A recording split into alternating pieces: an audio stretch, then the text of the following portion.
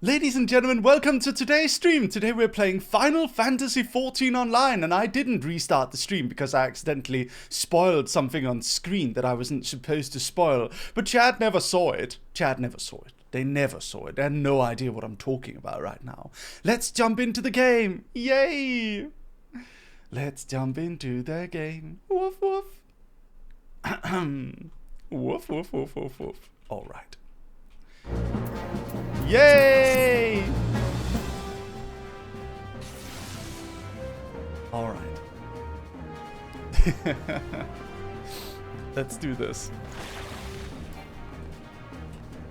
There's a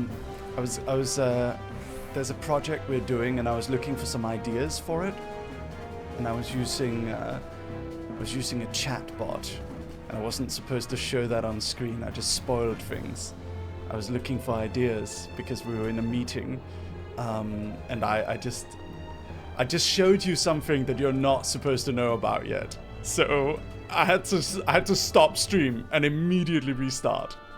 I had to stop stream and immediately restart. Did anyone spot anything? If you did, say nothing. But did you? But if you did, say nothing. I don't think anyone saw it. I'm pretty sure I was super fast. The VOD is down. I'm so fast on this, dogs. You can't even get to the VOD. You can't even get to the VOD. It's gone. It's freaking gone. It's over.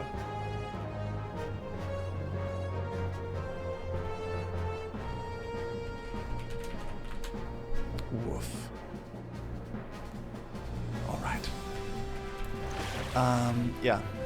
The VOD didn't exist. I hope you guys clipped the other stuff, because it's gone now. It's gone. It's over. So anyway, we're going to be playing. So last time we finished the Final Fantasy XIV Endwalker storyline. That was a story that was in a decade in the making. Ascians and Hydaelyn, Zodiac and other worlds, reflections and Ephyris and the origin of everything, the secrets, the mystery behind the world. We solved everything. We finished everything, and we saved the entire universe that we exist within in this game. And now, here we stand, a lone adventurer, at the end of everything. The story is over. Where do we go from now? Where do we go from now? Where do we go from now? Don't worry, Shushu, I'm probably gonna post some clips of that first part, so yeah. Do you have a furry skin? A furry skin? I do not. I do not.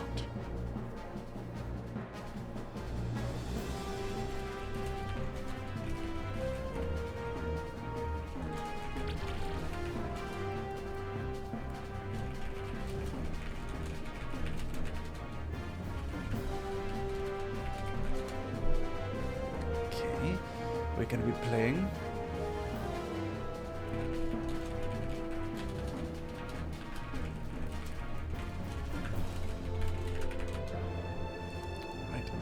Stormy Night, thank you for the 24 months. Let's go. We have a dog birthday. Are you guys ready? Do you know what we do when it's someone's dog birthday? We bring out the flags. We bring out the Danish flags because Danish flags are associated with birthdays. So join me in singing a song. And also, you guys know the song already. Use the flags. Use the flags. It's Stormy Night's birthday.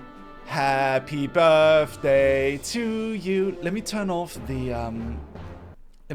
sound from the game so we can properly sing it, so you can clip it if you want it. Stormy Night. Okay, I hope you're all ready. Happy birthday to you. Happy birthday to you. Happy dog birthday, dear Stormy. Happy dog birthday to you. Happy 2-year dog birthday to our dear sweet ink dog, Stormy Night. Happy dog birthday. It's now your 2nd year as an ink dog. Thank you so much for 2 years full of support. I appreciate it so much, more than you know, my dear sweet Stormy Night. Thank you for all your support. Thank you. You are an excellent prime ink dog. Thank you very much. Thank you. I hope you continue to enjoy your time and place within the dog army. Thank you, Stormy. And Wolfenpark, thank you for the 4 months. Welcome back for your 4-month anniversary as a dog. As a dog. A dog.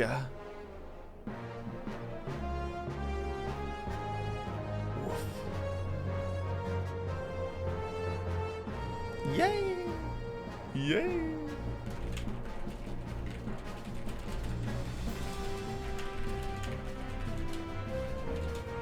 Alright,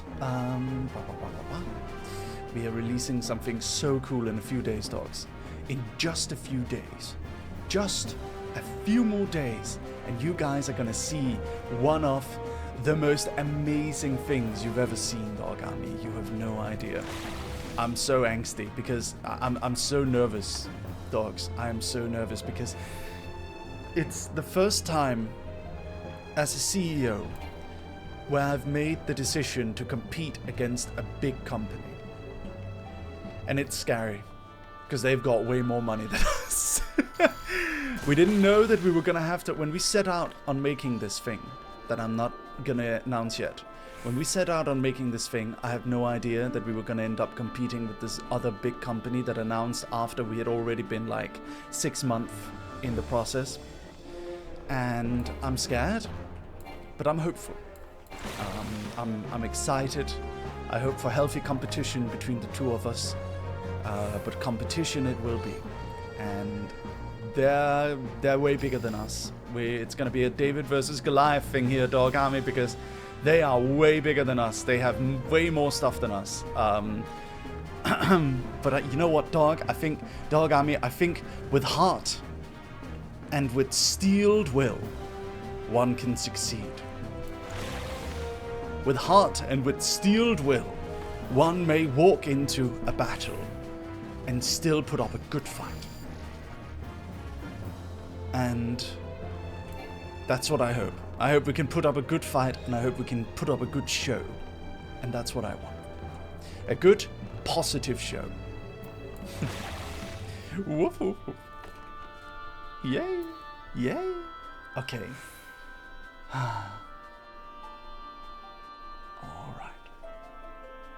Alright. Let's see. Anyway, today we are, as I mentioned, we are continuing the Final Fantasy XIV story. Believe in the heart of the cards and the power of friendship. Oh, we will. Trust you, we will. Woof. It's a hype train, by the way, everyone. Let's get the hype train rolling. What emotes can we win? What emotes can we win? Ooh, we can get a hype Santa. Nice. A Santa with sunglasses. Cool. Thank you so much for all your support, dogs. Alright, are you ready? The next quest that we're going to be doing is going to be called Newfound Adventure.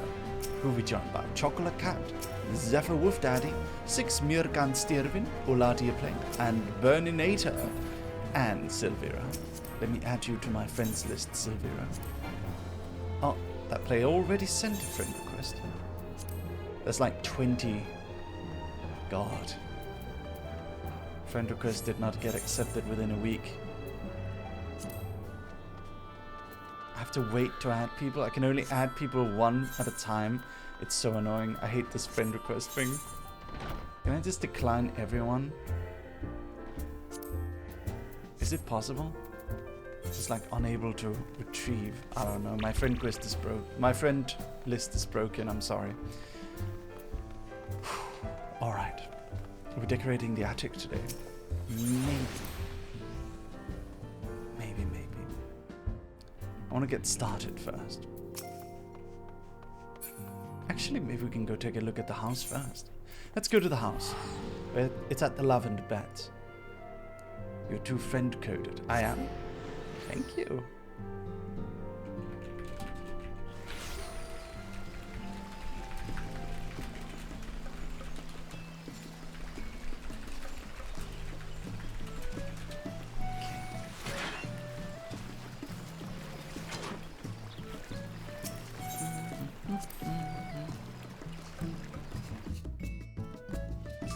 For your sake, did you remember to make the rice pudding for the gnome in your attic?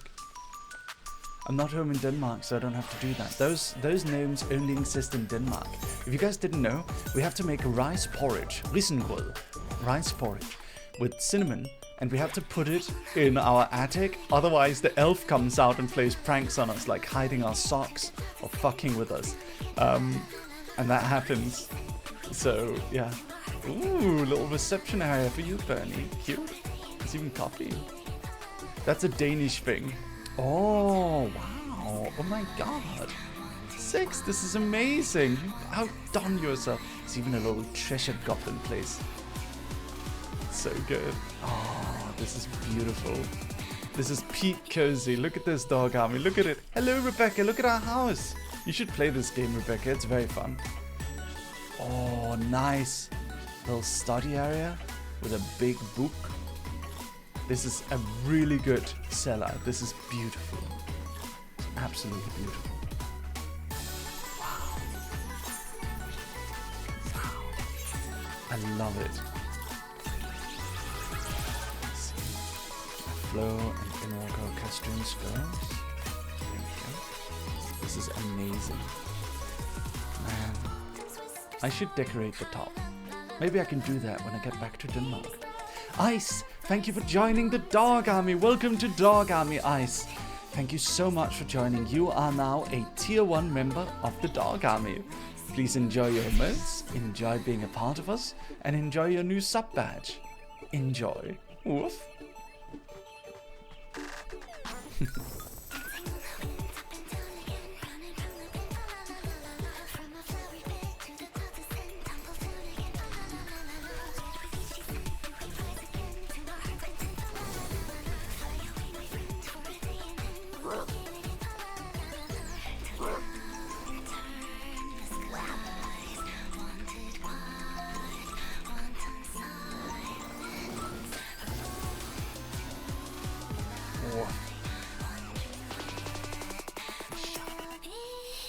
This is such a good place. Absolutely. Love, can't wait to get housing in game. I am so happy with our house. It's a beautiful house. Do we have furniture in here? Wow, Chocolate, what are you doing? You're doing the meme again? Jesus. Let's see here.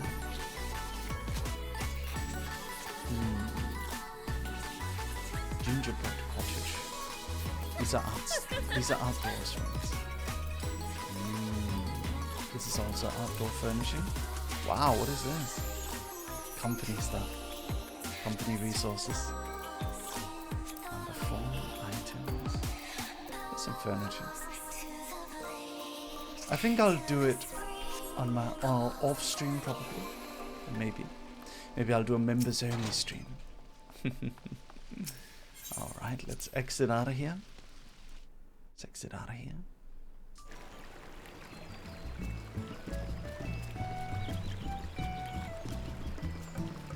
And take a look at the outside. It's beautiful. Love the outside. Very pretty. Oh, there's a Moai statue. There's a stone man. Epic house. Good job, you guys. But I'm excited to go on newfound adventure. So let's get out. Let's go out there. Let's go. Back to Revenant's Toe. Kai also did outside. Very good. Good show. Excellent show. Let's see here. Alright. Dogs. Dogs. Dogs. Head on in here. Into the rising stones. And then we go talk to Mistress Tataru. It's been 2 weeks since we last played. Tataru is putting on a pot of tea and looks in need of your company. Actually, why don't we watch the trailer for Newfound Adventure first? Why don't we watch the trailer?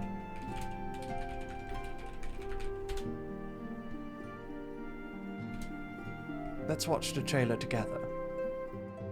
Yeah? Okay. Let's do that. Lost Pause, thank you for the 50 months. Thank you. WolfX50, thank you. Lost Pause, thank you. Noboru, thank you so much. Thank you for the 50. How are you, Noble? I miss you, buddy. Are you doing all right? I miss you very much, my friend. I hope you're well. All right, let's watch. Newfound Adventure. What a fitting name. Miss you too, brother from another mother. All right. It's so much quieter these days without everyone around. Not that I'm pining for your return, you understand. It's nothing to do anymore. I have my sources, and I know that each and every one of you is doing well and keeping busy with your endeavors. Endwalker. This map is the key to fabulous riches. Oh. I'll be the king of fools to simply give it away. Estinian. This map may or may not be genuine. Okay. Looks like we're going on an adventure.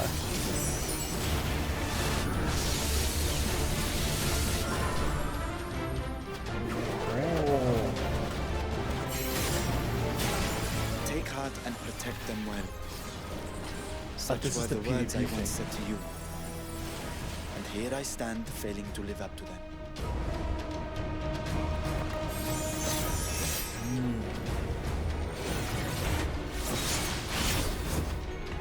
As you know, I've been researching ways to travel from the source to one of its reflections.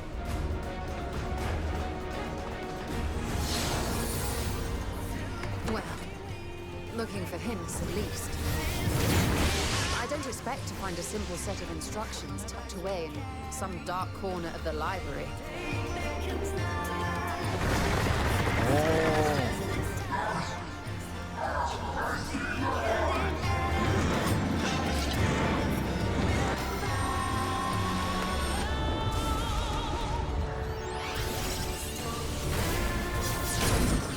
Witness the glory of the divine. Oh my god. Is that Theragon?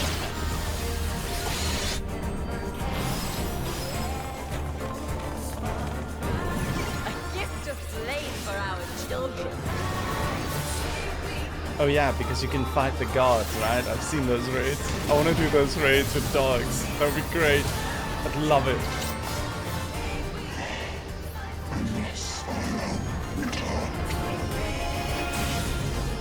So this is the spirit of man.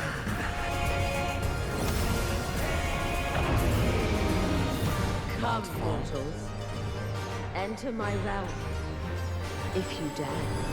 Newfound Adventure 6.1.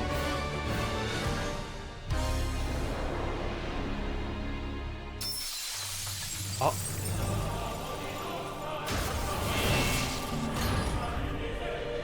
The glory is mine.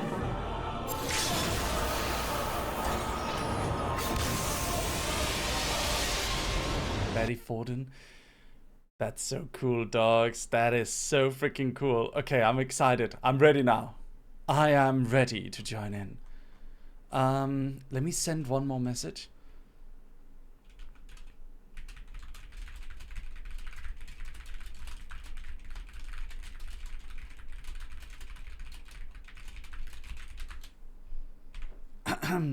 Okay. Let's jump into the game.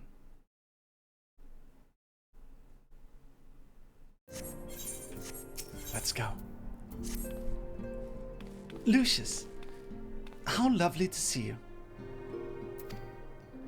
If you're not in much of a rush, I was about to make a pot of tea. Would you like a cup of tea? Take a seat then, and I'll find us something to nibble on as well.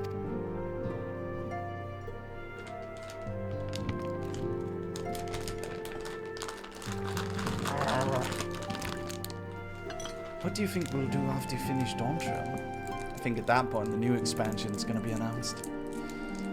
And we'll finish that one too. And on we go. But I'm taking my time.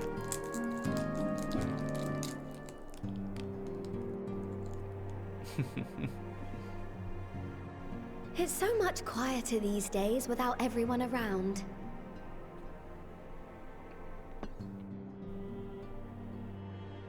Not that I'm pining for your return, you understand. Hi, Nix. I have my sources, and I know that each and every one of you is doing well and keeping busy with your endeavors. Nix, you want to do a raid storyline with me? We can voice act together. Meanwhile, I'm left with a surplus of free time and the question of how to make the most of it. And pick a character to voice act. What about together. you? Any plans for the immediate future?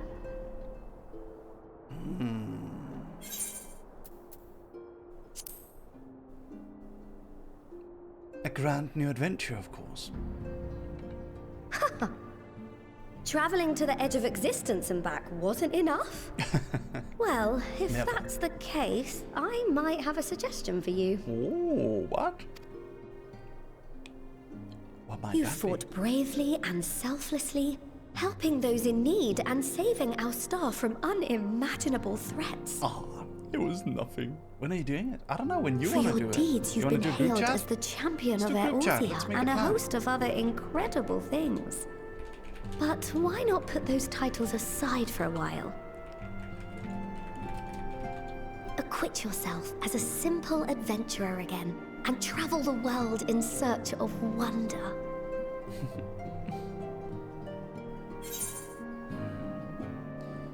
You're right.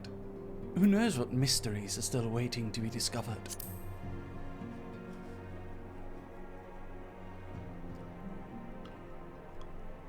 Oh, that's the spirit! I can feel from here the blazing fire that just lit in your belly. Now, all you need is a destination.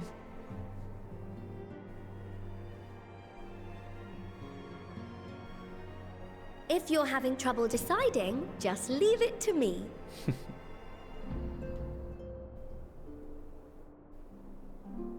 Thavner. That's where you should go next. I doubt you were able to squeeze in a proper tour of Radzat the last time you were there. What with the burning skies and rampaging monsters and so forth. And I'm sure Vritra would be pleased to see you. Vitra! Then there's the bounty itself. The Empire's presence in the region was always a deterrent to exploration. Okay. So if you've a mind to sail that sea, now's your chance. All right. Just think of all the new experiences you could have.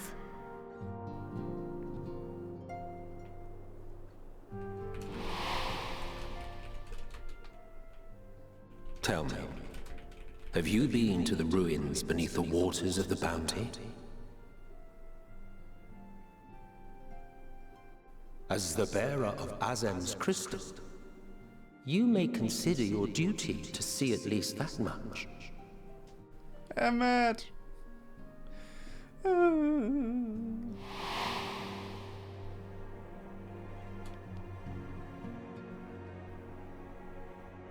Oh, I know that look. That's an adventurer ready to take on the world. In anticipation of an occasion like this, I was planning to gift you a new set of traveling clothes, but it's still a work in progress. Shouldn't take much longer now, though, so sit tight and I'll have the last few bits sewn up before you can finish another cup of tea.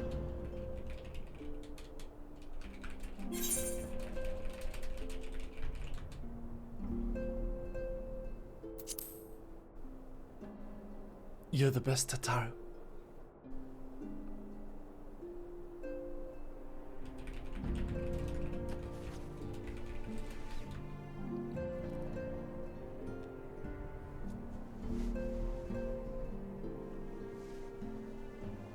Stitch in here and trim in there.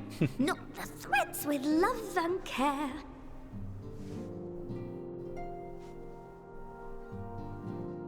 Just a little more to go. I'm sure you're still brimming with excitement. I'm one with the needle. See how the fabric surrenders to my whims.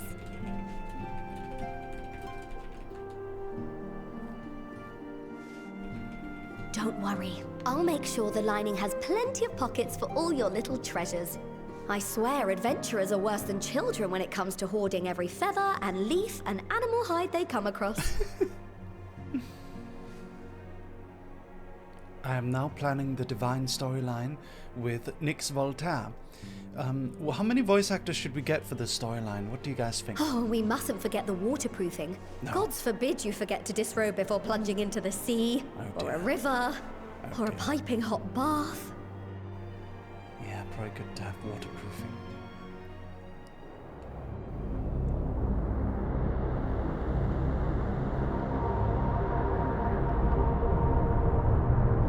"12 of the gods." I mean, of course, not every god has dialogue, right?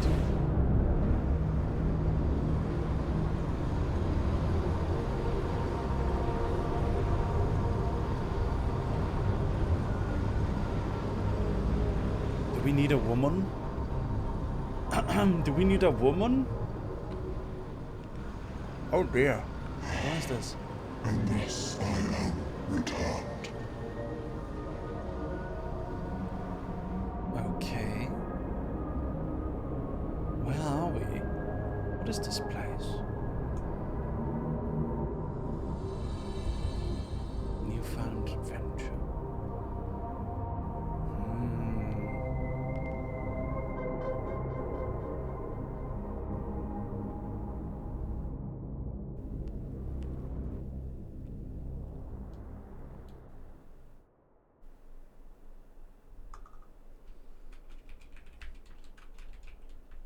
Ah, you're awake.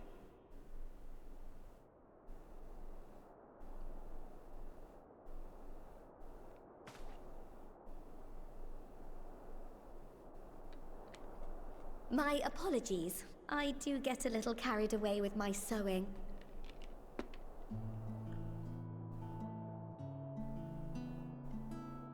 You seem awfully cheerful. Pleasant dream?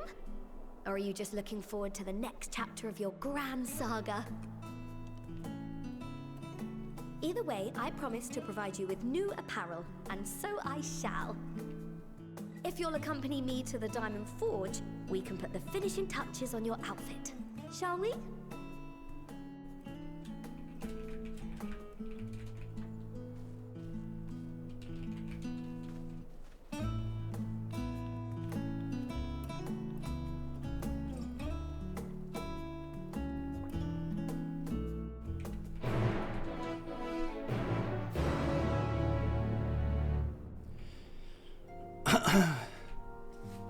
Wah, wah, wah, wah, wah.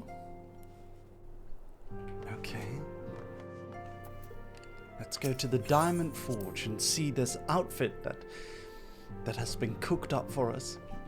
I believe it's the outfit we get is the outfit on the art for this patch. The adventure outfit.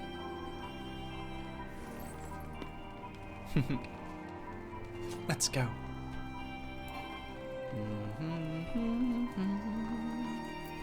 I'm gonna wear it. I wanna wear it. I wanna wear it. I wanna wear it. Should we switch to Viper for Dawntra? Observe as the artiste refines her piece into a masterpiece. And no napping this time, I only need a moment, you'll see.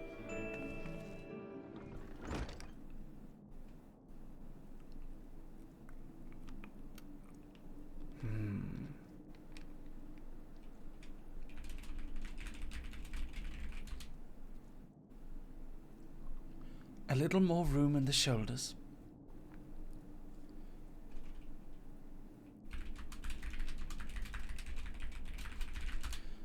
Open up the cuffs. A final adjustment to the hem.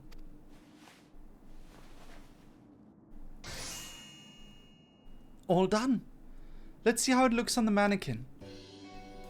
Well, what do you think? Does it just scream ready for a bold new adventure?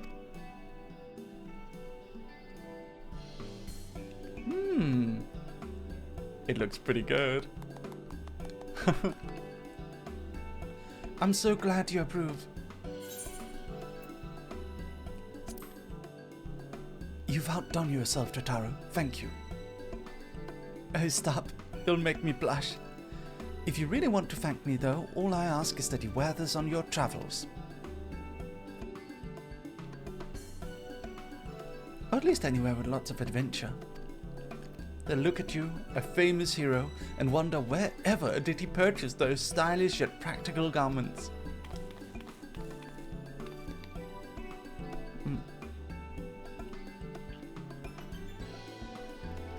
And before you know it, hordes of new customers will be climbing over each other to place orders at Taru's boutique.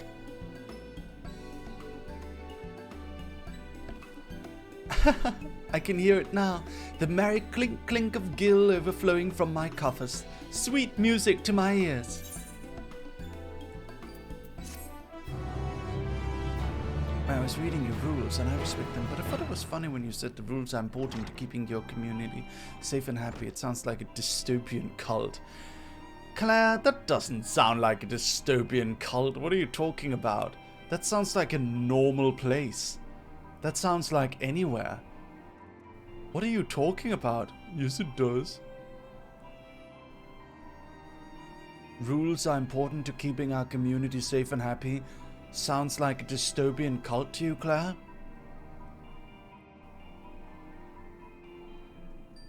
It sounds like a club. What? That doesn't sound like a dystopian cult. You're the first person who ever thinks rules make something sound like a dystopian cult. What the hell are you talking about? It sounds like a dystopian cult to say rules make our rules are important to keep our community safe and happy. Rules are important to make our community safe and happy sounds like a dystopian cult. You're so wrong on this, Claire. That's not true at all. What are you talking about? There are things I say that sound like dystopian cult, not that. That's not one of them. Burgeoning merchant empires aside, you must be excited to start a fresh chapter of your life. New places to go, new people to meet.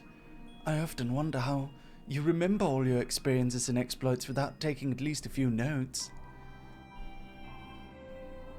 Oh, maybe you should just start doing that. You'll never know when some odd past detail might become relevant, or if one day you'll take a blow to the head and forget the better part of a decade. Something to keep in mind. In any case, I'm probably wrong. Nah, I sound stupid. Nah, it's fine. Don't worry about it. It's just funny. Collection expanded. Ooh, codex. We can take notes now so we can remember people. That's pretty cool. The Taro. It's a lot on Taro. Sands of the Seventh Dawn. The secret society was the product of a merger between the Circle of Knowing, led by Louis Levelier, and the Path of 12, led by Minfilia Ward, following the Seventh Umbral Calamity. Huh. Cool. Nice.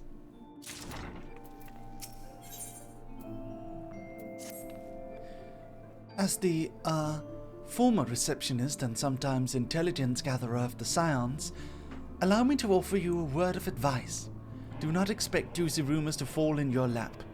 Adventurers rely on gossip, and the best places to pick up information are taverns and markets. At present, you only have a broad destination in mind. When you arrive in Fafnir, I suggest you explore your options at Meride's Mayhain, the finest drinking establishment in Radz-at-Han. Charm the employees and they'll not only point you in the direction of the local tale-tellers, but also share with you their tricks for loosening their tongues. Now I really must be getting back to running my boutique. Enjoy the journey, Lucius, and may the fair fortune find you.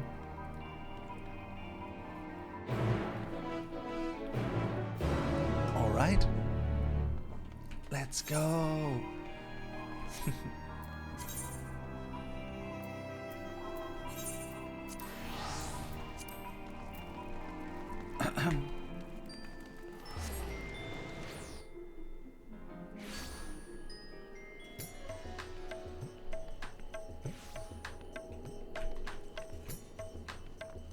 Let's go, Radz-at-Han.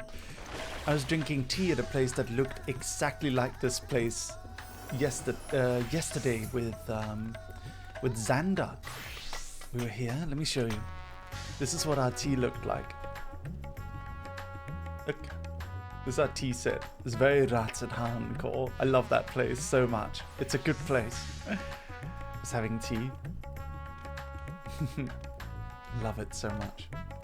The guy who works there, the guy who owns it, he's the kind of guy where if you don't finish your food, he'll go up and ask you like, did you not like your food?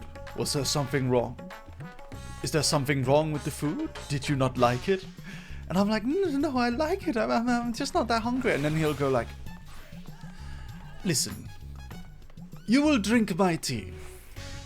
You will drink, you'll see, you'll drink my tea, free on the house. You will drink my tea and it will be delicious. And then he'll be so hurt he'll offer you free tea if you don't finish the food. I love that guy. He's awesome. He's great. I need to book again before I go. So good.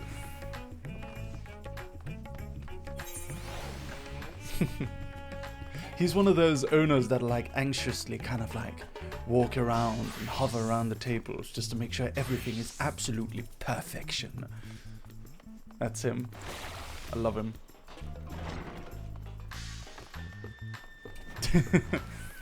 And he'll go up and like say, this tea is this tea is made from elegant leaves that I found Darjeeling. Very, very good. You'll see. Yes. Very, very, very proud. Very proud. Jay Chavez, thank you for the raid with the party of 4. Thank you so much. Anyway, let's see.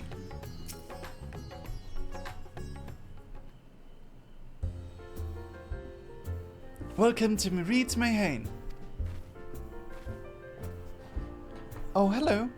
I did not recognize you at first. Are you here alone? Let me find you a table.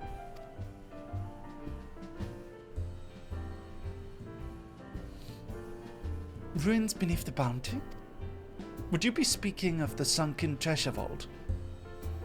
We have one regular, a historian in fact, who could tell you all about it.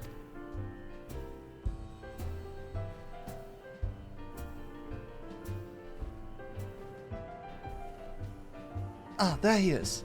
Professor Jalin. I thought I saw him come in.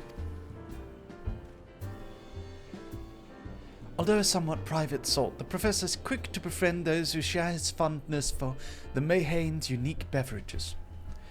Offer him any drink from our selection and he should happily share everything he knows about the vault you seek, and a few other bits besides. Whatever you buy for him is on the house, by the way. If Marie found out I took coin from Favner's savior, she would have me scrubbing pots for a week. Hello, Mary. Hello, everyone. Hello, Ali. Okay. Jalin, so he's the rumor man. Yes. The following events cannot be skipped. Okay, I'm gonna be right back in that case. Be right back, dogs. I was a huge fan of anime and trading cards. Unfortunately for me, the older kids were huge fans of bullying the nerdy kids who were into that stuff. It caused me a lot of anxiety, so I decided to quit school and get a job. I became a salesman. Eventually, I became rather good at it. My co-workers even started asking me for sales advice. One day, however, a new guy joined the company fresh out of high school. He noticed I was watching anime during my break and decided to start poking fun at me for it. Still thinking he was in high school, no doubt. However, almost immediately, the other salesmen started ganging up on him. For you see, I was one of the top salesmen at the time, and this guy was just a rookie. He didn't have the right to mess with me, especially with his pathetically low sales numbers. So they messed with him instead. I then realized it didn't matter how socially awkward or nerdy I was. I brought value to the company, and so I was given respect. Respect I never received in school. I'll never forget that moment. The moment I stopped being a nerdy little dweeb and instead a respected top salesman. Then after a while I quit, started a webcomic company, and now I'm a VTuber. Woof. I was watching videos on the train when I spotted someone sitting in front of me. He was staring straight at me. I got nervous and looked back down at my phone. I got out at my stop and noticed that the mysterious leopard man got out at the exact same station. Walking down the stairs to the main street, I noticed he was following right behind me. I got a bit nervous, so I decided to stop and wait for him to pass. I believe he noticed as he stopped, turned around and looked at me. He exclaimed. Huh? I replied, confused. Huh? He repeated, as if mocking me. Fuck!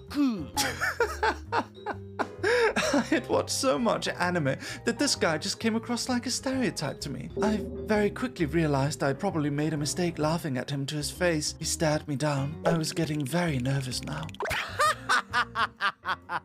He laughed back at me, and then he walked away. I sometimes wonder, who was that man? Where is he now? Tokyo is a strange city. Woof. This is the story of how I became a famous webcomic writer.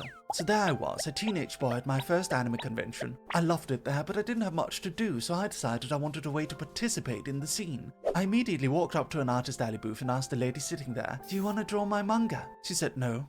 Of course. Why would you want to draw some strange little kid's manga script? She was a professional artist with her own manga to draw. I think most people would get embarrassed and stop trying at that point. But not me. I took one step to the left and asked the guy sitting next to her, "Can you draw my manga?" Maybe someday, he responded, too polite to say no, so I kept sending him scripts for the next 9 months until he finally agreed to draw one. Unfortunately, the only manga magazine in our country went bankrupt right as we finished the first chapter. But no worries, hooray for the internet. Over a decade later, the artist and I are still working together, and I'm now the CEO of a webcomic studio. My life is weird. Woof. So there I was on my daily walk through the streets of Tokyo when I appeared to catch the attention of a Japanese girl. After she had stared at me for a good few seconds, she approached me. Boss coffee! She exclaimed excitedly. I was confused. I didn't know what she was talking about. Boss, coffee? I asked, befuddled. Woof. Here we go. Are you guys ready?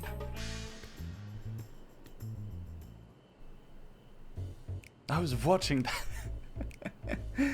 You wanna voice one of the characters, Noble? And what may I do for you, my Eosian friend? I want to ask about the sunken vault in the Bounty.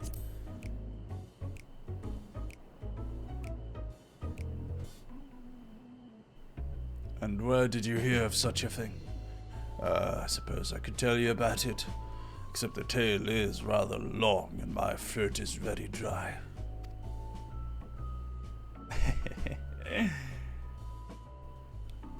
Someone in my YouTube shorts, Noble, maybe we could tell a story about you.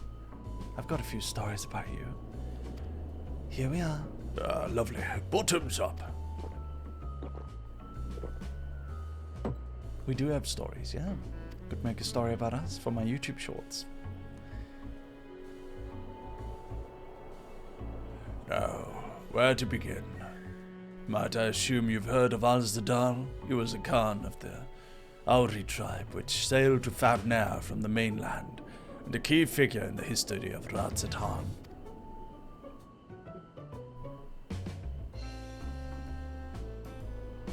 His decision to aid the Akasudara is what ultimately won them the war against the Gatyasura,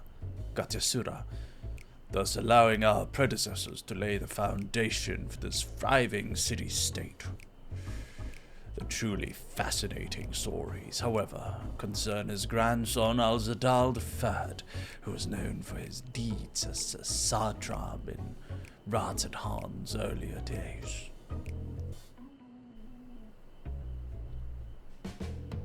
Some protest this man traveled to another world entirely, and returned with glittering riches. Others that he brokered an alliance with a certain worm of the first brood.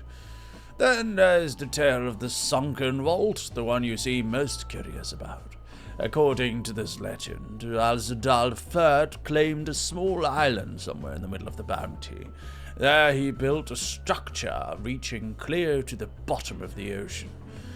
A deep and secret storehouse, and locked all his worldly wealth within. In the centuries since, whenever a natural disaster or hardship befell Razat-Han, folk would remember the tale of the hidden treasure. Hearty souls would set out to claim their fortune, but precious few ever made it home. Would you like to hear more? Apologies, I have a slight tickle in. Oh, my cup appears to be empty.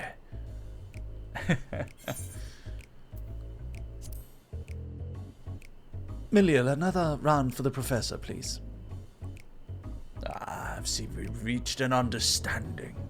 You're a sharp one, adventurer. The stealing my credit card incident, Monka W, oh god. The punching in my face incident, Oh, today was a splendid day to visit the Mayhain.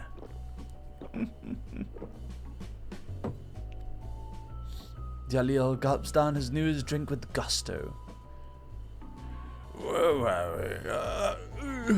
Yes, those who did return from the secret treasure flatly refused to speak of what they saw. Did this discourage others? Nay, quite the opposite.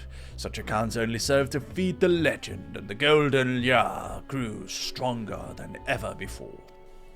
That reminds me of something Azama was saying. Azama's a fellow connoisseur of spirituous portables. Yes. Anyway, he was saying that one of his acquaintances went after the treasure himself. Hasn't been since he set sail, I hear, but he did have a... no, I can't say more. You seem a generous sort. What kind of man would I be to encourage what is clearly a foolhardy quest? If my words sent you to your death, I could never live with myself. I'm no stranger to peril. Is that so? Perhaps it's your turn to tell the tale, then. What manner of dangers have you faced? Well, the very edge of existence. From anyone else, I'd struggle to believe it, but I recognize you now. You're the hero of the final days. A drink. I need another drink to settle my nerves. Milil, more of the same, if you please. As you wish, but this one is on your coin, Professor. Wow. Jalil drains yet another cup dry.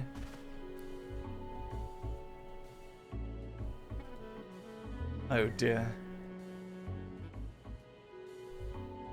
Anyway, you being who you are, I suppose it wouldn't hurt to share you a little more. This friend of Azama's, he was desperate to buy a treasure map, one which showed the way to the entrance of the vault. Seems he could only get it from some merchant. What's his name? I forget. Let's drink a toast to you, my new best friend. Milil, more drinks. Signal for water instead.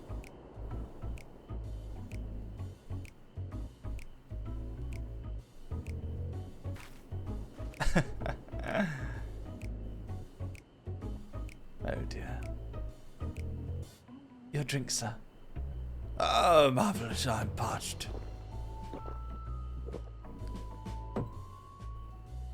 Jalil gulps down the cup of water. That was water.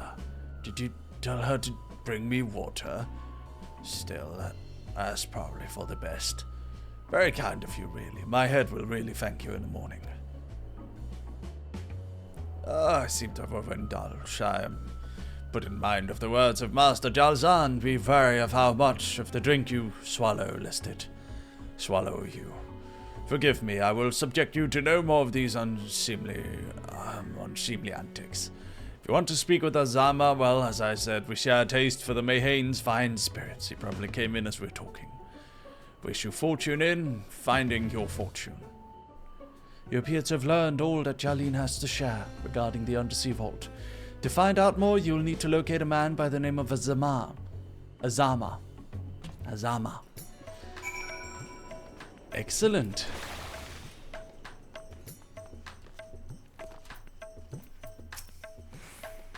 Yes, I am Azama. And who might you be? All true, I'm afraid. My friend took a ship out in search of Al-Sadal's legacy, and I've been watching for his sails ever since. I tried to dissuade him, of course, but he refused to listen. All he could talk about was finding that vault, and that look in his eyes. I knew it wasn't common gold or jewels he lusted after. He was hunting Al-Sadal III's otherworldly hoard, and his ambition would not be denied. I see it in you too, that appetite for the mysterious and the unknown, but I'll not attempt to turn you from your path. I know too well the futility in that effort. So I will tell you what my friend told me. How he convinced the merchant in the bazaar to give him the rough location of the vault's entrance. It seems the merchant, one Zajal, I believe, is selling a map which shows the exact route. But my friend's purse was too light for its exorbitant price. With what meager wealth he had, he instead paid to learn that there are ruins on a small island somewhere in the Bounty, and within those ruins hides a path to the vault deep below. If you truly intend on seeking Al-Zadal's treasure, I suggest you put your affairs in order. I wish things were different, but I do not believe my friend is ever coming home. Aww. Oh, I forgot, we gotta put on our new outfit.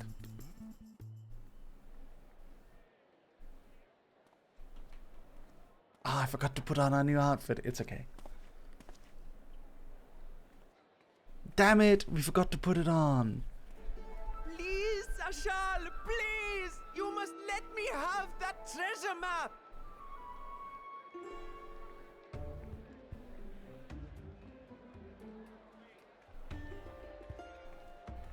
What's all this about? If we, My mother and father were slaughtered by monsters. My baby sister, still too young to fend for herself. Can you spare us no kindness? Hold on.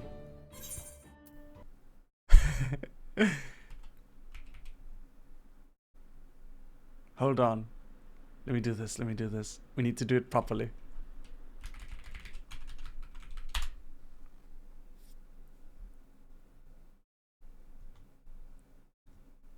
I am hoping this works. I am hoping. I want to wear my new outfit for this cutscene. It's important.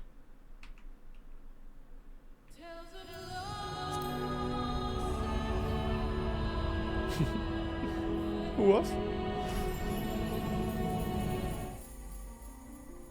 I believe that this should put us before the cutscene.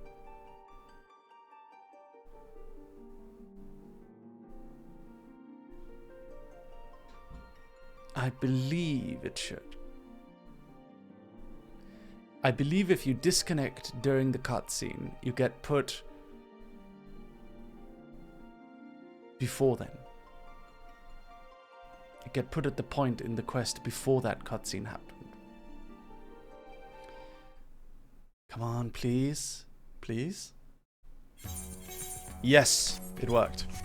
I'm a genius. Let's quickly, can we change outfits in here? Is there a Ratsatan Inn? Do you guys know? I don't think there is there? No, it's not. In that case, give me a moment. Let's go to Uldar real quick. And change our outfit. I want to wear my new outfit. I want to wear my new outfit, dogs. I want to wear it.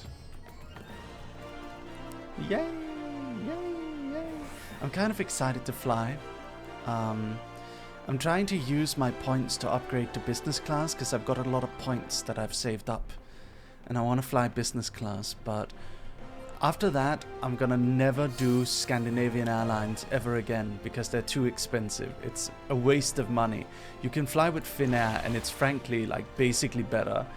Honestly, it's basically better flying with Finnair. So I want to do that instead. The biggest problem with Rance is no inn or housing district. That is so sad. Alright, alright. Let's get rid of an outfit. Let's see. Don't really need... Oh, there we go. Don't need to get rid of an outfit. Number 10 is available. So let's put our new stuff in here. So, what do we have? We have Wayfarer's Tappet, and Wayfarer's fingerless gloves.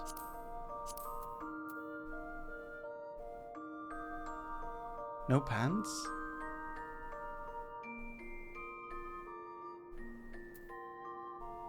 There's no Wayfarer's pants? What? Why no pants? That's so weird. Wayfarer's ear cuff. Wayfarer's necklace. Alright, that's fine then. Okay. Let's make the outfit. Thank you for the 100 bits, thank you. No pants, huh? Let me see. Where is it? Where's my Wayfarer's outfit?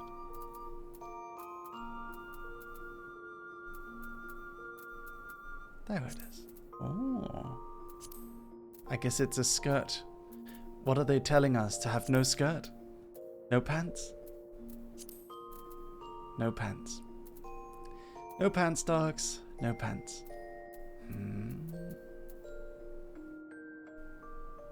Wayfarer's boots. Well, no pants means no pants. I'll wear my curl beach briefs under it then.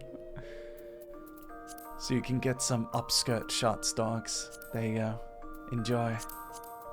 Enjoy, dogs. You're welcome.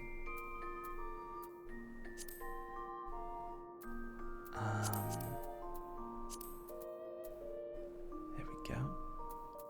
And then ears. We'll use this one. And then for the neck, we use this one. And then for the rest, we go with Emperor's rings and stuff. There you go. Alright. Save. And apply. New outfit. Yay! Also upskirt. Can we see? Oh. Oh. Oh. Oh. Here you go. There you go. There you go. There you go. I'm so stupid. Okay. Back to Ratathan. The garter works marvelously. It actually does, yeah. Actually does. Yay! Looks pretty good, actually.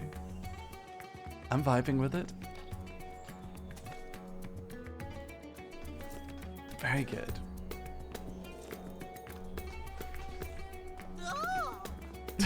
Hello, Potato Hildy. How are you? Long time no see. Thank you for joining. Wow, look at him go. Look at him go. It's Potato Hildy. Hi. All right. Let's run on down there. I did put on the earring, yeah. It's right here. Got the whole set. Whole set.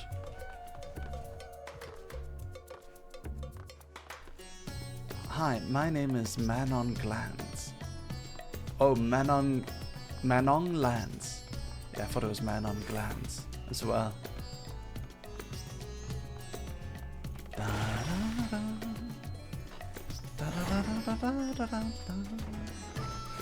Alright. Look at Bernie dancing. So we're having a drinky. Alright, let's do this. Now we can do the cutscene properly in our new outfit.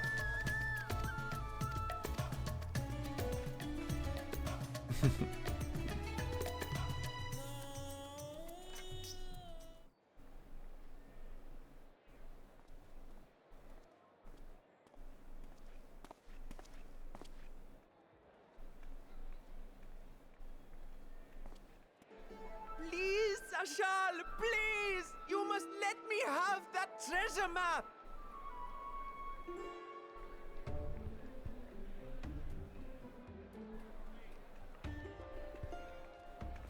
What's all this about? My mother and father were slaughtered by monsters. My baby sister, still too young to fend for herself. Can you spare us no kindness? So, you hope to find your fortune? And what?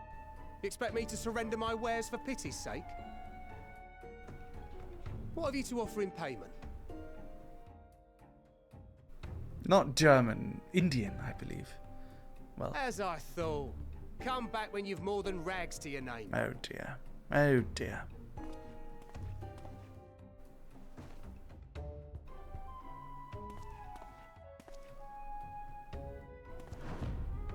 This is no mere treasure map.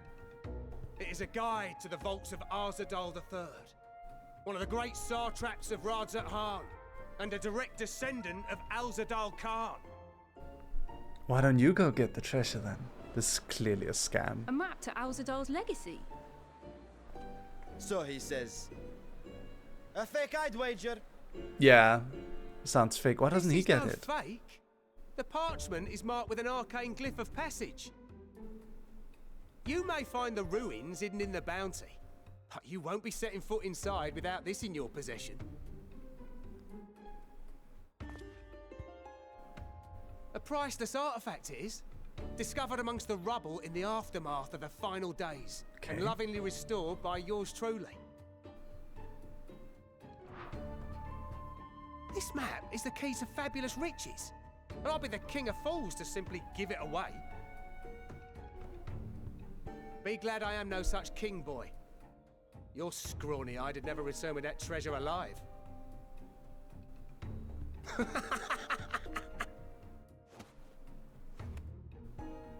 Oh, cruel fate! Why must you tempt me with wealth I am powerless to claim? How I shall envy the one who purchases that precious map. Whatever they pay will be but pittance against the golden hoards they stand to uncover. Okay, I'm starting to think that he's paid by the guy to advertise the shop. I'm starting to think so.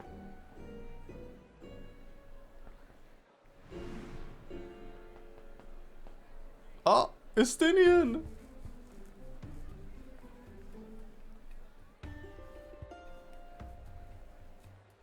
What have you, sir?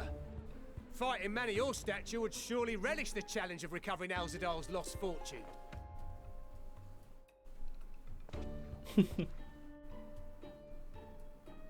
A fortune, you say?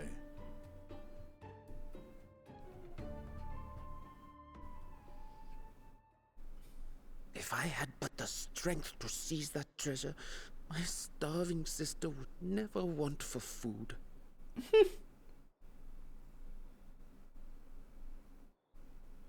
Oh, Estinian. I'll take it. Will this cover the price? Oh, wait, is he giving all his money? He's probably giving all his money, right? Oh dear.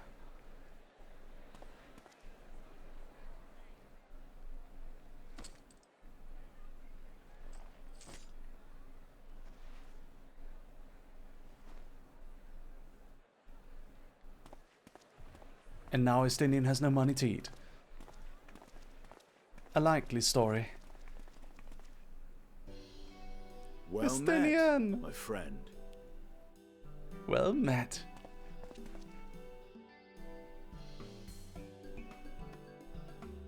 Someone is dressed for adventure. Mm-hmm. But why Favner of all places? Knowing you, I suspect there's more to your plans than sightseeing and shopping.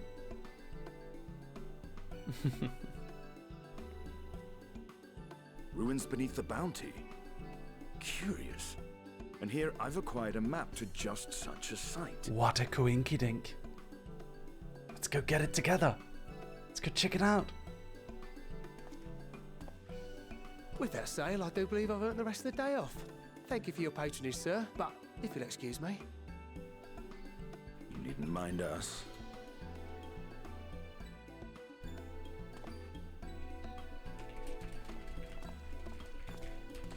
And now I've fleeced one of the heroes of the final days. Pray the sisters were looking elsewhere.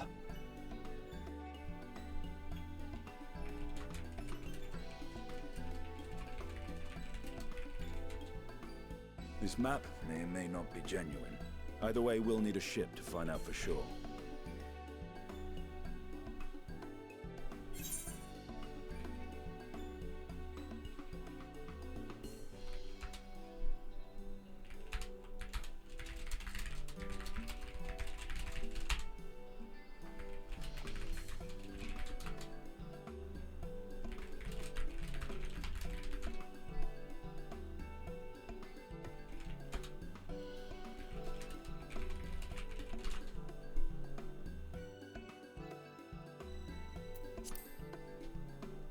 You seem eager to be underway.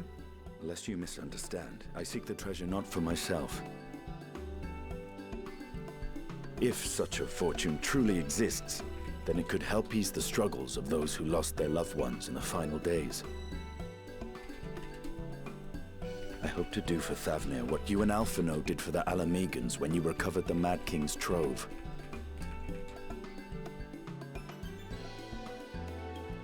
Come now.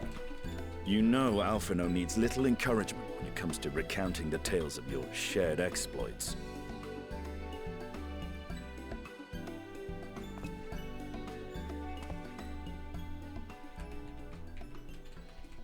Speaking of precocious lads, that boy in the bazaar was clearly an accomplice of the merchant.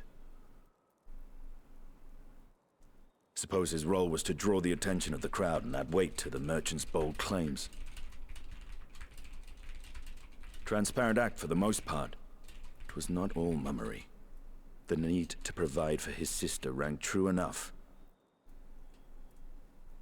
Thus, if some portion of the profits end up in that waif's pockets, then I will consider it money well spent. Whether the map leads us to the vault or not.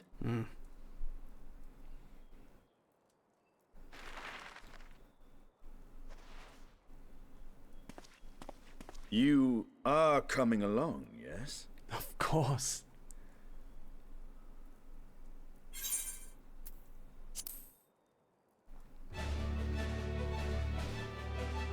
Naturally. I thought as much. It's my pleasure. I love to stab things Let's with see about Justinian. securing a vessel. Yeah. Adventure. Let's go.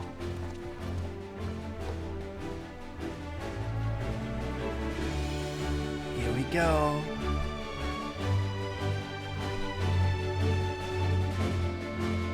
Oh.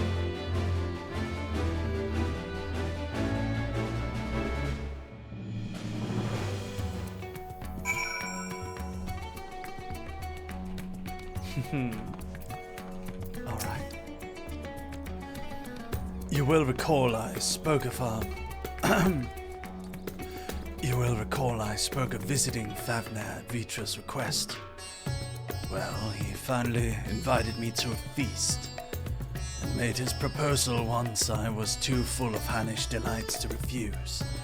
He wishes me to train the Radiant Host in lance work. But that is a tale for another time. What we need now is a merchant or a trawler with a ship fit for the open seas. Matsya is a fisherman by trade, yes? We should head to Akali and see if he can help us. Okay. That's the...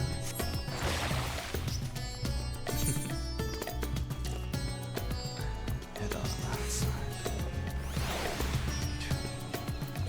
Little man. And then we can go to Akali from there. Let's go.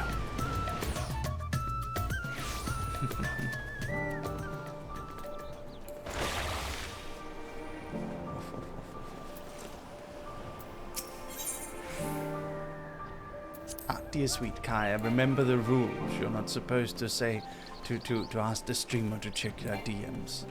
And don't worry about it, okay? I've just been told that I have to enforce rules among everyone. Don't worry about it. I'm not upset. I just have to make sure all viewers feel equally treated. You understand? I appreciate your enthusiasm. Sorry, man, it's like cultivating. I know, right? I mean, fuck. Rules? How cultish. Dogs. Dogs. Dogs. Not a cult, only happy and comfy. Not a cult. Look at that unsundered dog. The only unsundered being left.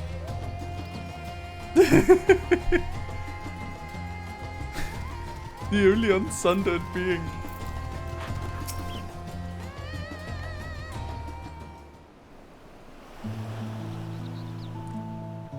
My friends, what brings you to our humble village? We're looking for a ship. travel and get lots of treasure. So you need a seaworthy vessel to seek these ruins. Considering it was your deeds which allowed us to return to fishing, I should think everyone would be glad for a chance to repay the favor. Wait here, and I will have a boat stocked and ready for you in no time at all. Unsundered dog stare. That would be a good emote. Can we do that as an emote? Unsundered dog stare? Have you noticed our little shadow? He's been following us ever since we left the city. We see you there, boy. Show yourself.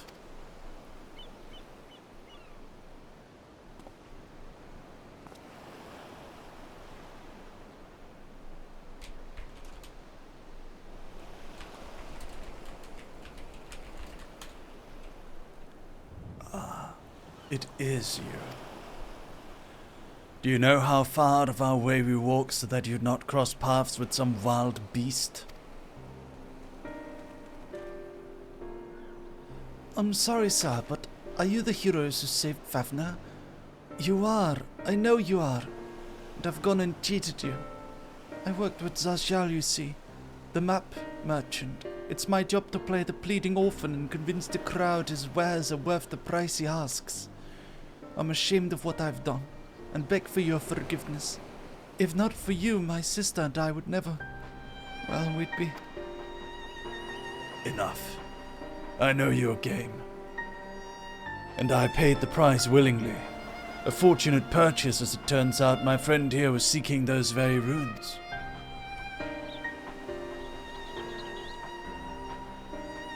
You are kind to overlook the wrong I have done for you. But there is more you need to know. The map you bought is very real, and as is the island it shows. I overheard Zazjal selling the information to another customer. He told me that where he needed to search about the ruins, about the vault, about everything. Then the man sailed out to find his fortune, never to return. You cannot go alone to that place. You should have more friends with you, maybe even a whole army. I do not doubt the ruins hold danger, but I assure you, between the two of us there's little we cannot overcome. Please, I cannot bear the thought of...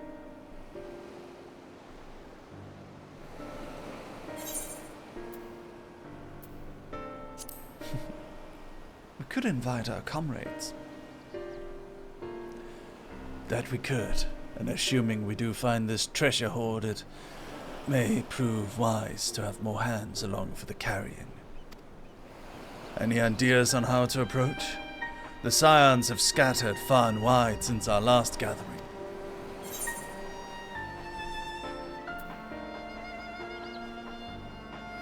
Who should we invite? Fankra de Nurianja, Alfinon Alice, Grahatia and Cryle, Istola? Plastic Patch, thank you for the tier 3 sub at 24 months. Ladies and gentlemen, we have another dog birthday, and not... it's even a tier 3 dog birthday. Let me sing for you. Everyone, get ready with your flags. Get ready with your flags. Happy dog birthday to you. Happy dog birthday to you. Happy dog birthday, dear Plastic Patch. Happy dog birthday to you. Happy dog birthday, Plastic Patch. Thank you so much for the 2 years of tier 3. Thank you, darling. Thank you so much. Thank you. Thank you so much, Plastic Patch. Thank you for being such a great supporter. It means the world to me. It means the world to me. Thank you so, so much. I appreciate it very much. Woof. And Partsiphil, thank you for the 14 months. Thank you. Meow. I mean woof. Thank you, Partsu. Thank you so much. Woof, woof, woof. All right. Let's see. Who do we go for? Maybe Grahati and Kral. I want Grahatia. Aye, Kral may have her hands full rebuilding the students. But if you reach out to Graha, he would surely leap at the invitation. Will that set your mind at ease? Yes, if that man is as strong as you. Is he though? Strong, I mean. What's your name, boy? I can't do Estinian's voice properly. Let me attune to his voice real quick. Let me see. If there is to be a meeting, I would accompany you. If there is to be a meeting, I would accompany you. Okay. Miratza. Well, Mirat, your life is yours to live as you will. But I suggest you find a more honest trade if you truly wish to keep your sisters safe. I'm not proud of what I do, but what choice do I have? We need to eat, and everybody's too busy rebuilding their own lives to bother with two grubby orphans. Hitorikami, thank you for the raid, thank you. Wait, boy. It didn't take this roundabout road just to see you end up in some adventurer's belly. Let me walk you back to the city gates. Thank you, sir. Call me Stinian. Ooh, Lunar Envoy's weapon cover.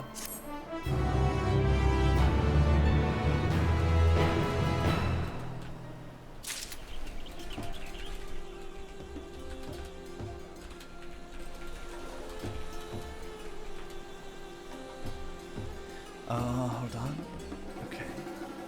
Give me a second, dogs. Let me check one thing while Estinian brings the boy back. Alright.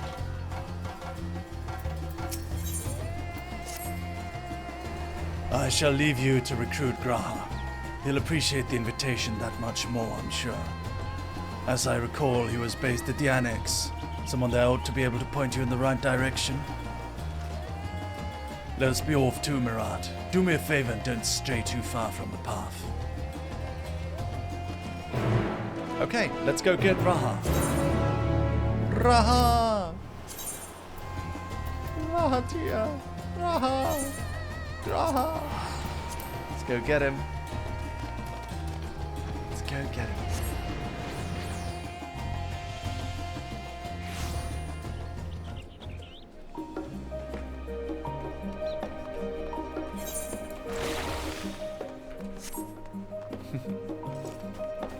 Oh my god, we got the emote? Hold on, I can't. It doesn't show up on my side yet. It will soon, however. Let me see. Can I see it? Oh man, it doesn't show up yet. Man, why doesn't it show up? Is it a 7TV emote? Refresh? I refreshed. Is it a 7TV emote? Okay. Do I have 7TV extension? Oh, I don't have it on this PC yet. Let me add it to my Chrome. There we go. It's added. We refresh now. There we go! Unsundered Dog Stare, my new emote! My new emote, yes! It's so good! It's so epic, I love it. Hold on. Look at him! Look at him!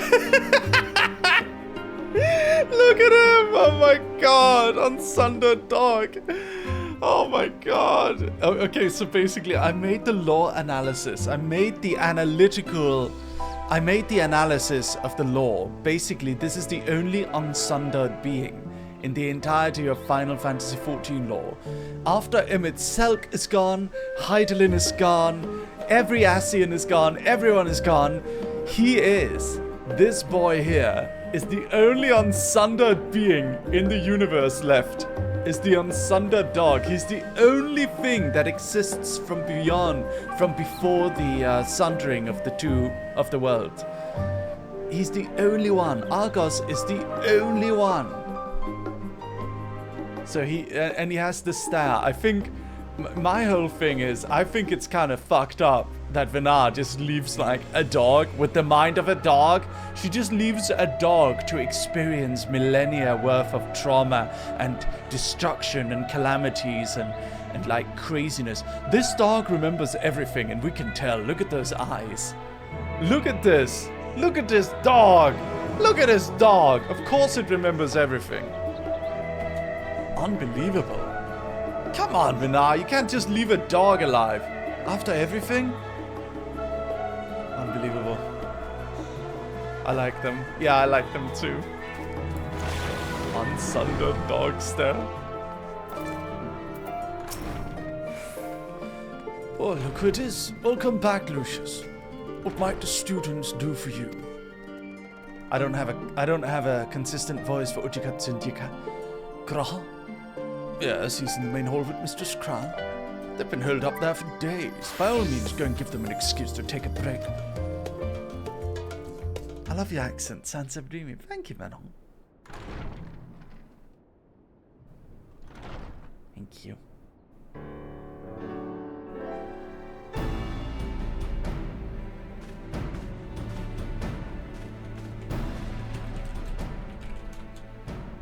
Ah, Ojika, my good man.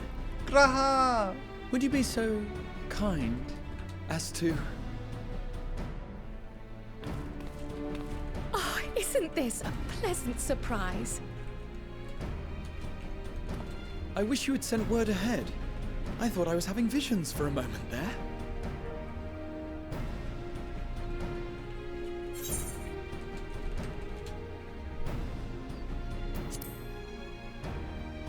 What are the two of you working on? Raha and I have been compiling old Hiya, Kami. records of the students' activities. We were able to locate several accounts in the archives of Numenon, but the bulk of our documents was lost along with the Isle of Fowl.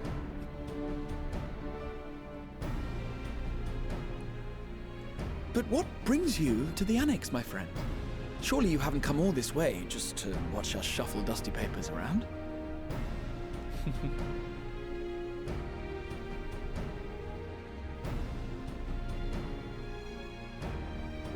Treasure!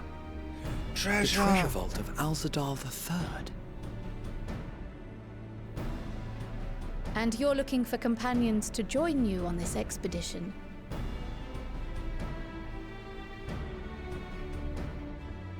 I would dearly love to accompany you, of course, but I'm afraid I'm committed to another task. On the subject of which, I had hoped to ask for your assistance.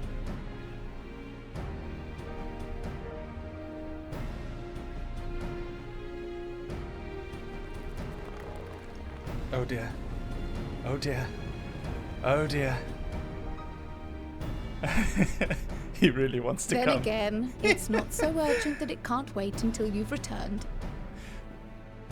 We promised to take him on an adventure. You should go, remember? Raha. Aww. I'll stay here and mind the shop, as it were. So cute. I love Graha. Are you sure? I'd hate to leave you short-handed. I'm sure. Just try to be back before too many moons have passed. He's the right choice for this quest. Well, I guess we're off on another adventure already. Oh. Come with us, Graha. Have you asked Come anyone here. else to come along? Come here, Graha. Come here. Then might I suggest we invite your Stola? Okay. Can invite Stola. Ever since the Scions disbanded, she spent most of her time cloistered within the Great Gooble Library, hoping to piece together a method to traverse the rift. Oh. It would seem, however, that whatever wisdom she sought there was not to be found. She arrived in Charlian the other day. We spoke briefly before she began her search of Numenon. Considering what you've told us of Alzadal's extraordinary feats, I do believe your Stola would be more than interested to hear what you have to say.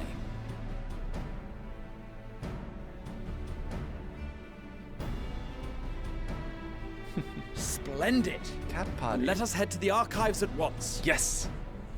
Right you are. Wait, before you go. I have another potential member to volunteer, if you've room to spare. Urianger. Urianger? He sent the students a request for materials, you see. Treatises on the architecture of treasure vaults and the like. Oh, really? How convenient. Let's go get him then. From what I can gather, the Loporrits wish to build their own vault for the people of Aetheris to explore, and are looking for inspiration to help make it a memorable experience. Memorable? Sounds like a fun time. Why not take Urianger with you? Let him study Alzadal's legacy firsthand. Let's do it. None can deny the benefit of seeing something with your own eyes. If our expedition leader has no objections, I say we extend Urianger an invitation once we've spoken with your Stola.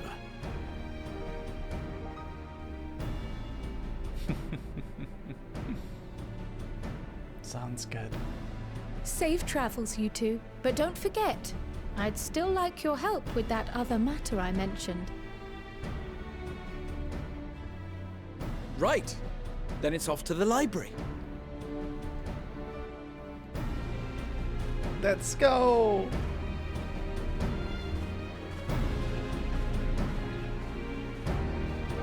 Dogs! Dogs! Alright. Wow, wow, wow, wow. Wow, wow, wow. I'm so happy we got to invite Graha because remember when he sacrificed himself to make the crystal bridge for us to pass? He asked us to. He asked us to invite him for an adventure in the future, remember? He said that. He said if there ever was an adventure, that he would want to join. We got to invite him. We held our promise for him. He wanted an adventure. Let's give him one. The friendship between Raha and the Warrior of Light is so wholesome. I really like him.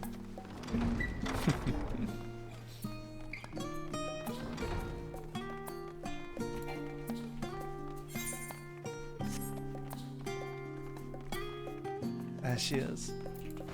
Stola. Stola. Oh, she's sleeping? Well, she wasn't hard to find at least. Hey, Joanna. He is my favorite scion, without a doubt. I also like Alphino. And Urianger. And Y'shtola. And Fankred. And Kryl. And Alice and Alphino. I like all of them. They're all my favorite. I've never known Y'shtola to doze off in the middle of research before.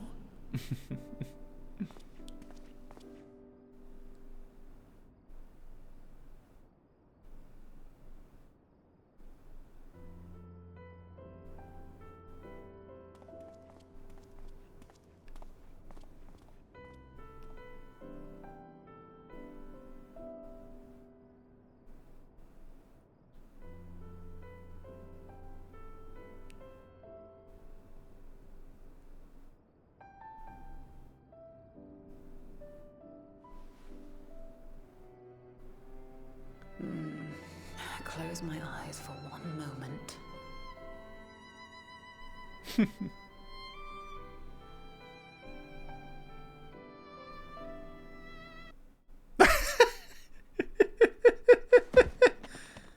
Ow! Oh no! Ouch! How long have you two been here?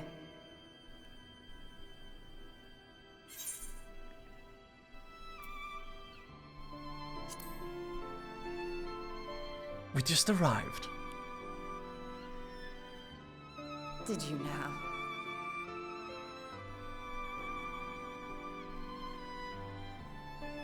I must have been studying for 2-3 days straight before exhaustion finally claimed me.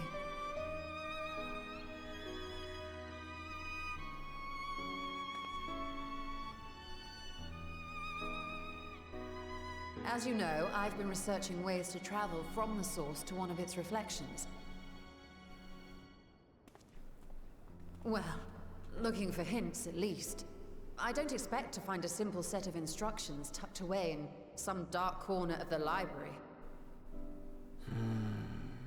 So I've been skimming through the stacks, hoping to uncover even a partial mention of any similar feats in the past. A means to travel between worlds exists, and you can be sure I will find a way to employ it. That'd be So cool. I've promised Runar, but 'twould seem I've set myself a nigh impossible task. You needn't be so hard on yourself. The leap I made with the Crystal Tower was not achieved in an afternoon. It was the culmination of a collective effort spanning generations. Oh, you think me discouraged? I assure you, 'tis quite the opposite. A daunting challenge and the time to sink my teeth into it. I feel like a fresh-faced student again. A scholar in her element.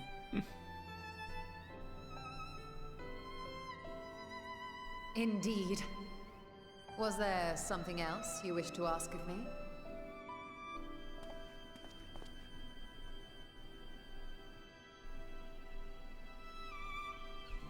Al-Zadal is no minor figure in Harnish history, and much is known about his family. But this is the first I've heard of a descendant surviving a trip to another world. If those tales are true, then he may have left behind some clue as to how it was accomplished.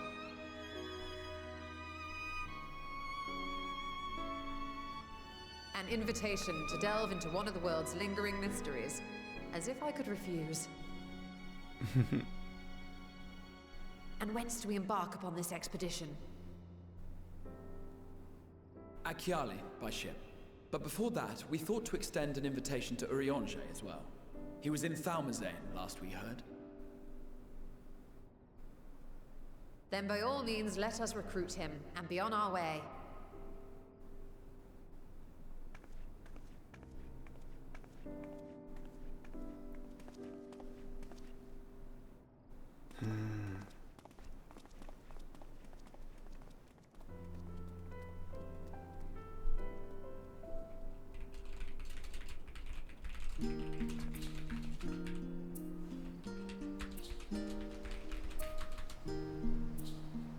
Okay. The reflections. Where's my book anyway? Where can I find it?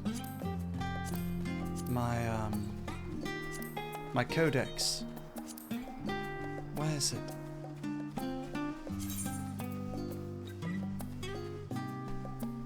Oh yeah, I got faceware.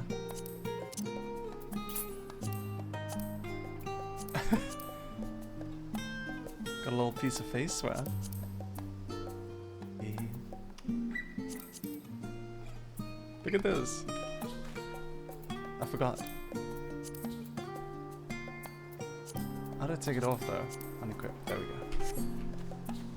Will you do alliance raids after? Yeah. So what I want to do, Dog Army, with the alliance raids is I want to get together a bunch of other VTubers who play Final Fantasy XIV, and I want to voice act and play the alliance story with them. The only thing is, I need to make a decision on, should this be a big group collab where we get together and all voice the characters, and then we can all partake in, so like an alliance raid, right? So we have 8 people. So if we got 8 people together, then 8 people would be able to all, like, we would have one big party of players, right? The problem with that is that in most cutscenes, you're not going to get 8 characters talking together. You're going to get maybe 3, maybe at most 4 people in a cutscene. The cutscenes in FF14 don't have that many people talking to each other, right? So there's like different gods, but they don't all get voice lines all the time, right? So at most, you're going to end up with maybe 4 people getting a chance to voice act a character. Then you have like half the people just sitting there in silence during some of the cutscenes. I mean, it would be alright if it was for the, because at least we'll have something to do during the actual quest chain. So instead, I'm thinking it makes more sense to have like a small group. So like, let's say 3 players. 3 different. But also another thing that I want to do is I want to do it with people who take it seriously. This is maybe something that's a little bit specific to me. It's just, this game is close to my heart, right? This game is very, like, important to me. And I don't like when people don't take it seriously. If there's too much joking around, if there's too much, you know, like, silly goofiness all the time, if people start changing the dialogue too much, then it gives me, it ends up like, I'll maybe laugh in the moment, but it kind of makes me regret it almost. It puts me in a bad headspace almost. I don't know if you guys know what I mean by that. Like, I've had a couple of collabs where we've done like a quest chain, and I'll be enjoying myself in the moment, but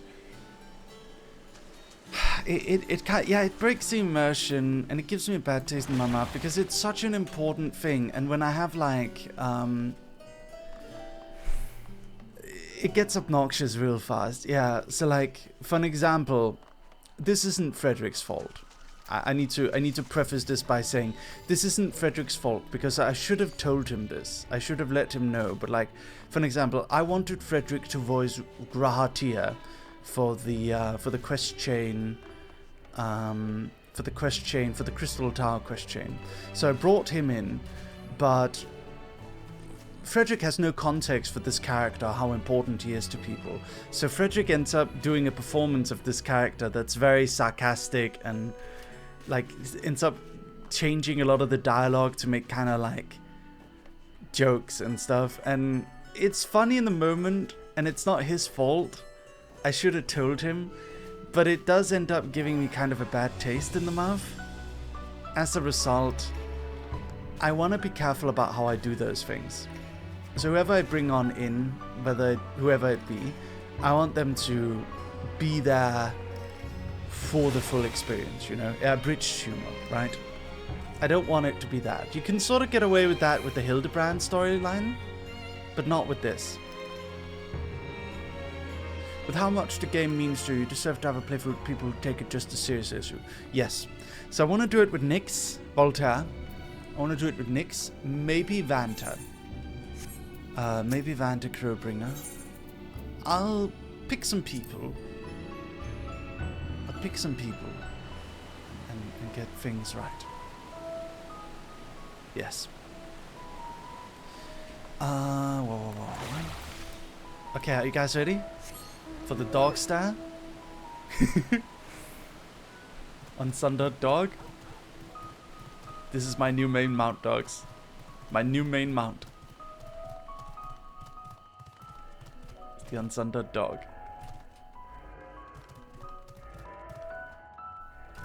Unsundered Dog stare. So much soul in those eyes. He's seen so much. Hehehe. Let's run on down to Formazane.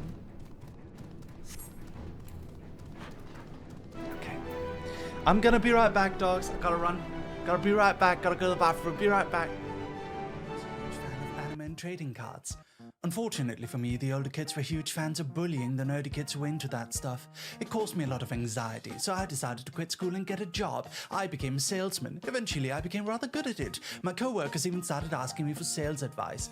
One day, however, a new guy joined the company fresh out of high school. He noticed I was watching anime during my break and decided to start poking fun at me for it. Still thinking he was in high school, no doubt. However, almost immediately, the other salesmen started ganging up on him. For you see, I was one of the top salesmen salesman at the time, and this guy was just a rookie. He didn't have the right to mess with me, especially with his pathetically low sales numbers. So they messed with him instead. I then realized it didn't matter how socially awkward or nerdy I was. I brought value to the company, and so I was given respect. Respect I never received in school. I'll never forget that moment. The moment I stopped being a nerdy little dweeb and instead a respected top salesman. Then after a while I quit, started a webcomic company, and now I'm a VTuber. Woof.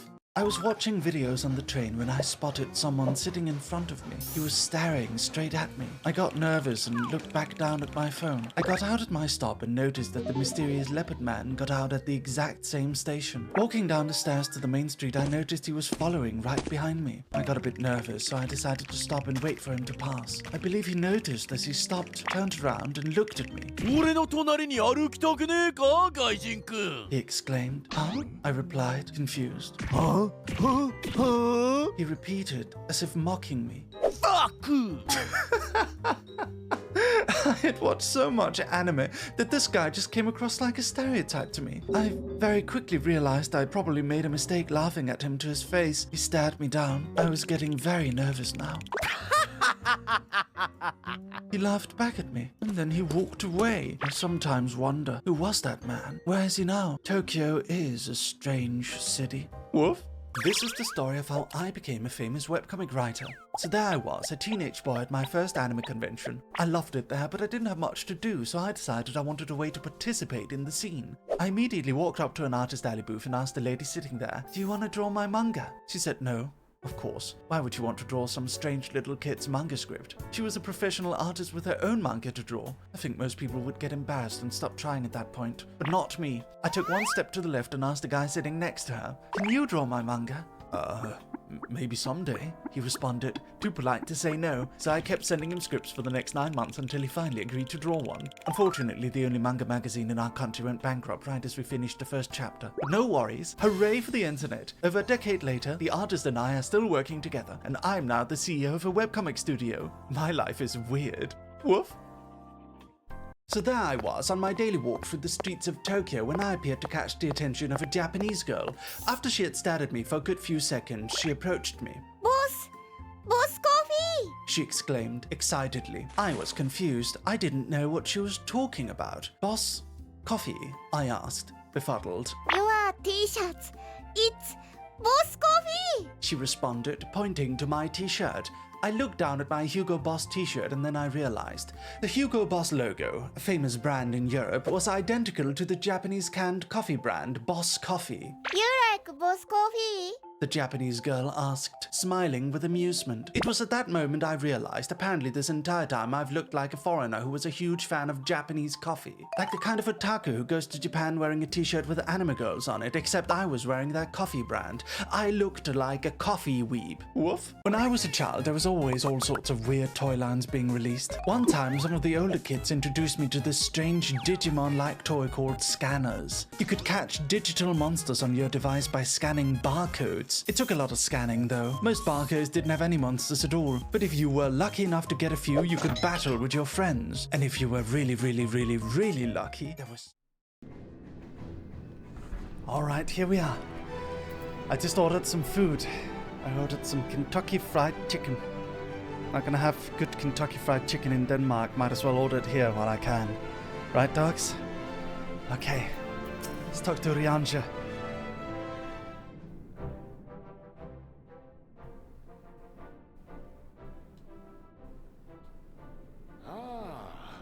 Illustrious champion.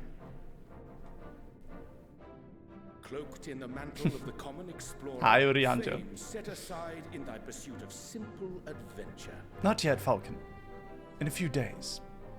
I am told a new expedition is in the offing. I'm not gonna give you this exact date for safety reasons, but I'm going in a few days. 'Tis good to see you are well. And thee. As ever, thou art the picture of strength. You can find it on my YouTube channel, Manong Lands. On my YouTube, I do lots of storytime animations. Busy, I trust. True to our plan, Thancred and I embarked upon a pilgrimage of sorts, with an eye for gauging the state of those lands through which we passed.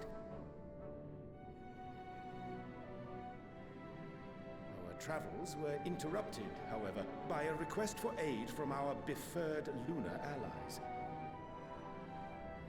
As you may recall, the Loperids had been seeking new purpose for the moon, another role through which it might serve to benefit mankind. The Forum hath been working to advise them in this endeavor, but I return to offer mine own counsel. And this has what to do with treasure vaults, exactly? Ah, you have learned of my predicament from Mistress Cryle. I know not whence they acquired such knowledge, but the Loperids now stand convinced that adventurers delight in treasure hunts. They're not wrong. Thus, with their newly built wonderland of riches and mystery, do they hope to entice all manner of daring delvers to the moon. So earnest and innocent was their desire to bring joy to the world that I found myself powerless to refuse them my cooperation. Aww. They want to make a treasure hunt for us. But what of you, my friends? Why are you come to Labyrinthos?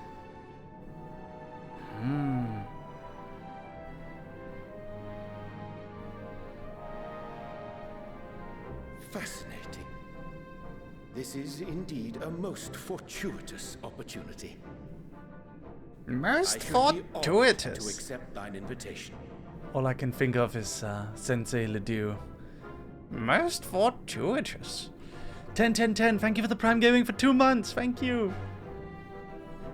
How long hath it been, I wonder, when last our actions were not Hi, impelled Science by Team member. fate or desperation?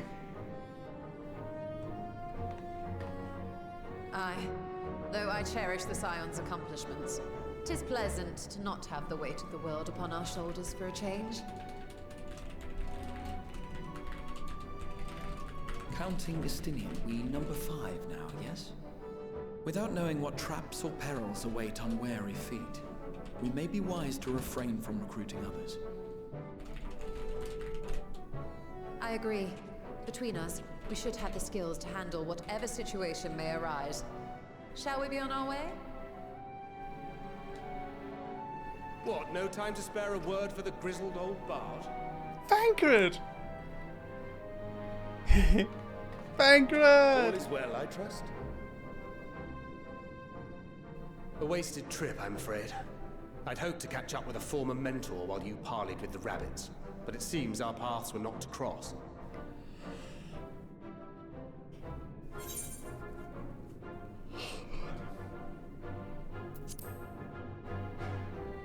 You're looking well. Wide Thancred. That's because we didn't travel by experimental etherite. Yes. It's astounding what a lack of nausea does for one's sense of well-being. Mm-hmm.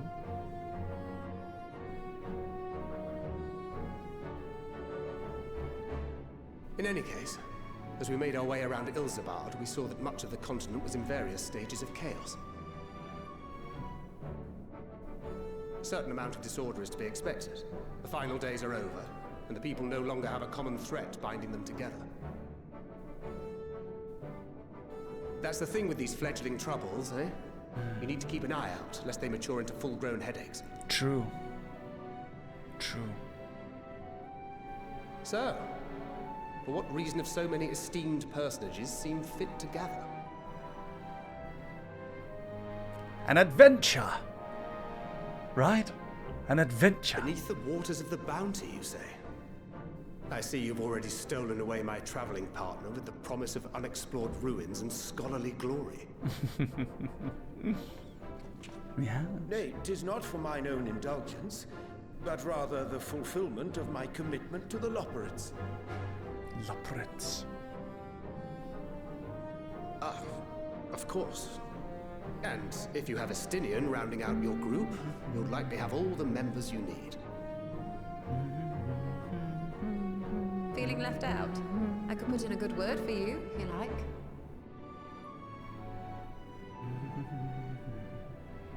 We may have been released from our obligations, but I'll never be free of that merciless wit of yours, will I? Thank you, In all Alfina. seriousness, 'Tis best I sit this one out. Too many former scions consorting with one another might be seen as a cause for concern in certain quarters. I'll return to my usual reconnaissance and scout out the situation in the Far East. Feel free to share if you come across any interesting revelations.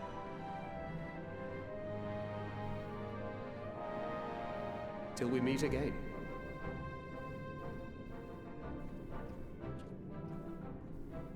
Shall we also hasten our departure?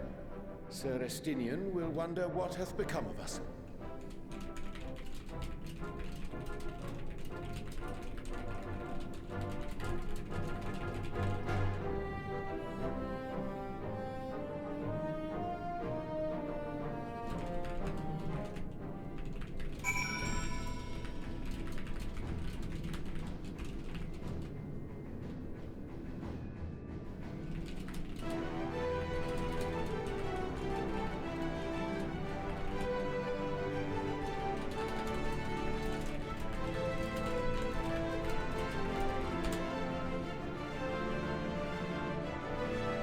All right.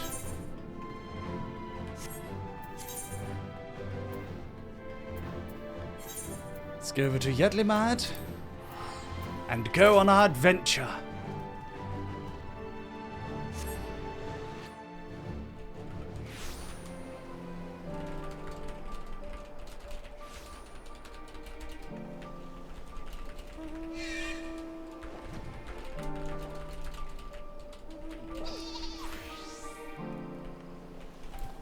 Get on our dogs and head on over there. Sorry everyone, I'm kind of half on Discord because I'm also just making what to resub. Haven't played in months since I finished Dawn Trail. You can join our dog army. You can join our free company then. We're in the free company. Let me see. You can join our free company. We have it right here. Dog army. It's the free company. We even have a house. If you want to join us. Yeah? We have a house. It's very well decorated. Kaya is somehow the leader. I don't know how that happened. I think I didn't log in long enough for like a month. How the fuck did that happen?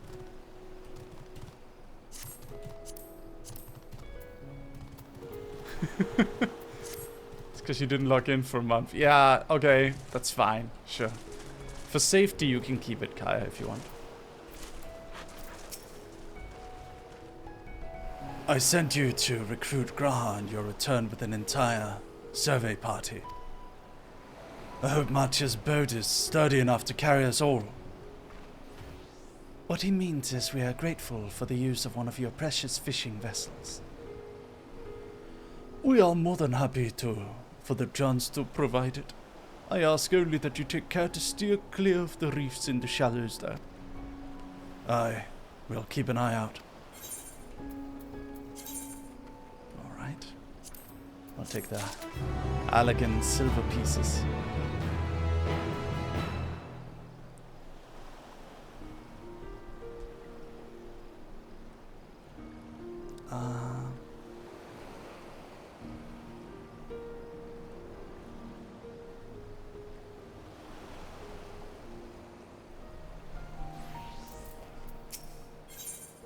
Al-Zadal's legacy.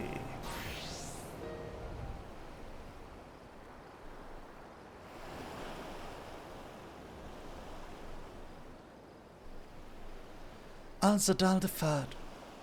I confess I am somewhat embarrassed that the tale of his journey to another world escaped my notice. Could it be more than simple folklore? And what of the treasure he supposedly brought back? This undersea vault may hold relics from another reflection. My friends, we should temper our expectations. The map doth promise ruins, but beyond that we know not what we will find. Not until we find it, aye. So let us dispense with the conjecture and set sail for the vault. Agreed.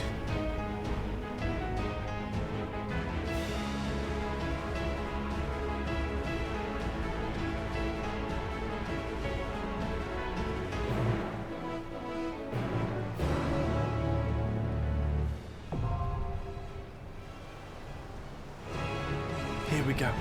Dungeon time. Dungeon time. Alright. Here we are. Oh yes, I forgot. We have our very own dog army soldiers. Alright. Well. Chocola, you're questing, so you can join. Otherwise you're gonna get stuck behind. Chocola needs her gear upgraded. Wow. Wow. Wow. That's okay. Alright, we need a tank. Step forward if you're a tank. Are you a tank? Step forward.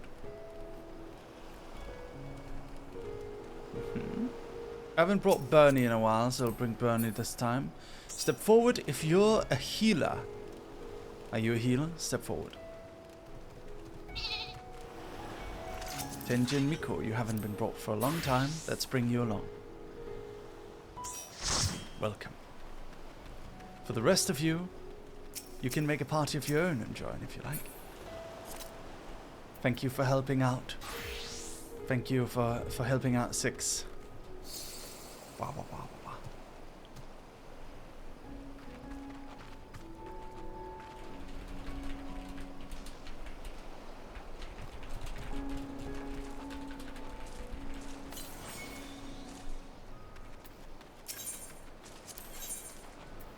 Okay. Are you all ready? Let's jump in then. Here we go. Here we go.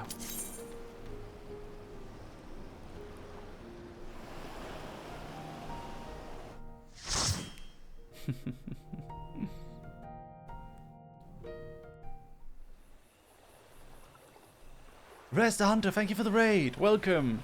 Ooh, look, we're on an adventure on a boat. Cute. There we are.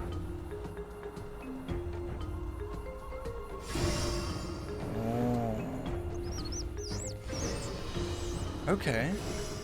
The path lights up for us. Nice. Ilsabad, Al-Zadal's legacy. We're on a treasure hunt.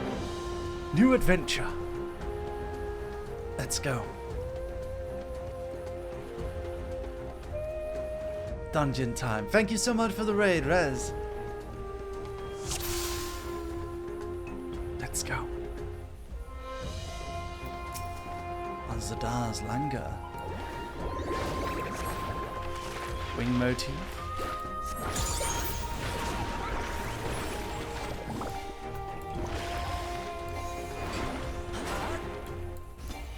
Hammer time. Hammer time. Ooh, they're coming after me. Oh dear. Oh dear, dear. Starry Muse and Hammer. Hammer time. Boom. Hammer time. Up. Boom.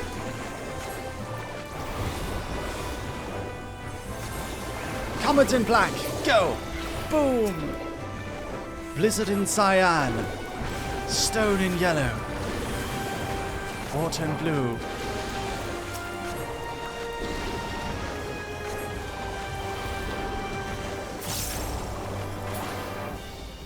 Nice. Good job, everyone. Are you enjoying Pictomancer? I only know the spell names because you keep reading them off. I like it. I love being a Pictomancer. Okay, let's go, let's go. Blizzard in cyan. Comet in black. Ooh, we're traveling out. Let's go. Let's go, let's go. Here we go. Stone in yellow.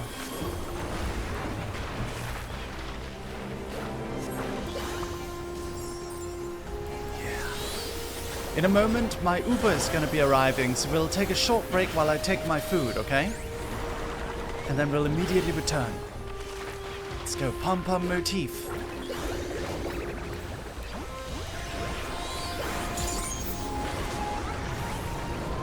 Mog of the Ages.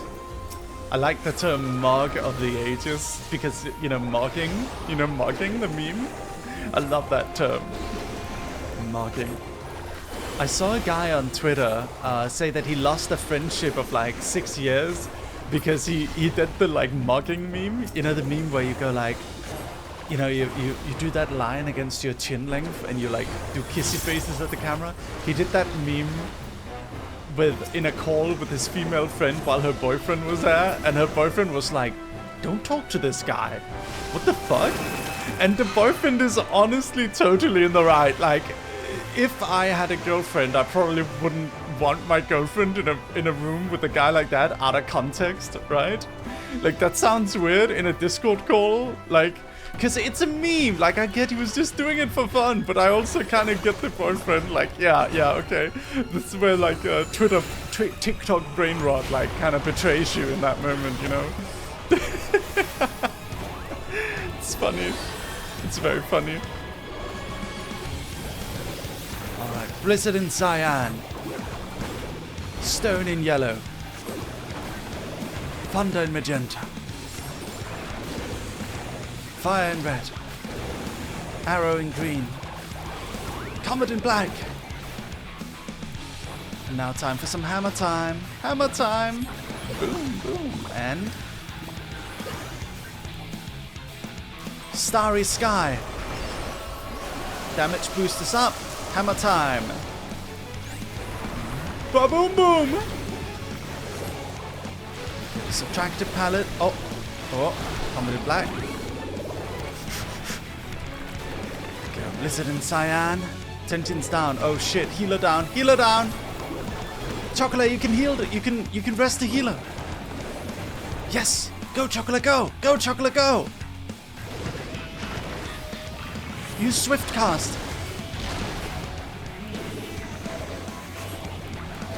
If you use Swift Cast, you can instant heal him. Come on, Chocolate. Come on. Come on, Chocolate. No! It's you and me, Bernie. It's you and me.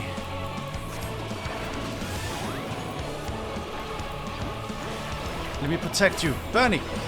Tempera Grassa. Let's go, let's go.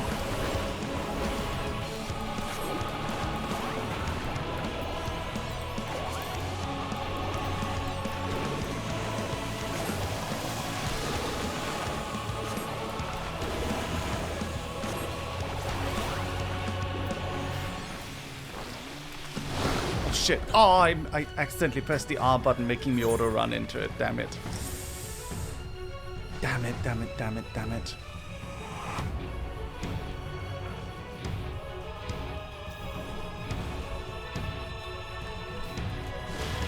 Damn it. Okay, hold on. You do it. Go, go, Bernie, go.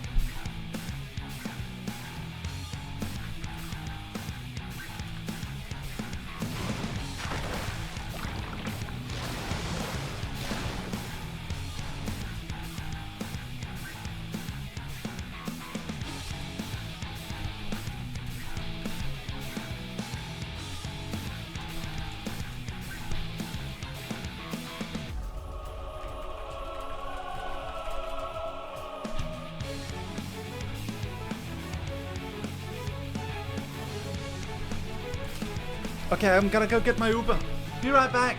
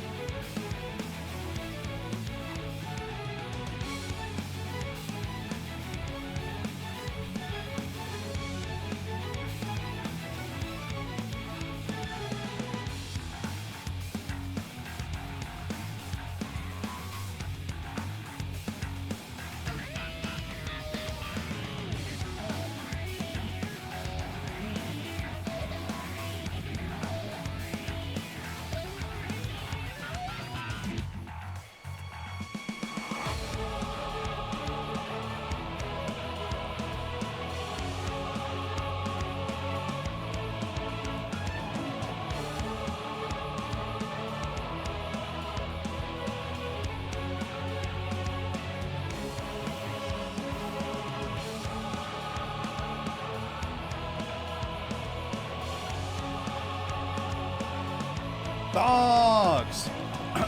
So sorry for the wait. So sorry for the wait.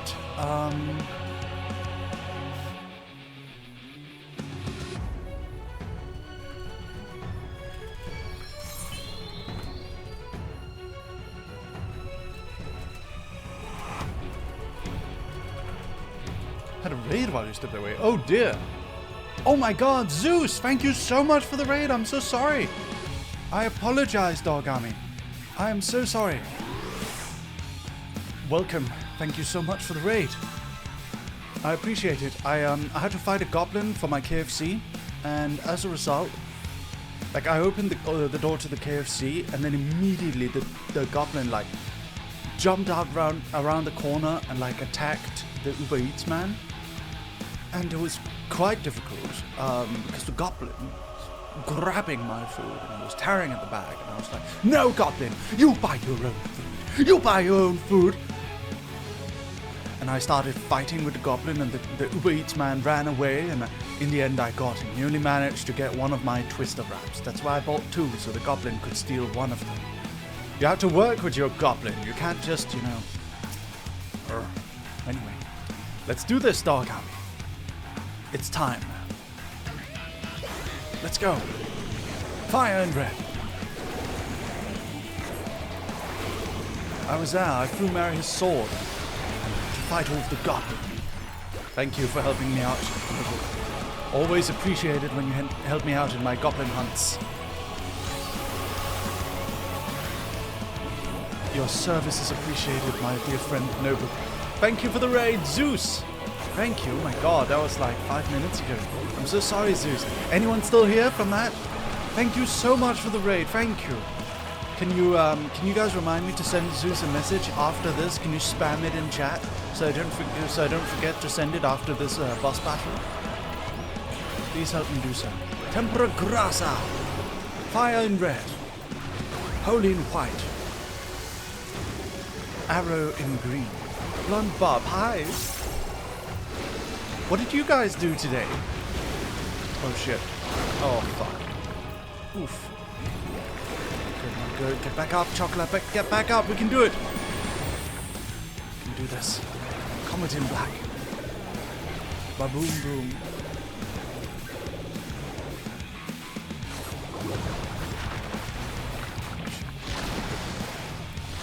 Oh fuck. Okay, that was messed up. You did Marvel Rivals. Wow.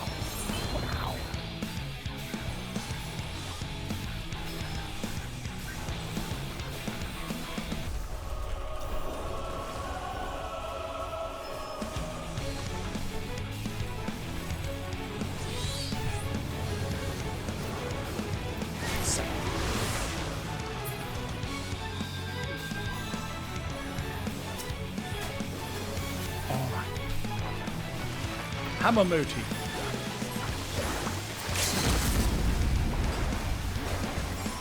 Hammer stone. Boom.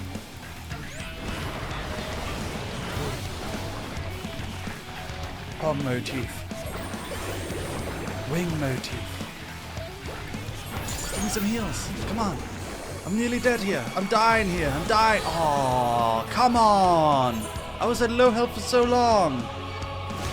Marvel Rivals is super fun. I want to play more Marvel Rivals.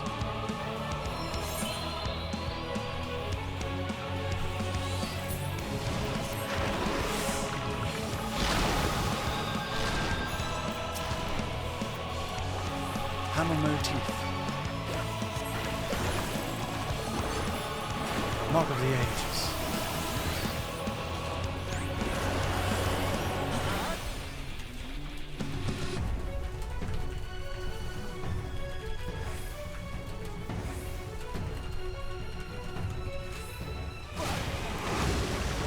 Fire in red.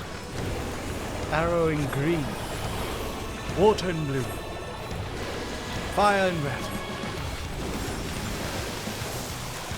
I'm also fighting for my opinion to be heard in the middle of a group chat with the company at the same time as I'm fighting in this dungeon. Sorry about that. I'm doing it in between the casts.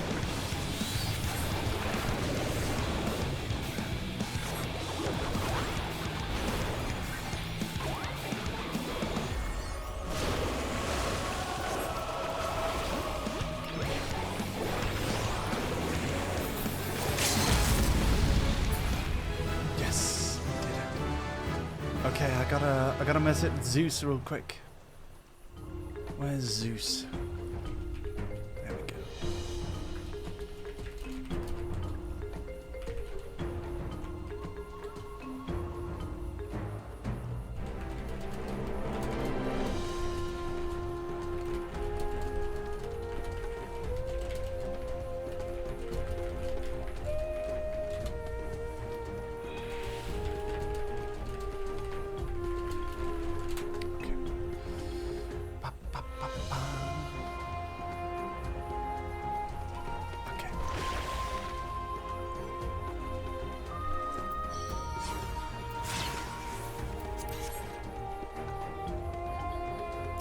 Go, self-entrusted. Thingy, thingy, thingy. I did send to Zeus. I did do that.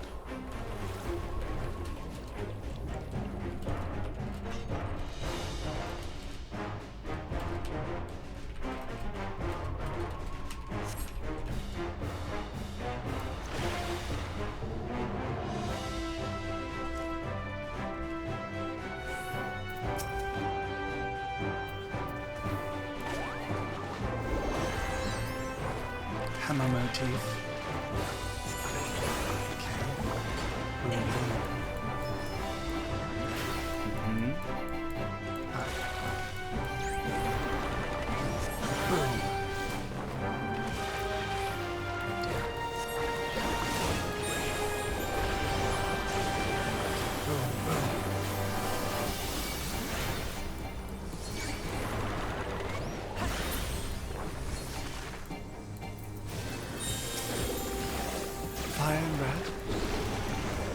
Arrow and green. Vivian Flora, hi, welcome. We are currently in the middle of a battle. We're treasure hunting. We're looking for a legendary treasure called Alzadal's treasure, Alzadal's legacy, which is said to contain treasures from another world. And there's this city nation, there's this city that is very, very stuck in poverty, so we want to give that treasure to the people of that city. So we're right now going through that dungeon where that treasure is supposedly located. We'll see if we can get to it. Do you think you'll get into Ultimates? If I ever get invited, maybe Stahl will invite me.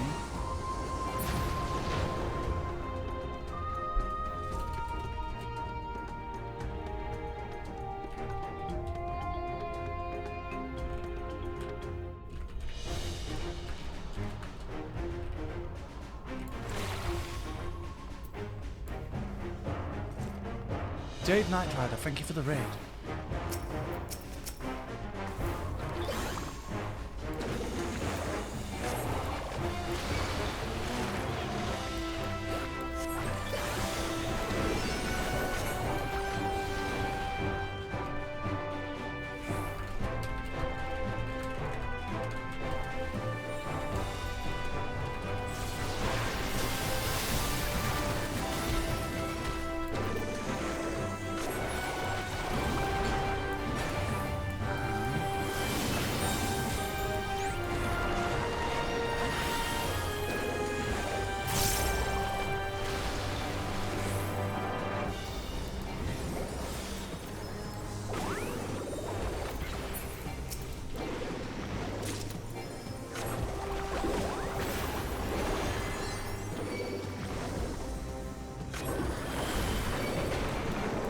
Thunder and magenta. Fire and red. Arrow in green. Water and blue. How goes the FF14? It goes great. Thank you, Jade, for the raid again. Thank you. If you do get invited, maybe add more spells to your kit. It kills me to see that you're not using them all. I'm using them all. I'm using all of my spells. What are you talking about? These are literally all the spells I have. What are you saying? I'm not using all my spells? I'm using all the stuff they gave me, man. What do you mean? What are you talking about? I'm not using all my spells. What do you mean? Armored chariot.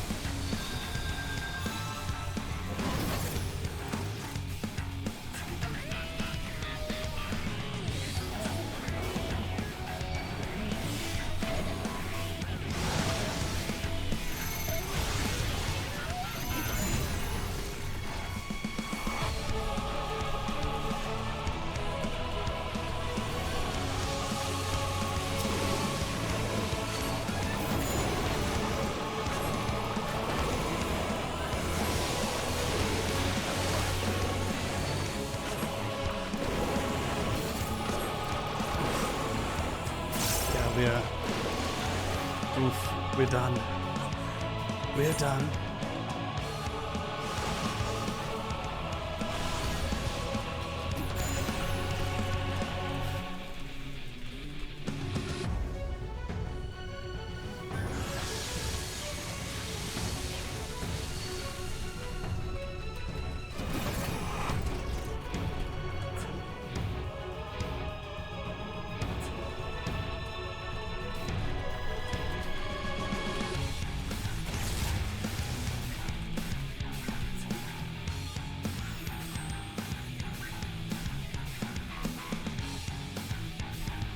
Give me a moment, everyone. Anime trading cards. Unfortunately for me, the older kids were huge fans of bullying the nerdy kids who were into that stuff. It caused me a lot of anxiety, so I decided to quit school and get a job. I became a salesman. Eventually, I became rather good at it. My co-workers even started asking me for sales advice. One day, however, a new guy joined the company fresh out of high school. He noticed I was watching anime during my break and decided to start poking fun at me for it. Still thinking he was in high school, no doubt. However, almost immediately, the other salesmen started ganging up on him. For you see, I was one of the top salesmen at the time, and this guy was just a rookie. He didn't have the right to mess with me, especially with his pathetically low sales numbers. So they messed with him instead. I then realized it didn't matter how socially awkward or nerdy I was. I brought value to the company, and so I was given respect. Respect I never received in school. I'll never forget that moment. The moment I stopped being a nerdy little dweeb and instead a respected top salesman. Then after a while I quit, started a webcomic company, and now I'm a VTuber. Woof. I was watching videos on the train when I spotted someone sitting in front of me. He was staring straight at me. I got nervous and looked back down at my phone. I got out at my stop and noticed that the mysterious leopard man got out at the exact same station. Walking down the stairs to the main street, I noticed he was following right behind me. I got a bit nervous, so I decided to stop and wait for him to pass. I believe he noticed as he stopped, turned around and looked at me. He exclaimed. Huh? I replied, confused. Huh? He repeated, as if mocking me. Fuck! I had watched so much anime that this guy just came across like a stereotype to me. I very quickly realized I probably made a mistake laughing at him to his face. He stared me down. I was getting very nervous now. He laughed back at me, and then he walked away. I sometimes wonder, who was that man? Where is he now? Tokyo is a strange city. Woof. This is the story of how I became a famous webcomic writer. So there I was, a teenage boy at my first anime convention. I loved it there, but I didn't have much to do, so I decided I wanted a way to participate in the scene. I immediately walked up to an artist alley booth and asked the lady sitting there, "Do you want to draw my manga?" She said no. Of course. Why would you want to draw some strange little kid's manga script? She was a professional artist with her own manga to draw. I think most people would get embarrassed and stop trying at that point. But not me. I took one step to the left and asked the guy sitting next to her, "Can you draw my manga?" Maybe someday, he responded, too polite to say no, so I kept sending him scripts for the next 9 months until he finally agreed to draw one. Unfortunately, the only manga magazine in our country went bankrupt right as we finished the first chapter. But no worries, hooray for the internet. Over a decade later, the artist and I are still working together, and I'm now the CEO of a webcomic studio. My life is weird. Woof. So there I was, on my daily walk through the streets of Tokyo when I appeared to catch the attention of a Japanese girl. After she had stared at me for a good few seconds, she approached me. Boss! Boss coffee! She exclaimed, excitedly. I was confused. I didn't know what she was talking about. Boss, coffee? I asked, befuddled. Your t-shirts. It's Boss coffee! She responded, pointing to my t-shirt. I looked down at my Hugo Boss t-shirt and then I realized. The Hugo Boss logo, a famous brand in Europe, was identical to the Japanese canned coffee brand Boss Coffee. You like Boss coffee? The Japanese girl asked, smiling with amusement. It was at that moment I realized apparently this entire time I've looked like a foreigner who was a huge fan of Japanese coffee. Like the kind of otaku who goes to Japan wearing a t-shirt with anime girls on it, except I was wearing their coffee brand. I looked like a coffee weeb. Woof. When I was a child, there was always all sorts of weird toy lines being released. One time, some of the older kids introduced me to this strange Digimon-like toy called scanners. You could catch digital monsters on your device by scanning barcodes. secrets. It took a lot of scanning though. Most barcodes didn't have any monsters at all, but if you were lucky enough to get a few, you could battle with your friends. And if you were really lucky, there were super rare ones too. We'd sneak around stores, scanning everything on the shelves, and then run away when the store owners chased us out thinking we were doing something suspicious. Then we'd hang out at our secret hideout and battle with our monsters. I felt really cool, like I was... I'm back. Alright. Bernie's still fighting this. Okay, I mean, I think he can do it. I'm actually fairly certain he can. Let's see. Come on, Bernie, go. Go, Bernie, go. Go, Bernie, go. You can do it. You can do it, Bernie. You can do it.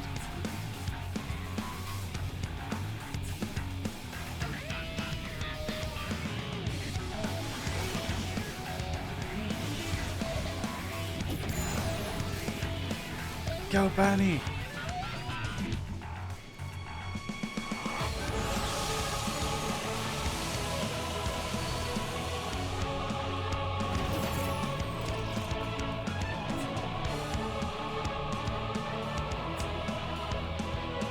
Thank you for the 100 bits, Plastic Patch.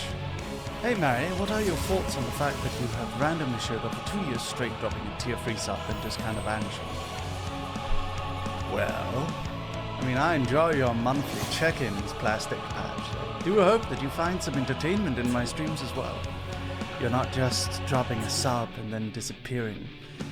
But I do find it very nice of you. Wow, look at Bernie. He just killed everything. Good job, Burninator. Excellent work. Excellent.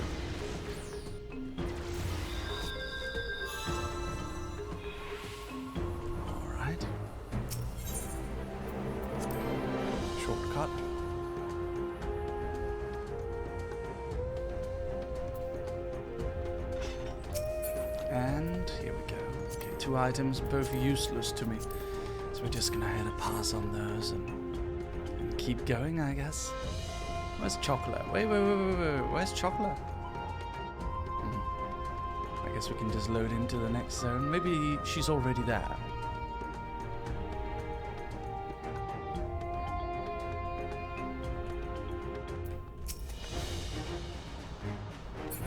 Maybe we didn't find a shortcut. Maybe. We do gotta wait, though. We do have to wait. On my way. Excellent.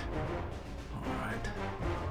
Approaching some Guardians of the Vaults. We're finally starting to see the treasure. The treasure was real. The One Piece is real. Treasure's real. Okay. So that's good. There's at least these 2 piles. Those 2 piles with the current... Well, I mean, there is the fact that Gil is like super, like inflated. So with those 2 piles, it should probably be, I don't know. Should probably be able to feed 2 kids for a month. With the inflation of Gil and everything.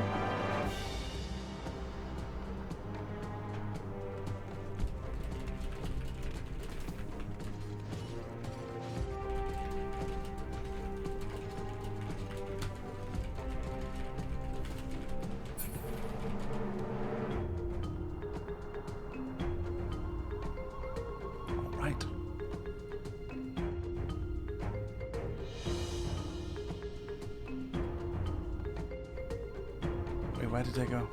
Oh, they left.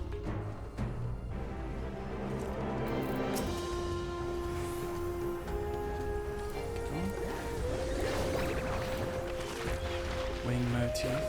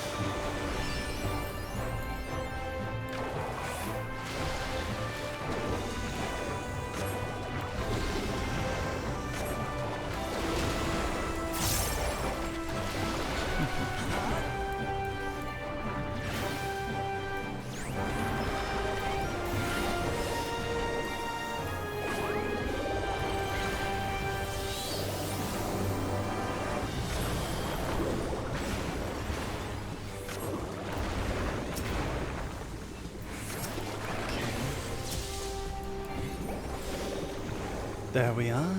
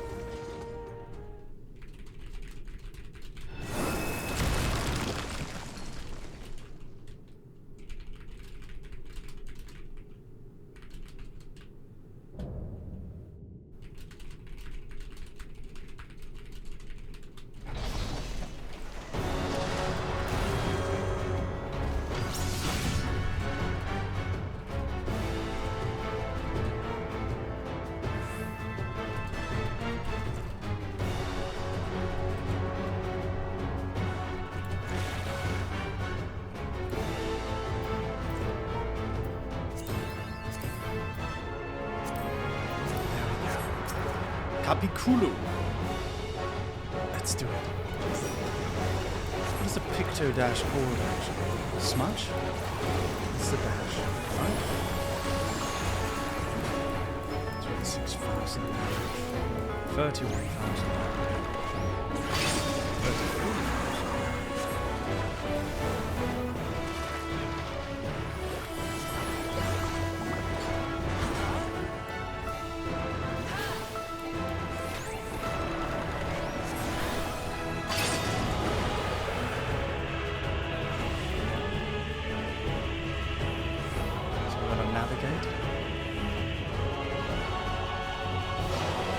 Nice. Fun.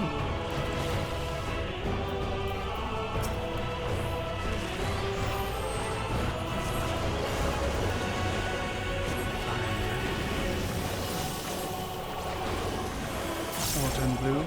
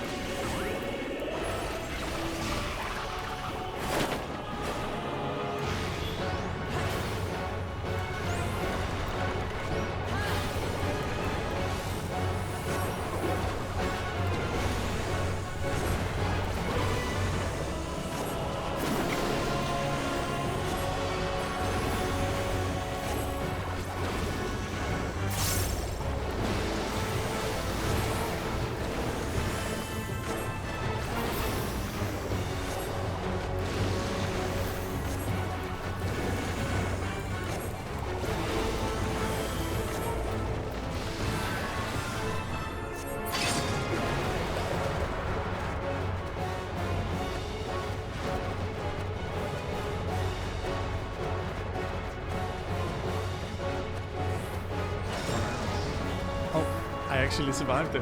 Nice. We're spinning. Spin, dog army, spin. Oh no. Oh no. Oh no. Oh, thank God. Okay. Managed to survive. Whew. This is in cyan, covered in black. Let's do a temporary code so that doesn't take too much damage. Hammer motif.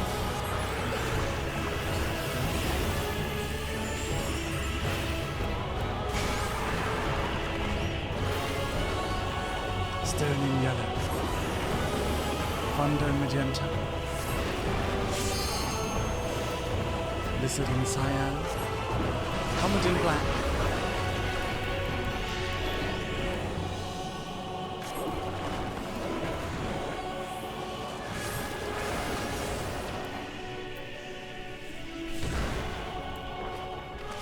Hammer motif.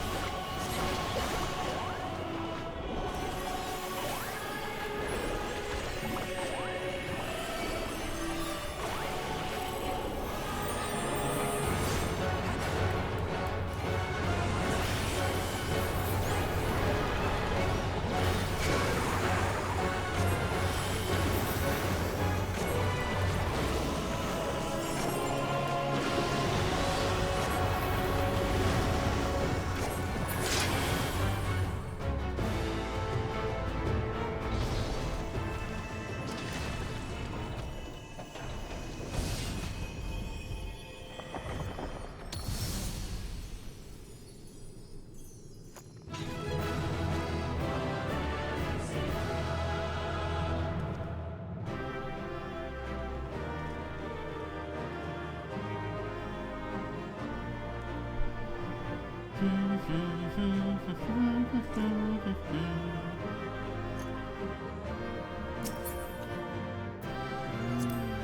job, everyone. Excellent work. Let's jump on ahead to the cutscene.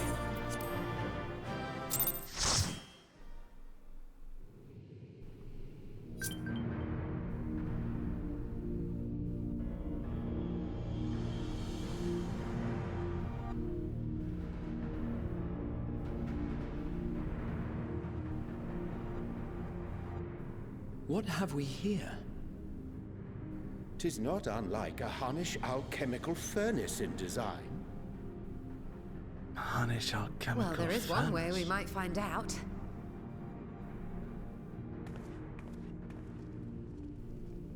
Stop! You mustn't touch it.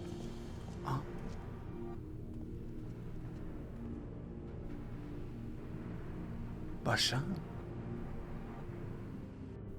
Vritra! Oh, my apologies. Should I continue calling you Varshan? You may address me as you wish. My nature is no longer a secret. Still, this is not a setting I imagined for our reunion. Surely you've not entered these ruins as common looters. Would that we could deny your accusations, but I fear you're not far from the truth.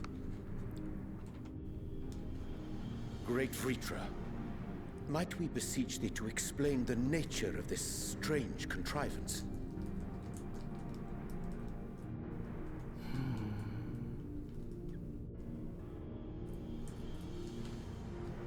It was crafted by our alchemists at my behest, for the purpose of sealing something away.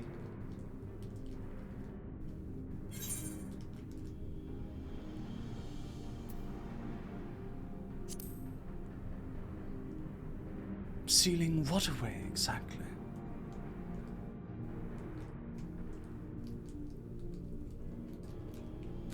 Perhaps I should simply show you.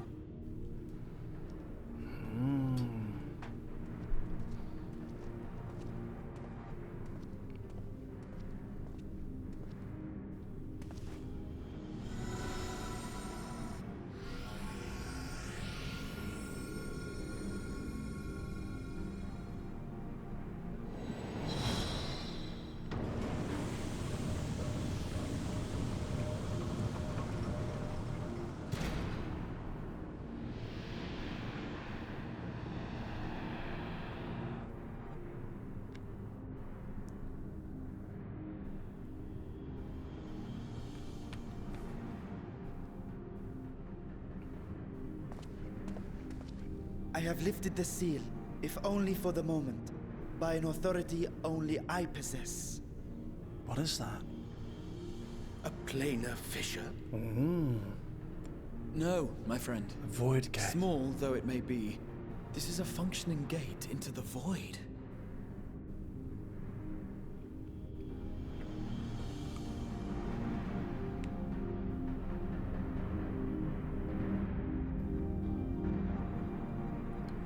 The void is one of the worlds that the Asians messed up. They lost that world because they were trying to forcefully recombine it with the source, causing it to become bereft of ether. Let's talk to Brown.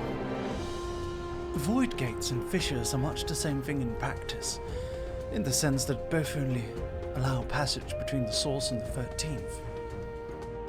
The difference in terminology refers to the circumstances of their creation.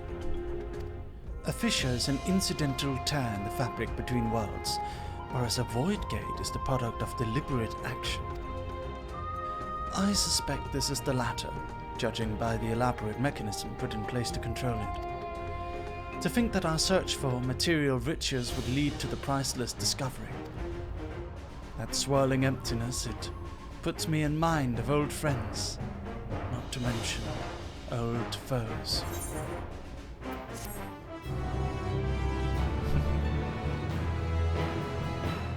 Oh yeah, true. Because the whole storyline quest was indeed related to Gradia, with the Crystal Tower had to do with the void.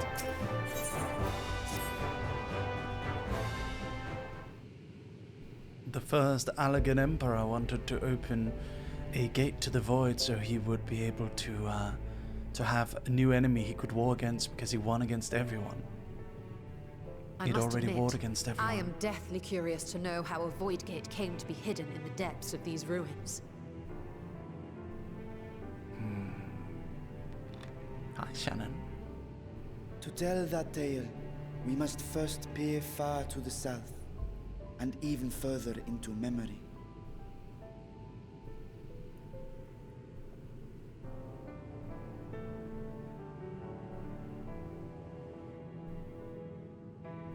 An age 5 millennia passed when the Algan Empire sent an invading force to the shores of Merryweather. The southern people rallied around the commanding figures of Bahamut and Tiamat and fought fiercely to repel the would-be conquerors.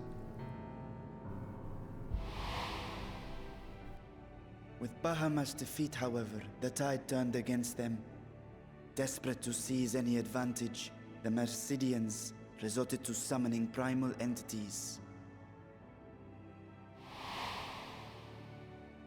In response, Emperor Zande forged a covenant with the Cloud of Darkness, sovereign among the all-devouring denizens of the Void.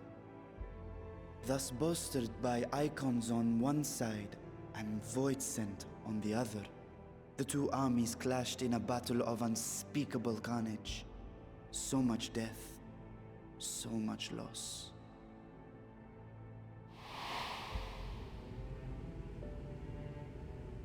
I consider myself well versed in that period of history, yet you speak as one who witnessed it happen. Indeed, I did. I heard Tiamat's roar of defiance and sped toward that war-torn land.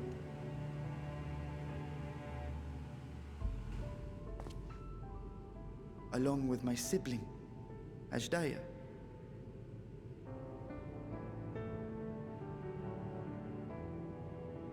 We dragons are not male or female as men are wont to classify, but elder sister is the closest a mortal tongue can come to describing what she meant to me. I was the last of our brood to hatch, and Ashdaya cared for me where my sire could not. Thus I was with her when Tiamat roared. I was with her when she journeyed south, and I was with her when she fought against the Void-sent hordes.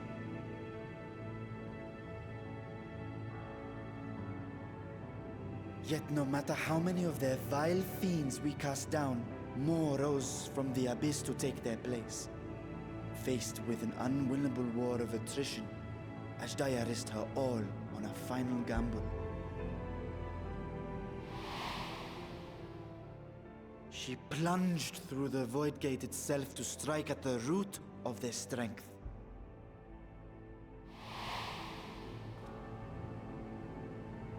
I tried to follow in her wake, determined to lend what aid I could. But even as I came upon Alag's glittering tower, I saw the rift close behind her. And Ashdaya has been lost to us ever since. I find I must retract my earlier claim of historical knowledge.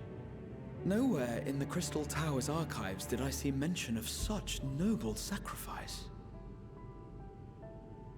That does not surprise me. To Allagan eyes, it must have seemed as if a lone dragon, driven to madness, simply dove through the gate and did not return. For my part, I spent long years searching for the means to reunite with Ashdaya.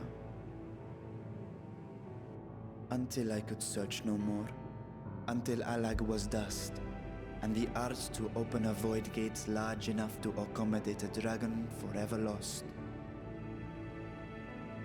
Yet you have the beginnings of a gate right here, under the control of a harnessed device. My discovery came before Radzat Han was founded. Though I scoured the lands for a method to cross the rift, it was beneath the sea that I chanced to find a natural planar fissure. It was, however, far too narrow to admit a worm's bulk. Only after our city rose upon the rock, and I could enlist the aid of our talented alchemists, did matters take a favorable turn. Their dedication was beyond reproach. Tirelessly, they worked to expand the fissure, and after decades of toil, it finally grew to a size that a child might pass through.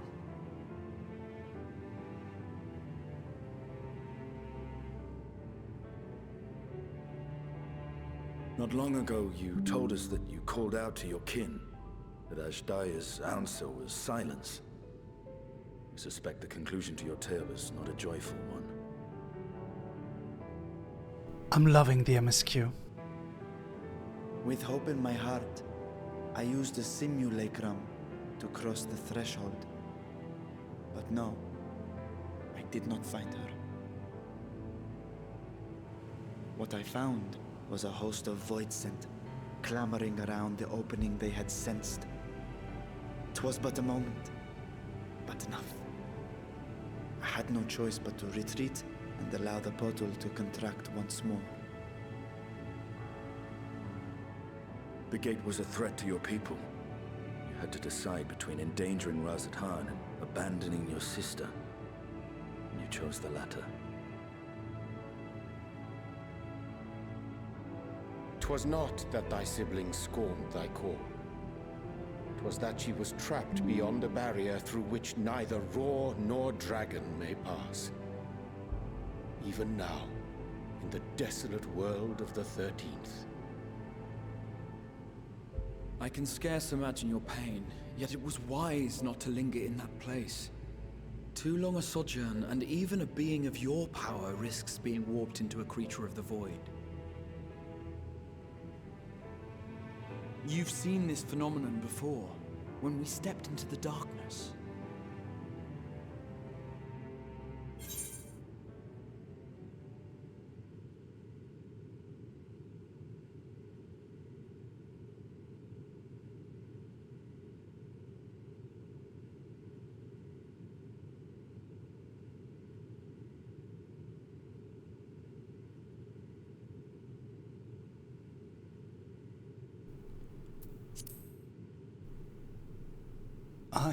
I thought our time had come.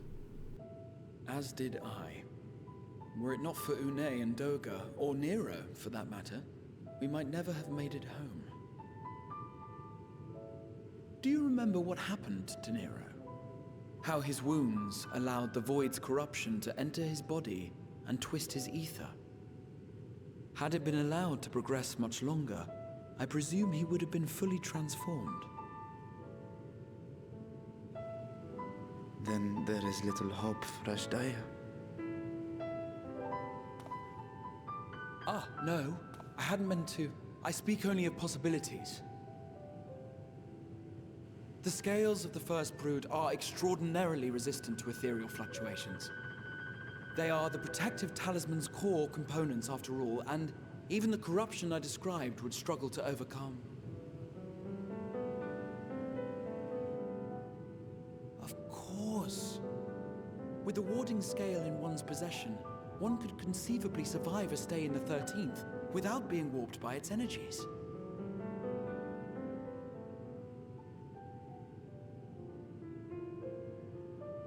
Be that as it may, it is too late to rescue my sister. 5,000 years too late.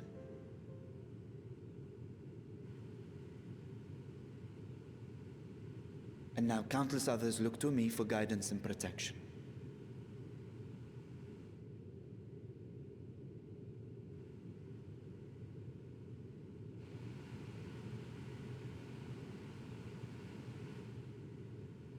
So when I sensed intruders in the ruins, I came only to ensure that the gate remained closed. That, and to secure the treasure, of course.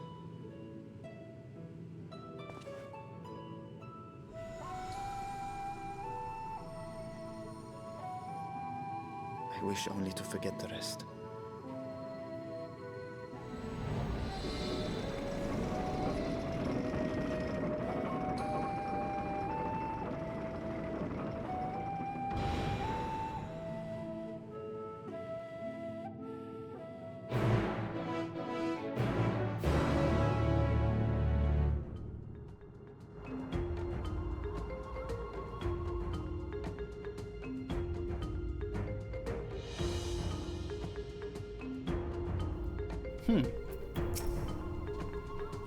So they managed not only to expand the fissure, but also manipulate it as one might a gate.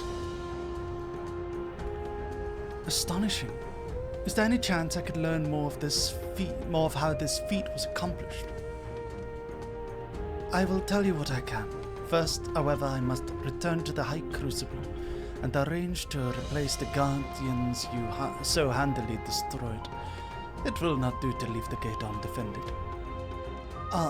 My apologies. We were perhaps a touch zealous in our approach to uncover the vault's secrets. If the constructs can be repaired, we would be happy to offer our assistance. That will not be necessary. Much as I retain spare vessels for myself, we keep duplicate guardians on hand for such eventualities. In any case, we should return to Rads at Han. Alright.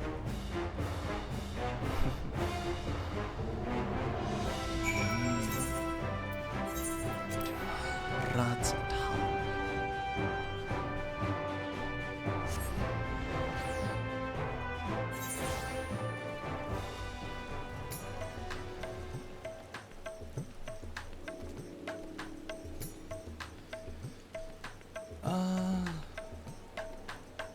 Give me a moment.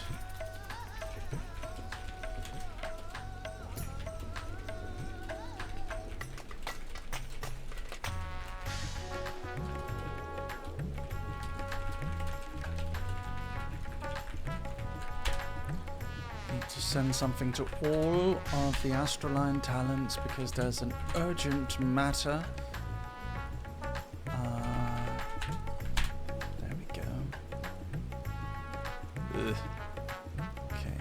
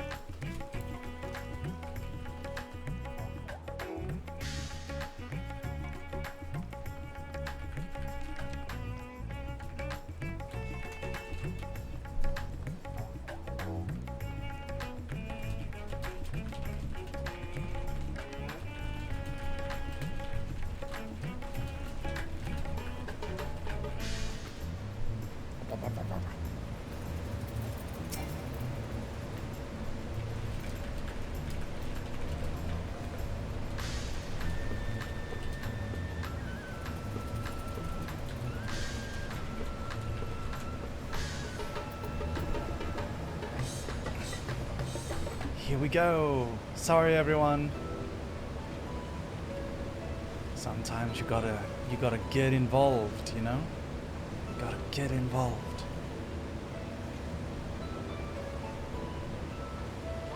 I promise we will discuss the Void Gate further, but first I must attend to the matter of the Vault Sentinels. As your instruments have no doubt informed you, the Capiculu has been reduced to so much scrap.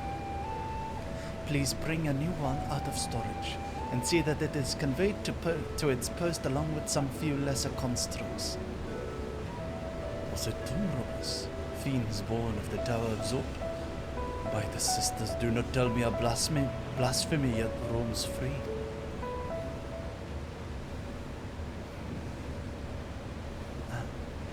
No, it wasn't them, it was me. Sorry. Everyone's looking away.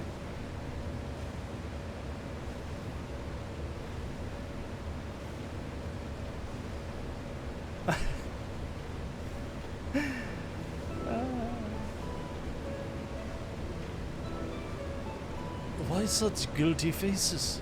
Surely it isn't any of you who are responsible for this. Oh. Well, the details aren't important. I shall see it done immediately.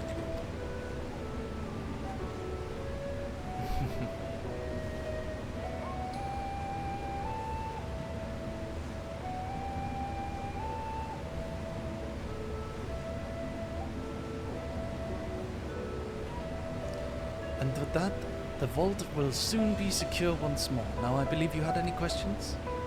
Quite a few, in fact. But I'd like to begin with the gate itself.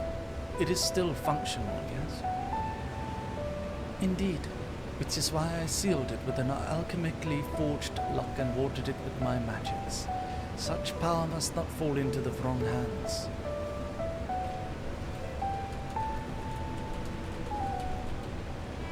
In truth, the primary reason for the vault's construction was to keep the gate hidden from the outside world.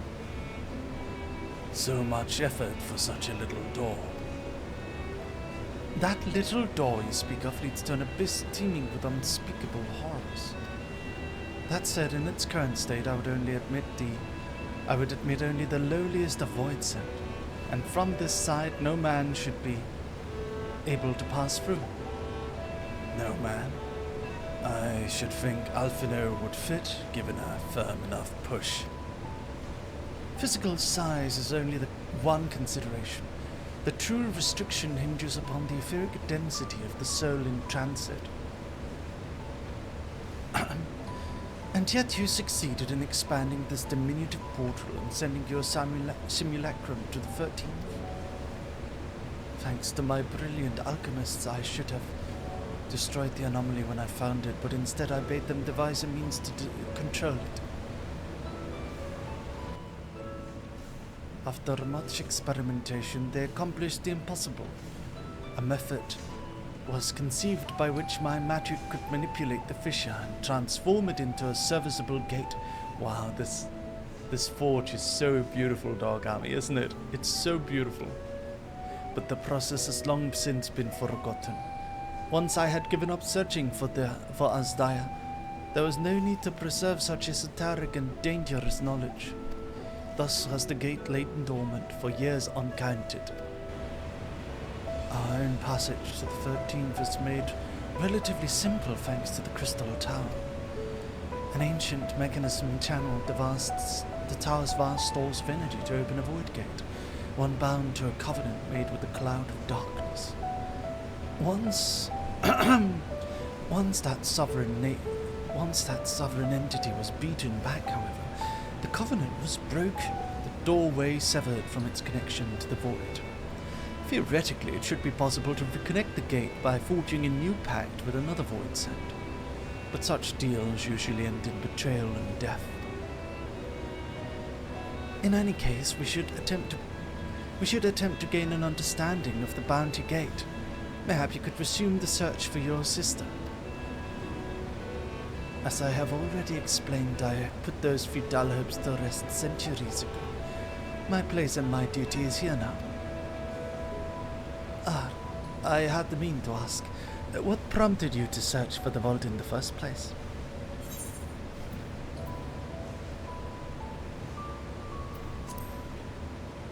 It was all Vestinian's idea.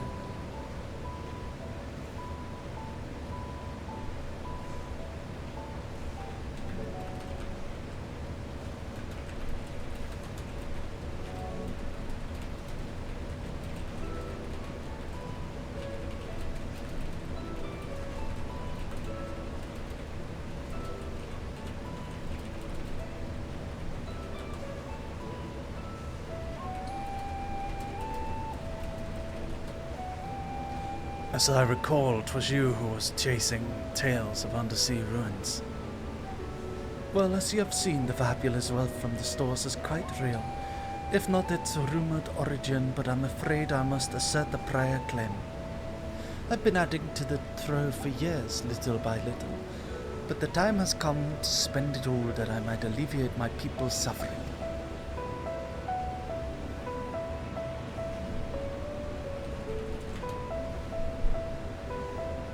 Then we are of one mind. We had no intention of taking it on ourselves. Isn't that right, my friend?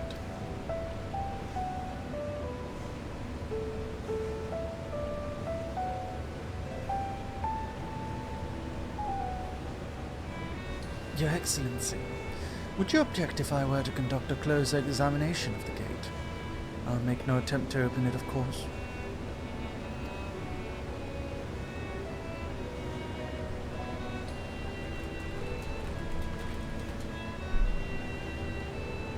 I owe you and yours a debt that can never be repaid. Whatever boon you ask of me, you shall have it. You are most gracious. I shall take the full advantage of your permission. Would that I could join thee in the study, but the Loperates will be anxious to receive my report. I beg my leave of you. And I must be off to Charlian as well. Mistress Kral was eager to speak with you about that request, so please come back to the annex as soon as you're able. Farewell for now.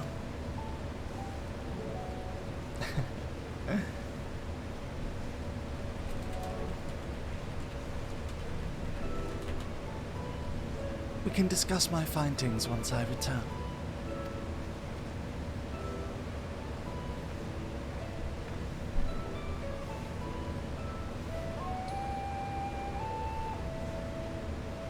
It's okay, we'll see in a moment.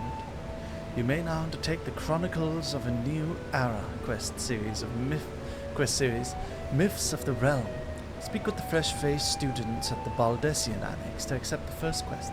Ooh! Okay, that's the quest chain we gotta do with Nyx.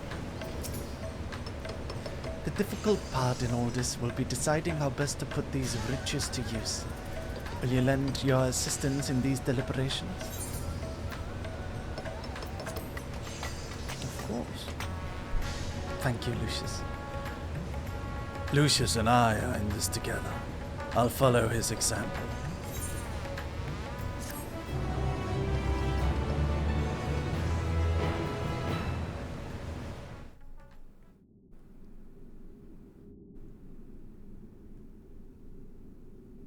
Meanwhile, elsewhere. Is this in the void? But I thought everything was dead in the void. No, there are intelligent voids, and we do know that. We do know of those.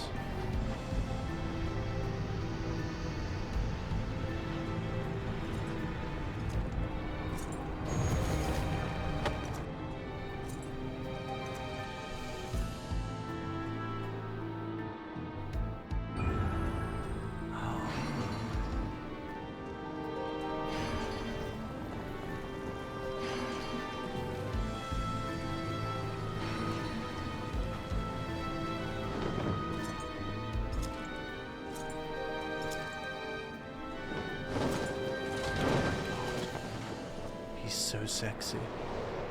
Look at that big armor. Oh. Who is this guy? I sense the breaching of the gate, but it was not instigated from this side.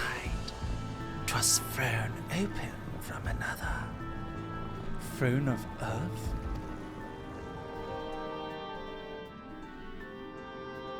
I too felt it. A rare occurrence, yes, but such a tiny portal is beneath our notice. There are more pressing matters at hand. Throne of Fire? What the hell is that? Are these the elemental aspects within this realm? In this land bereft of all ether? What is this? An opportunity is upon us, the coming of which we have awaited for nigh on 1,000 years. We dare not let it slip our grasp. Has Merry played this yet? Because his voices for these are so far surprisingly accurate. Really? Based? I haven't played this, no. Yet we must not underestimate he who bested the cloud of darkness. Even restrained by a covenant, the cloud has no feeble wisp to be dispersed by some flesh and blood mortal. Bah, let him come. I will drown the world and watch this fleshling gasp for breath in his final moments. Thank you, Chocolate. Your seal is admirable, but forget not our course. Think back on our struggles beneath the sunless sky. Remember why we cede not our will to fight. 'Tis time we set the war in motion and win redemption for our star. Who is this guy? Daddy King of Black? Oh my god. I like him. Is he our reflection? Is he the warrior of light in that dimension, in that world? That's my theory, that he's me. That would be the coolest. Shall we begin? If we are so to spend the treasure wisely, then we must determine which groups would benefit most from monetary assistance. Some of my citizens may find it intimidating to speak with the satrap directly, so I would ask that you act in my stead. Lucius, you are to visit Akali and Yatlimad. Speak with Matsya and his people, and listen to their grievances. Estinian, I bid you to do the same at Palakastan. I will be conducting my own inquiries at the Giant Skull Grants. Once you believe you have ascertained the needs of the populace, we can reconvene at Magaduta. Alright. Let's do it. Sounds good.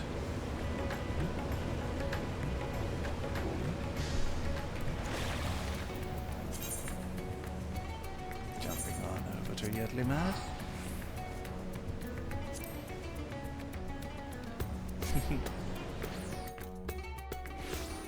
Pavnan. There we go. Jumping on Argos. Yay!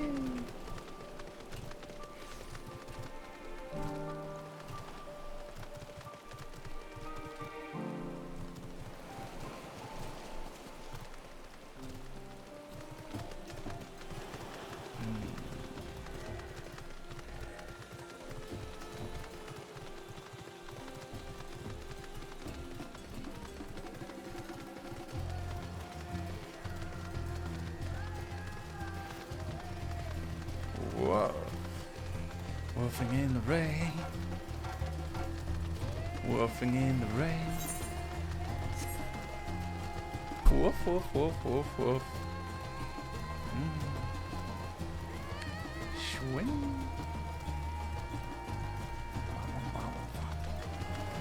Woof, woof. Oh, Lucius. I was so glad to see her returned unharmed. You finished with the boat then? I have. Anything the village desperately needs? Well, I suppose Kalzal's loss will hit us the hottest. I've been trying to find buyers for my fish, but although I sell a few here and there, it's much more difficult than it was before. Everyone's still struggling to rebuild their lives. For now, we're just banding together as best we can. Okay.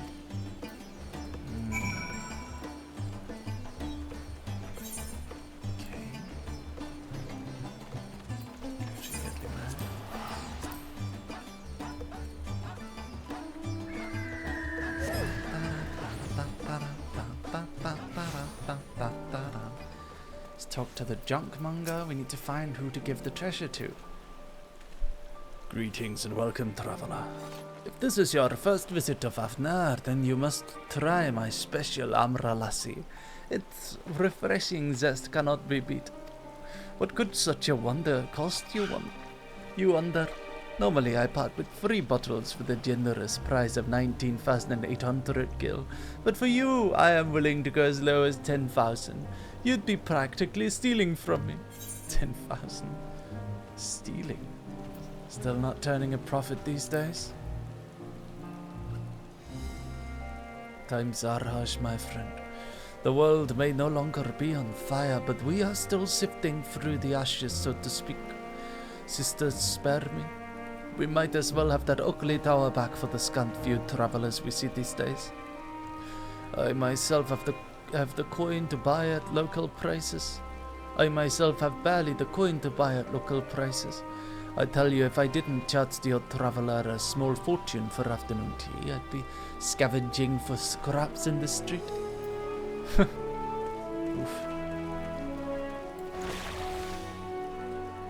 Fair enough, honestly. Guild, starve. Sometimes I would love to be a medieval merchant. It would be so fun. Although probably stressful. How far's the port? Oh, it's in shambles, isn't it? Trade routes open once more now that the dangers are past, certainly. But no smaller number of merchants have had to sell their ships to make ends meet in short term. And after that, the sailors we lost in the final days, and it's little wonder the flow of exports is no more than a pitiful trickle. If Galzal and his consortium were still with us, I'm sure we'd have found a way to turn our fortunes around. Now that was a man who got things done, God rest his soul. Alright, we got the knowledge. Seems like Yedlamad could certainly use it. So let's let our dragon prince know. Let's let him know.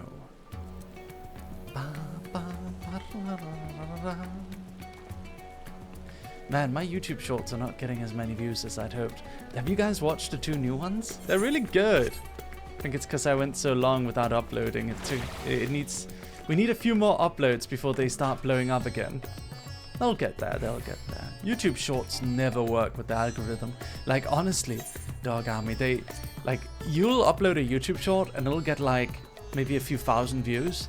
And then like 2 weeks later, it just like blows up and gets like 1 million views out of nowhere. That's just how the algorithm is with YouTube shorts. It's even worse than normal YouTube videos. See you later, Alfina. I will get back. We'll get back to it. The new shorts will do just as well as the old ones when they just need time to breathe.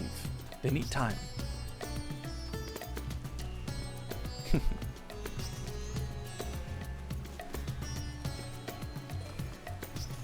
need some time. Dogs! Dogs! Where's Dog Army? Where's my dogs? I don't see dogs anywhere. Where could they be? Are they all hiding? Oh, I hear something. I hear dogs. Dogs, there you are. Hello, dogs. Hi, I missed you. There you are, dogs. Where were you hiding, huh? So many dogs just out of nowhere. They're all here. 'Twould seem my stint on Beatrice back did not go unnoticed. I couldn't take 2 steps before another Hunnish local was thanking me profusely for saving their home.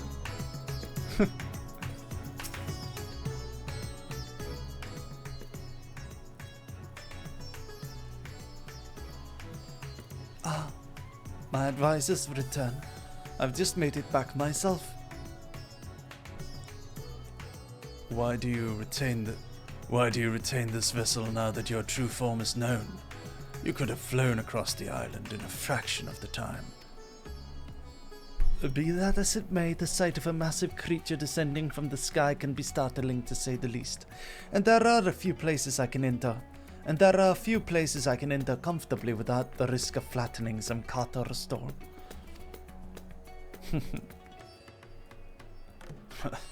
Fair enough. As for my inquiries, the people of Palakistan were unanimous in their reply. They are surviving. Resources were stretched to the limit when refugees were pouring in, but they persevered with some assistance from Yedlamad. From what I understand, they've always been an independent community, hunters and foragers and the like, and I was assured that the jungle provides for their needs, for the most part. Palakistan has weathered the disaster better than most, it seems. I myself heard good news and bad. The quarrymen were cautiously optimistic, having just sold a full wagon of giant gold to a foreign trader. But such visitors are few and far between. Compared to our best years, the weight of stone leaving Fafnir has been light indeed. Our nation is small and isolated, its prosperity dependent on a steady stream of imports. We must identify any obstacle to the flow of trade, so we may begin working to remove them. Tell me, what did you learn in Akyali and Yetlamad? People are struggling.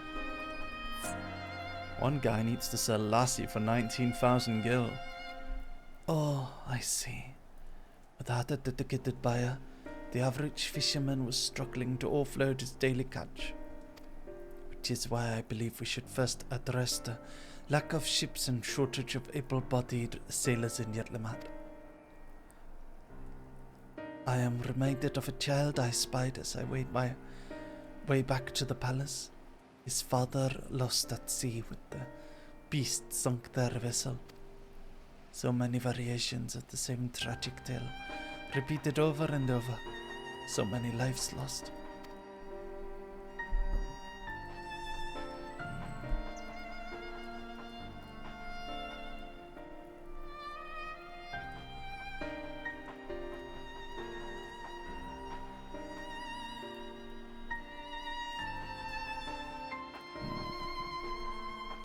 Enough grief to drown in if we let ourselves to be overcome. But we will not. Lucius, Estinian, I will consider the perspectives you brought me and devise a plan to help my people and confront this adversity. Come, I would like you to be in attendance when I announce the proposal to my assembled functionaries.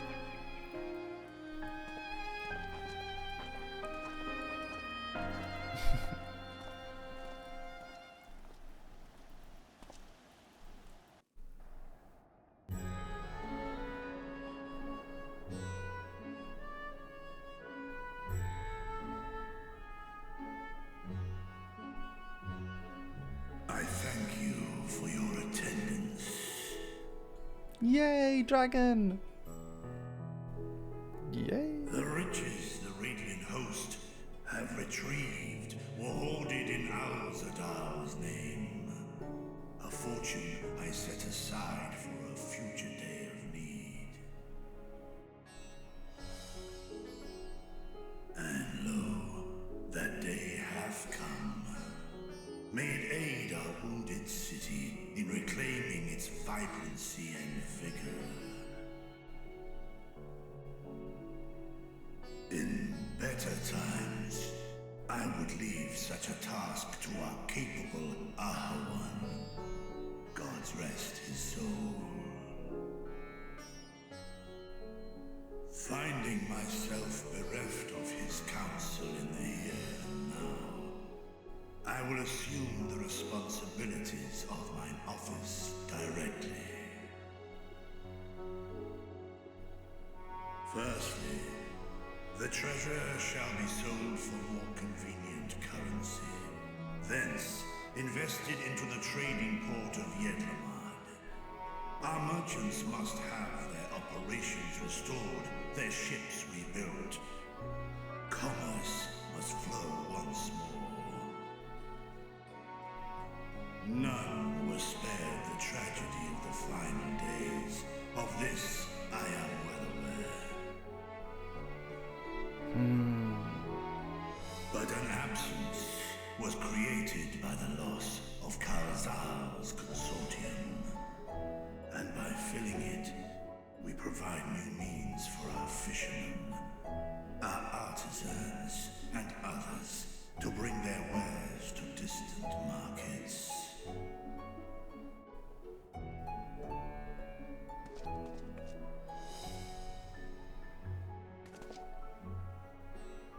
And what of the children who were left without family to care for them?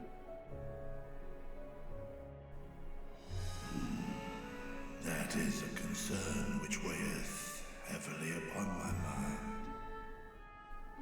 A simple gift of coin will soon be exhausted, leaving these young souls adrift on the fringes of our society. Nay, a proper solution is needed, one which doth guarantee their welfare for years to come.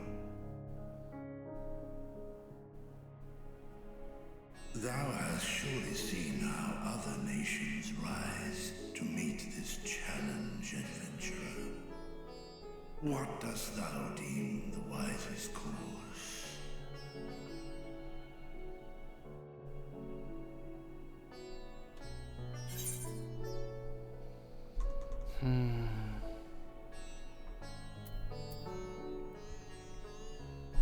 Taxes.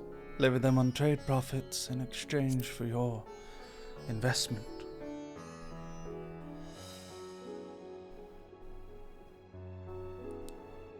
I see. We create a reliable source of revenue. Let us put this idea into practice. A contract shall be written, requiring all who receive of our Zadal's treasure to commit a portion of their future earnings towards the running of an orphanage. Yeah. Now, such an influential policy is deserving of a worthy name.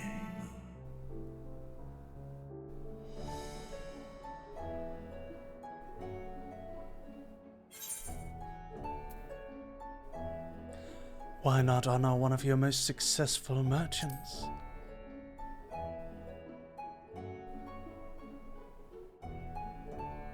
A successful merchant? I believe I see thy reasoning. Kalzal should be remembered, not as the blasphemy which terrorized Thavne, but as a hard-working and generous man who brought much wealth to our shores. I like that idea. Do any among you object to this proposition? No. In that time of strife, any one of us could have broken. Any one of us may have been taken by despair. When I think of Kalzal, I feel no hatred. Only a stinging regret that we could not save him as well. Isn't that right, men?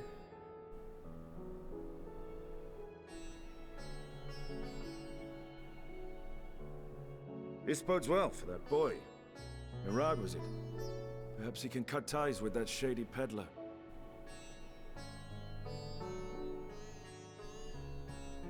Then let it be done. Henceforth, this initiative shall be known as the Kalzal Foundation. Nabdeen, thou art to assemble a patrol and ensure that no child in this city liveth in squalor.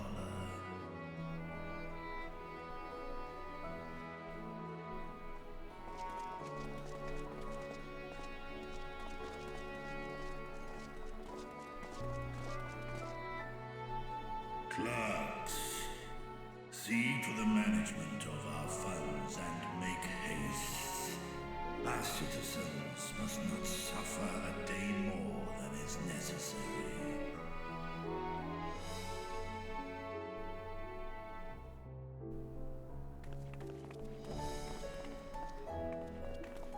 Dragon and man, side by side in pursuit of a brighter morrow. Reminded of Ishgard.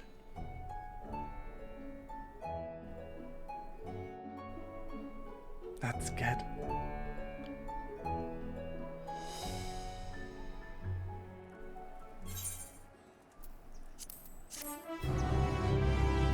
Alright, things are going well. What now? Got the treasure, everything's good. I guess we're gonna figure out what to do with that void gate now. Maybe we can do something with it, or maybe that's too risky, perhaps. Hello, Nana Blue. Hello. Thank you for putting forth Kalzal's name, those who lives. Those whose lives he enriched will take comfort in seeing his legacy honored. You'll forgive me for not speaking sooner, but I bear a message from Archon Stoller. She asked that you meet her at the High Crucible, at your earliest convenience. Understood. Thank you.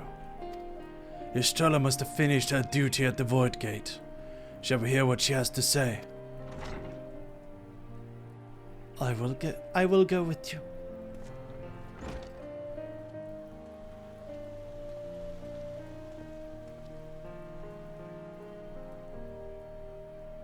I thought the Satrap would be too busy setting up the foundation. My clerks have been the well-oiled cogs of this administration since before Ahewan assumed office. They understand what must needs be done. And I am curious to learn what conclusions your Archon has reached concerning the gate's unique construction. As you wish. As you wish. Allow me to lead the way, Your Excellency.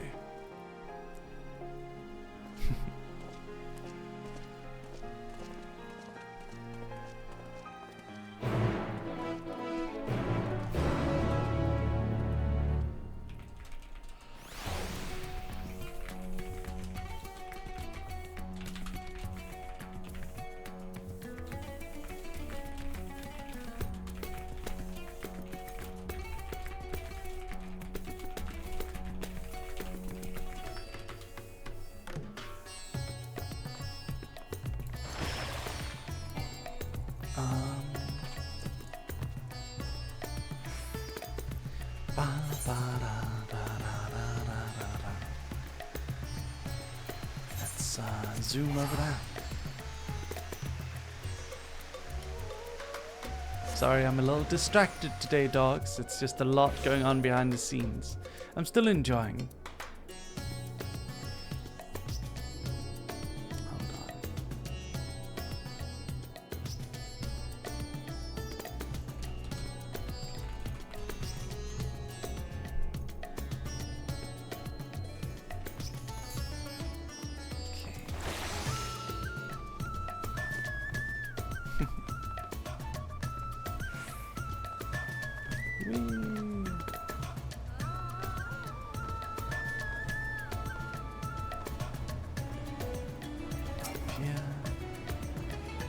Stella. Let's talk to her.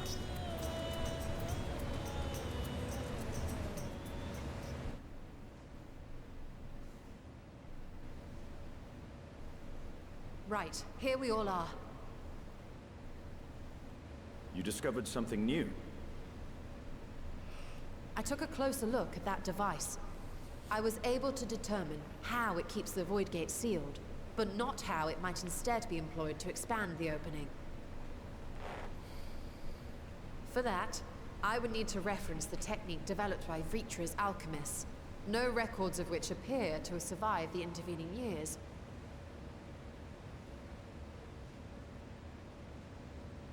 We know this, so why have you sent for us? Have you learned aught of value or not?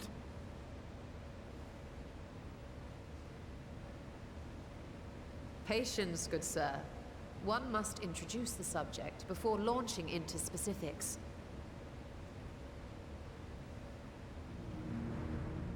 From what we understand, travel between worlds is accomplished by passing through the nebulous rift which exists between them. Okay. Picture, if you will, the moment you were called to the first. Yes.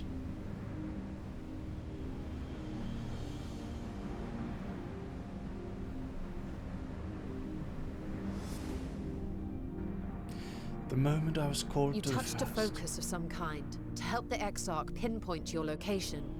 His summoning spell then channeled the energies of the Crystal Tower to begin your journey to his world.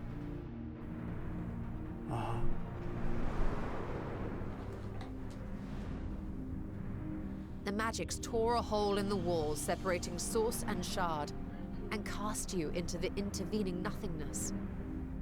In that place, the laws of nature hold no sway.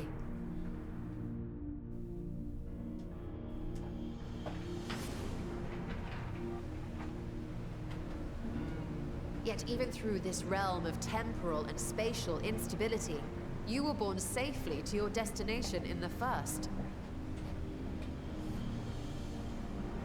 The feat that guided you across such an unimaginable distance, both physical and metaphorical, was nothing short of a miracle.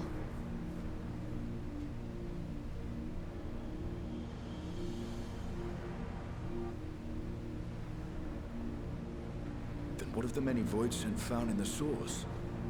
Who guides them here, and how? An excellent question. Though there are several methods by which the Void's denizens might intrude upon our world, the rituals of summoning are the most typical. For example, let us consider the Gargoyle, a creature of middling power.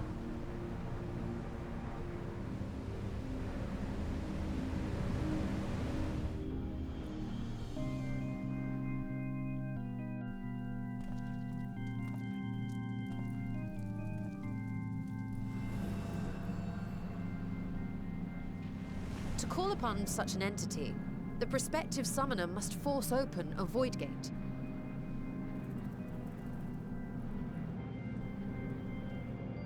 The portal lasts but a moment and is relatively small, allowing only an imp or other lesser being to squeeze through with their physical body intact.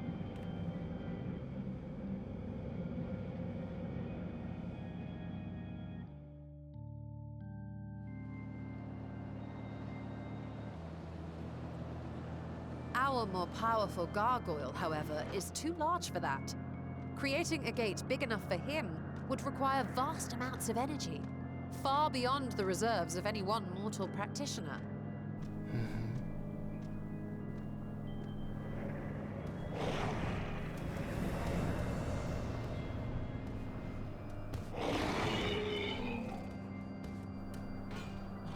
Instead, 'tis far more common to bring over only the entity's soul.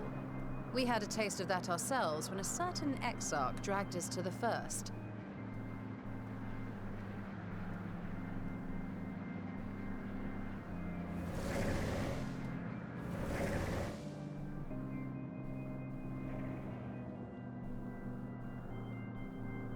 And just as our bodies remained in our world, the Void Sent's physical form is left behind in the 13th.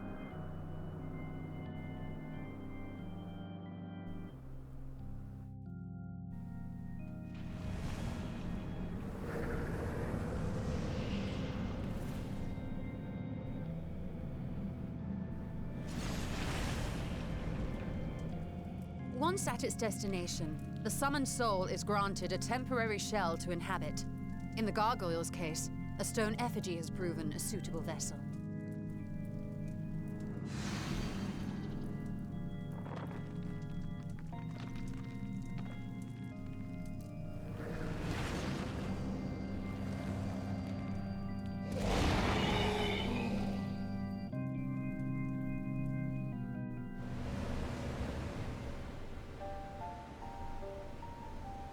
Wait.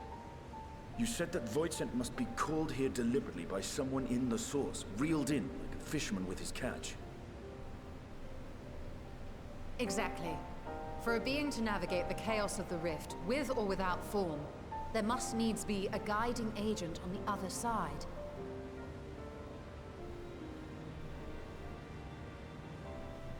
When the hordes poured forth from Alag's Great Gate, it was the technologists who drew them through. Though to my knowledge, planar fissures are in essence natural passages between our world and the void, which require no such guidance to traverse. Why is only the boundary between the Source and the 13th so fragile? So much so that it often tears open of its own accord. I believe solving that mystery is key to understanding travel between the Source and its reflections. And how do you intend to get your answers? No. The danger is too great.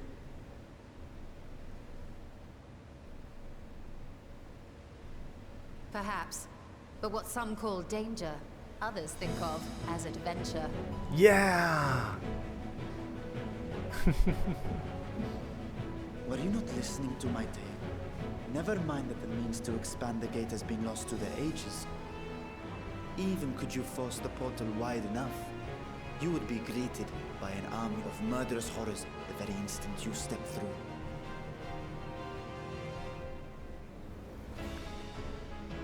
I assure you I was most attentive. And I agree that to go alone would be certain death. But if I were to bring along one who has already braved the 13th and humbled the cloud of darkness, well, I imagine my chances would be much improved.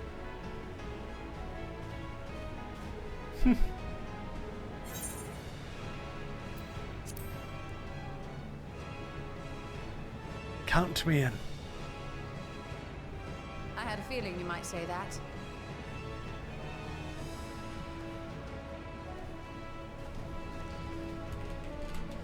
Once again, I put my life in your ever-reliable hands. That said, as much as I would like to march straight back to the Void Gate, there is the small matter of being unable to open it without the Satrap's personal authority. Oh dear.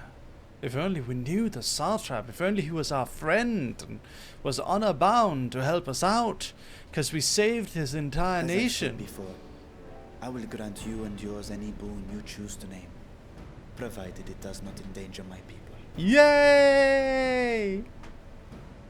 We did it! We did it! We got him! He's a dragon! He's a little dragon boy! We got him! We got him! Yay! He has to do it! He has to do it! He's gotta do it now! He's gotta do it! Plan. You have a plan? Actually, I had hoped you might help us with that. I presume the alchemists you retained supplied you with some explanation of their methodology. That they did. House Daimir was overseeing the project. Daimir. Ah, yes. The family associated with the great work.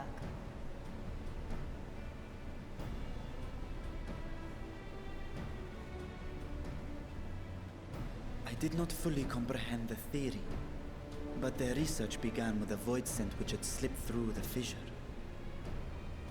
After a thorough examination, they created an arcane simulacrum possessed of similar qualities. A man-made void scent, if you will. It was apparently indispensable in their efforts to enlarge the gate. A man-made void scent?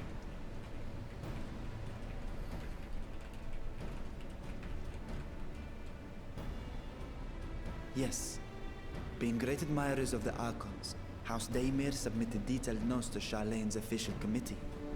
They expected praise and accolades for their simulacrum, and were thus devastated to be informed that their work had been classified as prohibited material.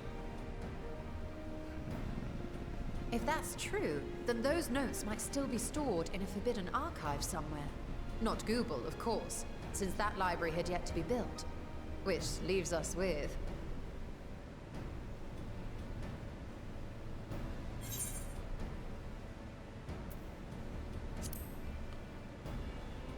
with this restricted section of Numenon. Yes, it may very well hold a copy. Oh. Let's go to Numenon then. In which case, I say we head directly to Charlene. Yeah. Let's go Google. I understood Google. Unless you anticipate needing help to reach the high shelves. I see myself being of little use. Go on ahead. I still need to find Mirad and tell him about the Kalzal Foundation. All right.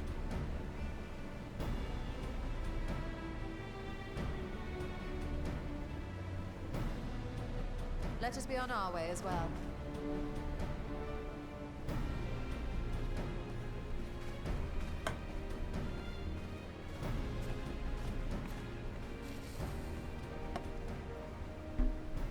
They are resolved to venture into the void.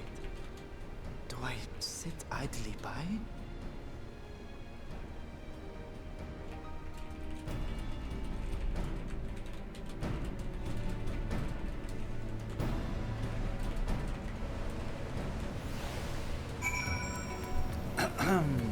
Let's go. Let's Frickin' go! Hold on.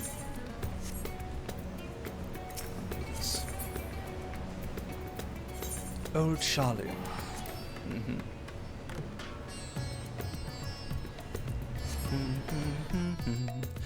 Da da da da da da da da. Stola! If we are to enter Numenon's restricted archives with a minimum of fuss, then we must secure the permission of the Forum. First, however, we shall need to enlist the cooperation of a member to broach the matter on our behalf. Who do you think might be inclined to assist us? No one springs to mind. What of Scholark Montishane? He did come to Graham's defense during the inquiry, after all. Settled. Let us head to Phenomenon and see if he's willing to help us once more. All right.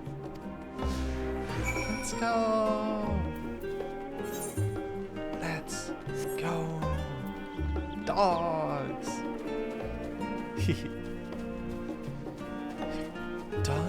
Dogs. So, we have one stream that we can do, which is gonna be tomorrow.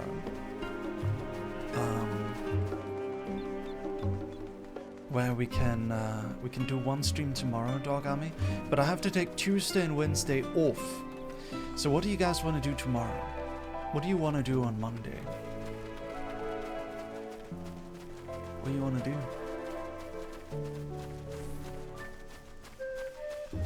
You want to do Yu-Gi-Oh? FF again? I don't know about that. Is there any requests? Maybe a fun game? Maybe something else?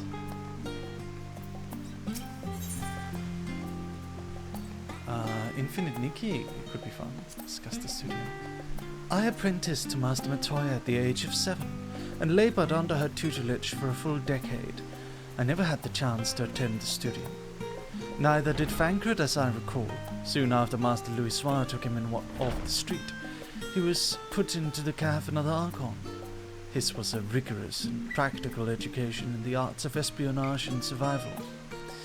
I sometimes wonder what my life might have been like had I pursued studies here instead. Tea at the last dance after a day of lectures.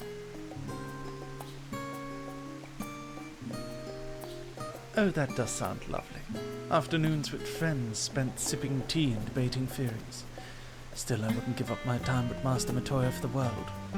The dank cave I studied in was about as far from bright, airy halls of academia as one could get, but it was a wondrous, magical childhood nonetheless. Aww. That's cute.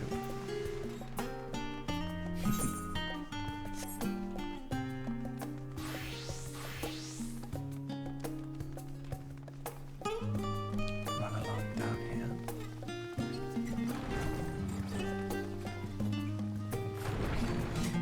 Ah, Montrachet.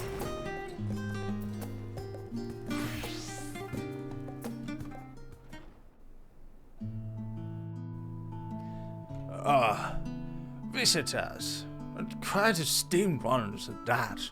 What may I do for you? Pray forgive the intrusion, Scholark, but we were hoping you might help us secure permission to enter Numenon's restricted archives. Oh, no future, no furtive forays into the stacks this time, eh?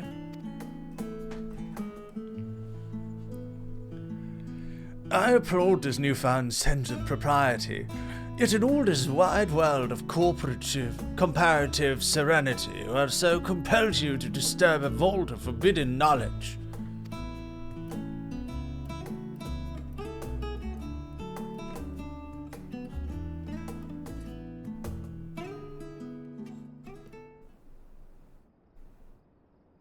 Honkai and Nikki's Avengers Cult of the Lamb, and so that would be fun.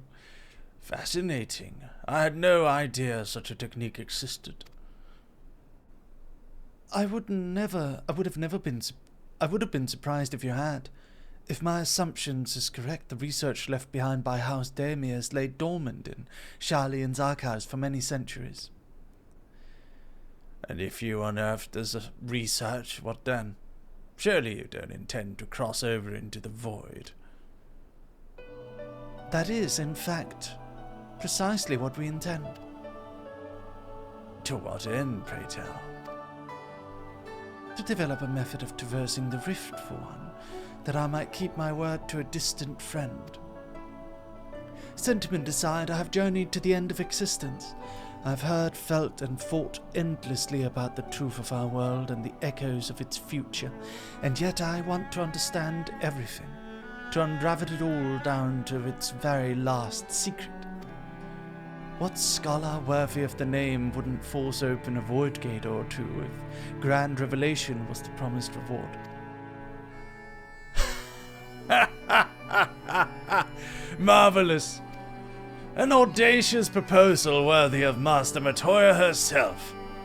And after hearing the whys and the wherefores, I for one do not believe you would use the knowledge for ill.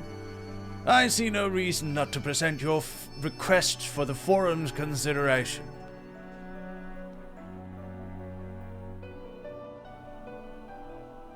Although, your petition would be better received if you also had the support of another well-placed acquaintance. Daddy Leveilleur? Why, Master Fortuneau, of course. Can hardly ignore an earnest request from his dear children's most treasured comrades. I was hesitant to approach him directly, but there's no denying that having Master Fortuneau on our side would tip the balance in our favor. Very well. We will pay a visit to the Leveilleur estate and plead our case. One last thing before you go. I would consider it a personal favor if you might share with me the discoveries you make in the void. My appetite for knowledge is every bit as insatiable as yours. I'd wager if you could see your way to indulging an old man's curiosity. Of course, Skolak. We will be sure to pass on any revelations. I like Monteshane. Monteshane is based.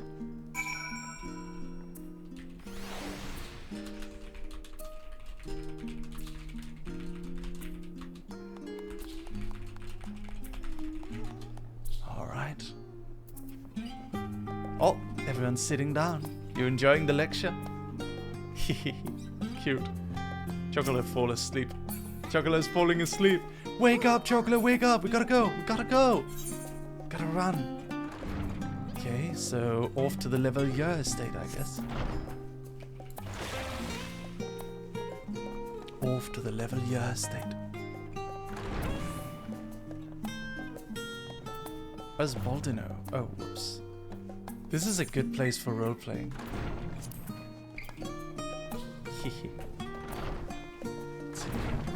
Ah, there we go.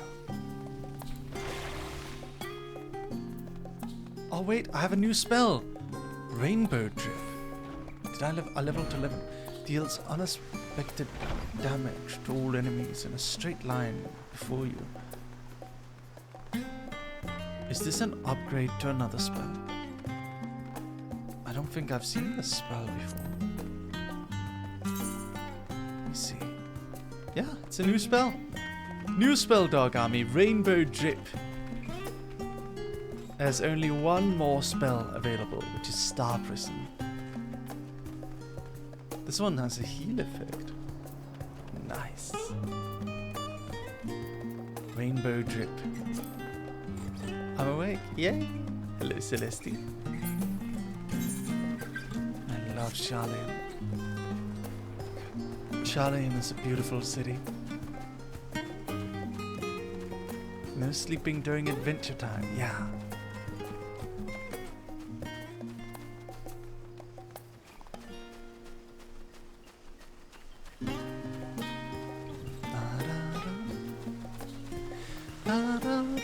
Eva!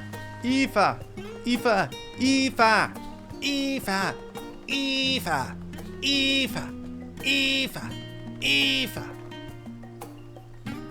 Eva! Eva! Eva! Eva! Eva! Is she not here? Hi guys, I'm going on a bike racing tournament so you can support me. Sure, good luck. Good luck, I guess. It's not really on... unfortunately, your message got deleted because it's not on... Wait, what? You banned him? You don't need to ban him. If he's not promoting a stream, it's okay. But yeah, his message definitely needs to be removed. So yeah. No mercy. God. Aoife's not here. Aoife. Aoife.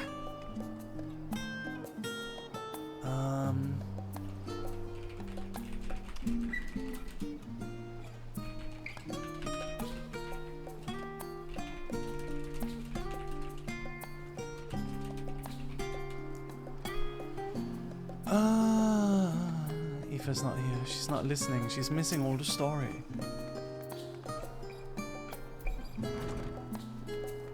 Today I'm an evil dog, I see. Oh, Master Lucius, Mistress Estrella, how may I be of service? We've come to speak with Master Fortunol. Is he home by any chance? Yes, the Master's in residence. I shall inform him that he has guests.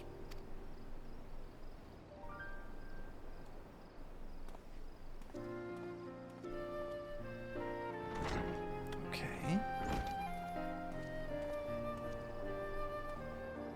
Well, well. Amelians would invite you inside for tea, but I assume this is not a social visit. You have some manner of import to discuss. Then pray proceed. You have my full attention. Such a serious man.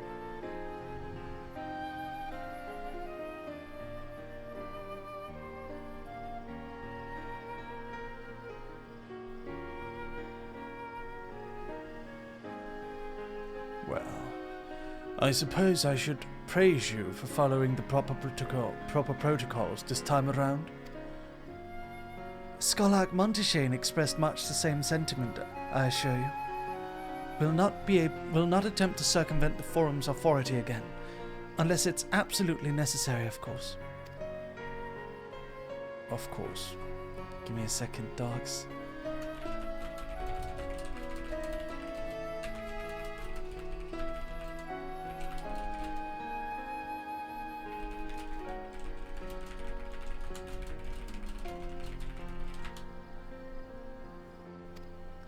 You do understand that the restricted archives are restricted for good reason, yes?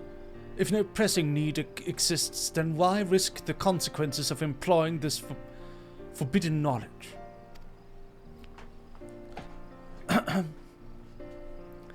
For a brother who misses his sister. She was his guardian and his friend, a selfless hero who crossed the rift between worlds to save her homeland from horror and suffering. But the brother has given up on thoughts of reunion. He spends his efforts elsewhere, watching over people yet healing from the flames of the final days, loyal to his duty while betraying the longing in his heart. 'Tis no vital mission, perhaps, reuniting these siblings, but it feels a worthy cause to pursue, all the same. As one who feared losing his own loved ones and spent years in research to prevent it, surely you appreciate how painful such a separation could be.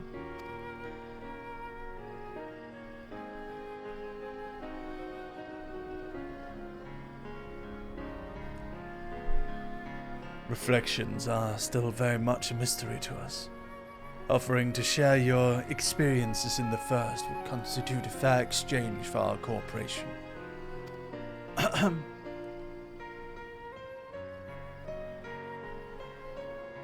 Do not celebrate just yet. The Forum must still be convinced.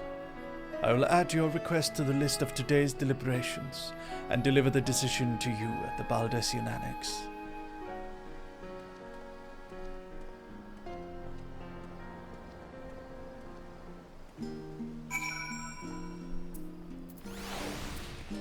All right.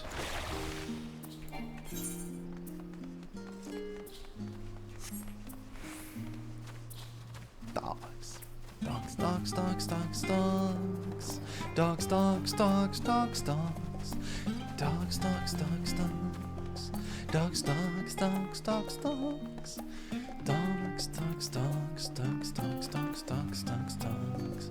Dogs, dogs, dogs.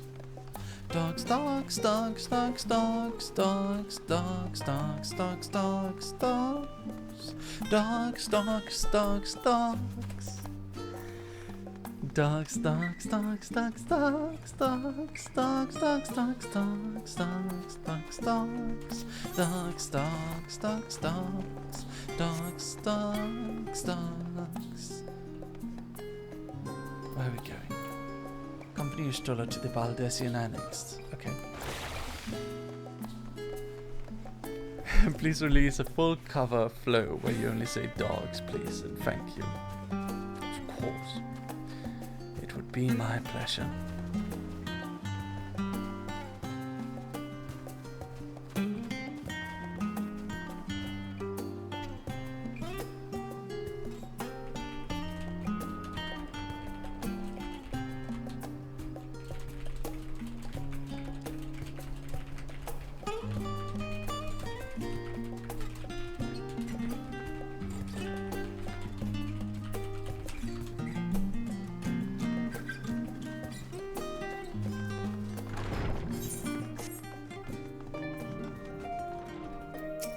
There we go.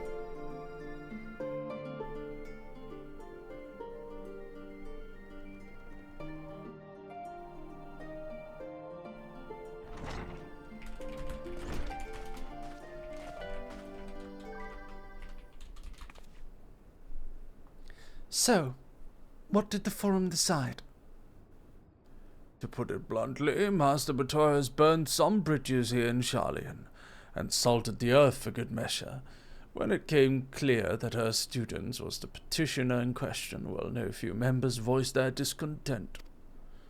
Then the chamber was reminded, in no uncertain terms, I might add, of the incredible debt we owe you and your companions. Oh wait, I forgot to do the right voice. That served to silence the grumbles and stiffen a few's minds, and it was agreed that allowing you entry to the archives was the least we could do in return. That is wonderful news. Thank you both for speaking on our behalf.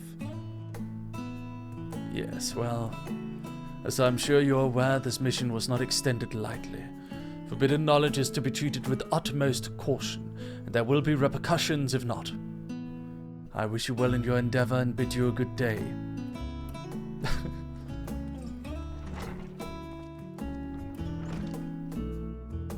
Never the same, that one. Uncompromising. Aye. That very stoicism is exactly what Charlian needed to guide it through not one, but two exoduses.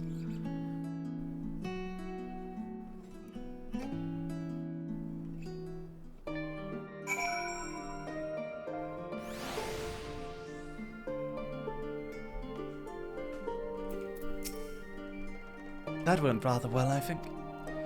As a child, I dreamed up any number of schemes for getting my hands on those forbidden tomes, and now I can simply walk through the door.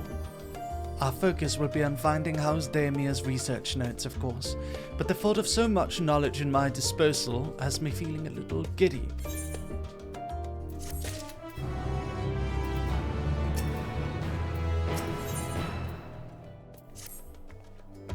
You'll be heading directly to the archives for me, I presume.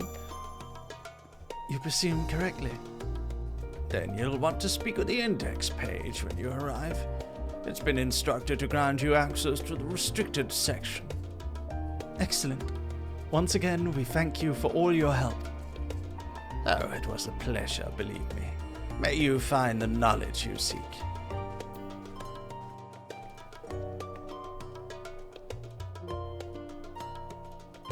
Shall we? Okay, let's go to Numenon then. Now we get to check out the Forbidden Tomes. Yay! What else forbidden knowledge do you think there are in the archives, in the Forbidden Archives?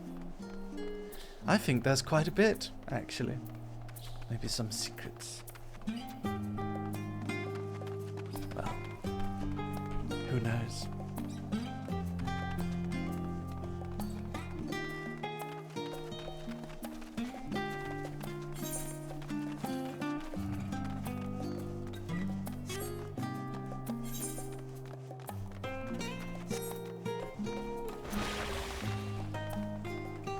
Might actually be in there.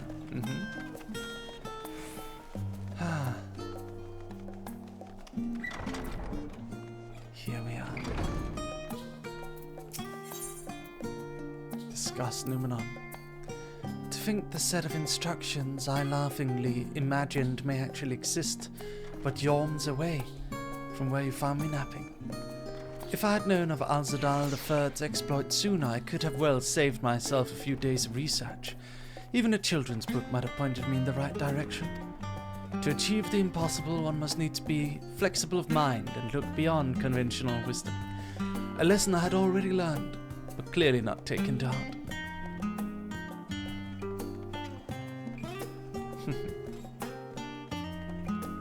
Go talk to the index page.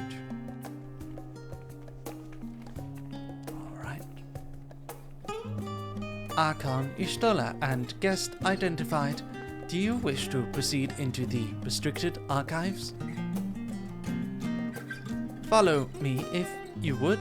Watch your step, and please note that the use of naked flames is discouraged. Okay.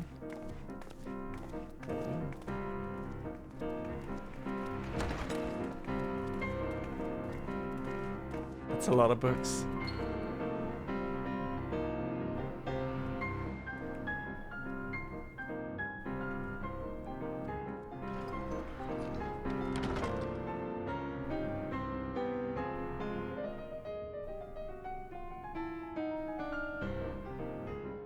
If House Damia's notes are to be found anywhere, it will be here.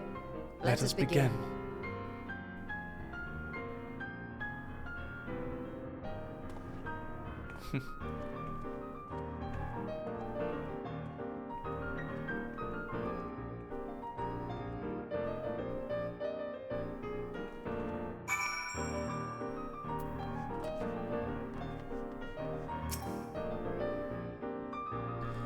Interacting. Today, in a world not my own, I met the most beautiful void-born creature. She was so unlike her ravenous brethren, eyes blazing not with hunger, but trembling like a candle's flame, threatening to flick out at any moment. I wonder if she is even the proper word. Such distinctions seem inconsequential. Insignificant, even. All that matters is the love I feel for this exquisite, transcendent being. Wow. Stola. So many books I've yet to read.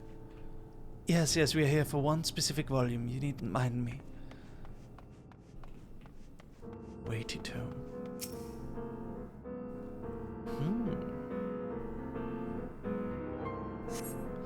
In the year 1564 of the 6th astral era, the Amaljar summoned Ifrit, their patron god. Accounts describe the being as a gigantic lizard-like being with a potent command of fire, aspected magic.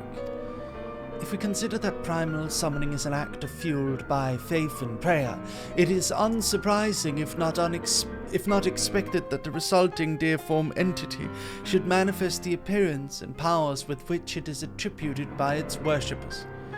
What then might emerge from the ether should one who believes in an almighty omniscience attempt the same ritual? Would the scholar himself grant us with his presence some other embodiment of the divine sagacity? Could this man-made god truly be all-knowing? And if it were, whence would such knowledge arise? I myself have many questions concerning the nature of the ancient world. With no spell to transport me back to the days of old, could I instead summon a being possessed of encyclopedic wisdom of every age? Yet with no means to verify its pronouncements, how could one be certain they were true?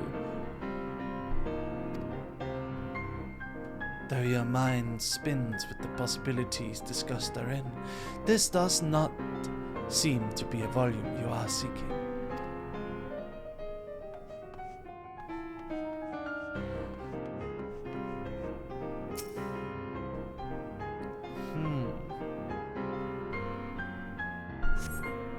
The following pages attempt detail an advanced method for manipulating rift-spanning apertures as devised by Lucius, the 9th patriarch of House Daimia.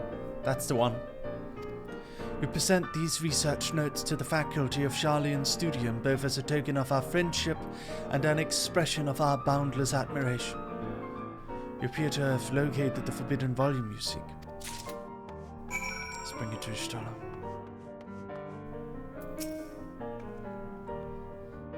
Have something you'd like to show me, do you? My apologies, I flipped open but a single book and was completely absorbed by its contents. Here you go.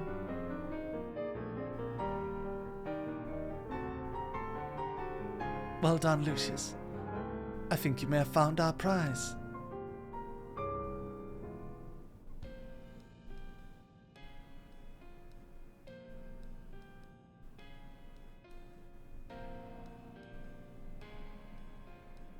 Yes, the ether signature is unmistakable. I've felt the traces of House Daimia's resonance many times at the Great Work. Time to see what all the fuss was about.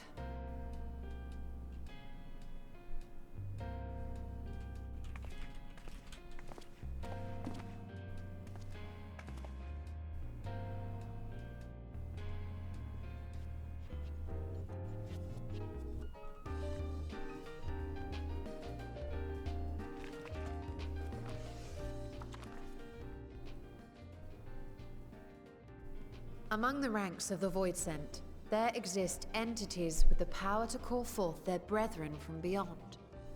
The species known as Atomos, however, is uniquely prodigious in this regard. From its distended maw, it can expel an endless procession of void-born creatures, a talent which sorely tested the Radiant Host in its battles against these abominations.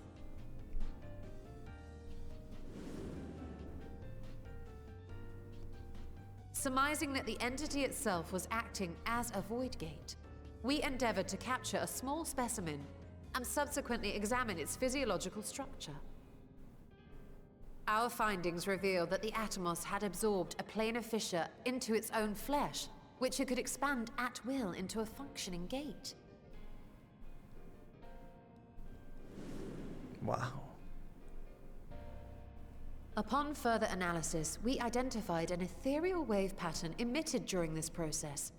A pattern we were able to emulate by passing crystal-stored ether through a specially designed prism. We proceeded to embed said prism into an arcane simulacrum, thus completing what we have dubbed our artificial Atomos.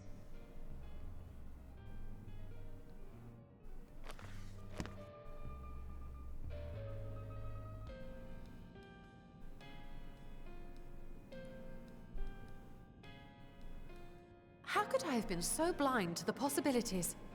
This species, not to mention its ability to summon Voidsent, has been discussed among academics for years now. Just before the advent of the 7th Umbral Calamity, we received reports of Atomos sightings from every corner of Eorzea. Surely you've at least heard the tales.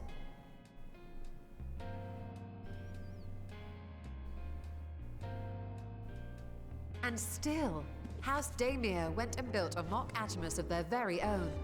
I'm not surprised the Archons consigned their work to a restricted archive. It was no easy task, but at last we've unearthed the volume we've been searching for.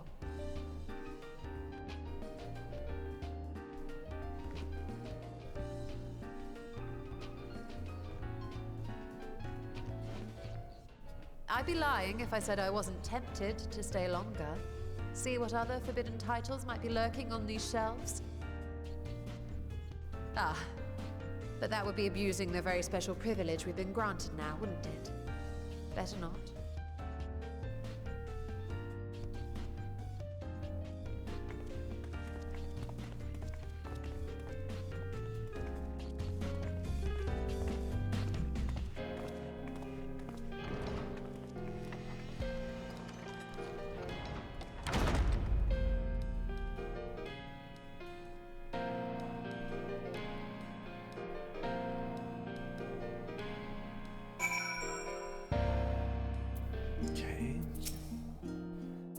As much as I would love to start crafting the Atomus, I'm afraid this is far outside my field of expertise. Fortunately, we know a Hunnish alchemist who would be delighted to involve herself in our House Damia project. Our business here is concluded, for the moment. Please pass on our regards to the forum. Your message will be conveyed. Should you wish to indulge in more forbidden literature, I will be here.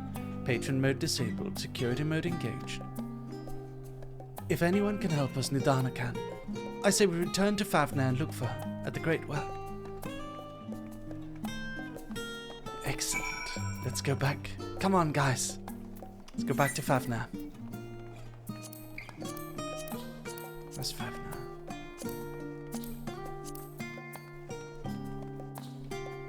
The Great Work. There we go.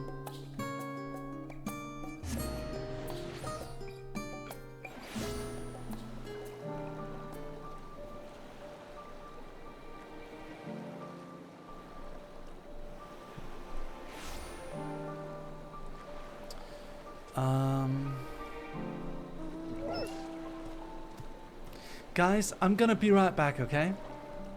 I'll be right back for like a few minutes and I'll be right back, okay? Don't go anywhere, don't go anywhere. I was a huge fan of anime and trading cards. Unfortunately for me, the older kids were huge fans of bullying the nerdy kids who were into that stuff. It caused me a lot of anxiety, so I decided to quit school and get a job. I became a salesman. Eventually, I became rather good at it. My co-workers even started asking me for sales advice. One day, however, a new guy joined the company fresh out of high school. He noticed I was watching anime during my break and decided to start poking fun at me for it. Still thinking he was in high school, no doubt. However, almost immediately, the other salesmen started ganging up on him. For you see, I was one of the top salesmen at the time, and this guy was just a rookie. He didn't have the right to mess with me, especially with his pathetically low sales numbers, so they messed with him instead. I then realized it didn't matter how socially awkward or nerdy I was. I brought value to the company, and so I was given respect. Respect I never received in school. I'll never forget that moment, the moment I stopped being a nerdy little dweeb and instead a respected top salesman. Then after a while I quit, started a webcomic company, and now I'm a VTuber. Woof. I was watching videos on the train when I spotted someone sitting in front of me. He was staring straight at me. I got nervous and looked back down at my phone. I got out at my stop and noticed that the mysterious leopard man got out at the exact same station. Walking down the stairs to the main street, I noticed he was following right behind me. I got a bit nervous, so I decided to stop and wait for him to pass. I believe he noticed as he stopped, turned around and looked at me. He exclaimed. Huh? I replied, confused. Huh? He repeated, as if mocking me. Fuck! I had watched so much anime that this guy just came across like a stereotype to me. I very quickly realized I probably made a mistake laughing at him to his face. He stared me down. I was getting very nervous now. He laughed back at me, and then he walked away. I sometimes wonder, who was that man? Where is he now? Tokyo is a strange city. Woof. This is the story of how I became a famous webcomic writer. So there I was, a teenage boy at my first anime convention. I loved it there, but I didn't have much to do, so I decided I wanted a way to participate in the scene. I immediately walked up to an artist alley booth and asked the lady sitting there, "Do you want to draw my manga?" She said no. Of course, why would you want to draw some strange little kid's manga script? She was a professional artist with her own manga to draw. I think most people would get embarrassed and stop trying at that point. But not me. I took one step to the left and asked the guy sitting next to her, "Can you draw my manga?" Maybe someday, he responded, too polite to say no, so I kept sending him scripts for the next 9 months until he finally agreed to draw one. Unfortunately, the only manga magazine in our country went bankrupt right as we finished the first chapter. But no worries, hooray for the internet. Over a decade later, the artist and I are still working together, and I'm now the CEO of a webcomic studio. My life is weird. Woof. So there I was on my daily walk through the streets of Tokyo when I appeared to catch the attention of a Japanese girl. After she had stared at me for a good few seconds, she approached me. Boss coffee! She exclaimed excitedly. I was confused. I didn't know what she was talking about. Boss coffee? I asked, befuddled. Your t-shirts. It's Boss coffee! She responded, pointing to my t-shirt. I looked down at my Hugo Boss t-shirt and then I realized. The Hugo Boss logo, a famous brand in Europe, was identical to the Japanese canned coffee brand Boss Coffee. You like Boss coffee? The Japanese girl asked, smiling with amusement. It was at that moment I realized apparently this entire time I've looked like a foreigner who was a huge fan of Japanese coffee. Like the kind of otaku who goes to Japan wearing a t-shirt with anime girls on it, except I was wearing that coffee brand. I looked like a coffee weeb. Woof. When I was a child, there was always all sorts of weird toy lines being released. One time, some of the older kids introduced me to this strange Digimon-like toy called scanners. You could catch digital monsters on your device by scanning barcodes. It took a lot of scanning though. Most barcodes didn't have any monsters at all, but if you were lucky enough to get a few, you could battle with your friends. And if you were really lucky, there were super rare ones too. We'd sneak around stores, scanning everything on the shelves, and then run away when the store owners chased us out, thinking we were doing something suspicious. Then we'd hang out at our secret hideout and battle with our monsters. I felt really cool, like I was part of a gang of delinquents who didn't care about rules, sneaking around, secretly catching monsters. The adults had no idea we were monster hunting on their turf. But thinking back, we were just a bunch of nerdy kids playing old video games that had already been released in America years ago. Oh well, we had fun. Woof. This is the story of how I became a voice actor. I've been streaming as a VTuber for almost 5 years now, and I've always enjoyed voice acting characters during gameplay. Whether it be a big macho Scottish man or a cute catboy wizard. I've always tried to do my best, although I wouldn't say I was truly a voice actor. You'd have to be cast in a proper role for that. One day I received a message from my good friend Yusan. Mary, I want you to help me write my lore video. Of course, it would be an honor, I said excitedly. I love writing stories for my friends. Yusan's story was very dark and intriguing, very different from what I'd written in the past. It was something new and exciting. Also, I want you to voice Mephisto. Huh? I couldn't believe it. Yusan, this legendary singer, wanted me to voice act a demon character. I was suddenly very nervous. What if I couldn't do it? What if my acting wasn't good enough? My heart started pounding. But nothing ventured, nothing gained. To my happiness and excitement, everyone seemed to love it. Thank you, strange soul. As a VTuber, meet and greets are always difficult. Having to talk to your fans as only a face on a screen through unstable convention Wi-Fi has always felt a bit distant for me. You can't even do autographs. I want to hug and punch and sign autographs for my dog army. So I got on a plane and flew to Singapore to attend an AnimeCon. There was a line of fans waiting to greet me. And then I walked out in person, wearing my nicest suit, my freshly polished shoes, my brocade necktie, and a fully custom-made furry dog head. I couldn't see in it. There was no ventilation, and I could barely hear what anyone was saying. It was pure hell. But I could meet and shake hands and take selfies and hug and autograph for my dear fans. Finally, in person, and beat up my video editor Ben like I always wanted. I'll always love my dog head, even if I hate wearing it. Someday I'll frame it on my wall, like a hunting trophy. Woof!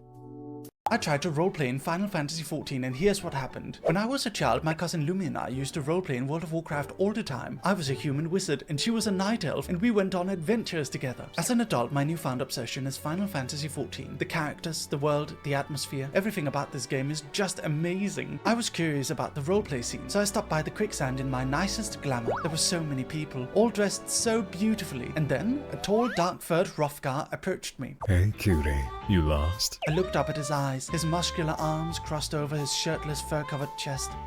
Yes, hello. I'm looking for a place to roleplay, I said nervously. The Rothgar smirked at me. Oh, don't you worry. I can show you many fun places to roleplay. He then showed me you can use the Party Finder to find roleplay venues in the housing districts. What a helpful guy. I went to many different districts and had a great time. The FF14 roleplay community is very friendly.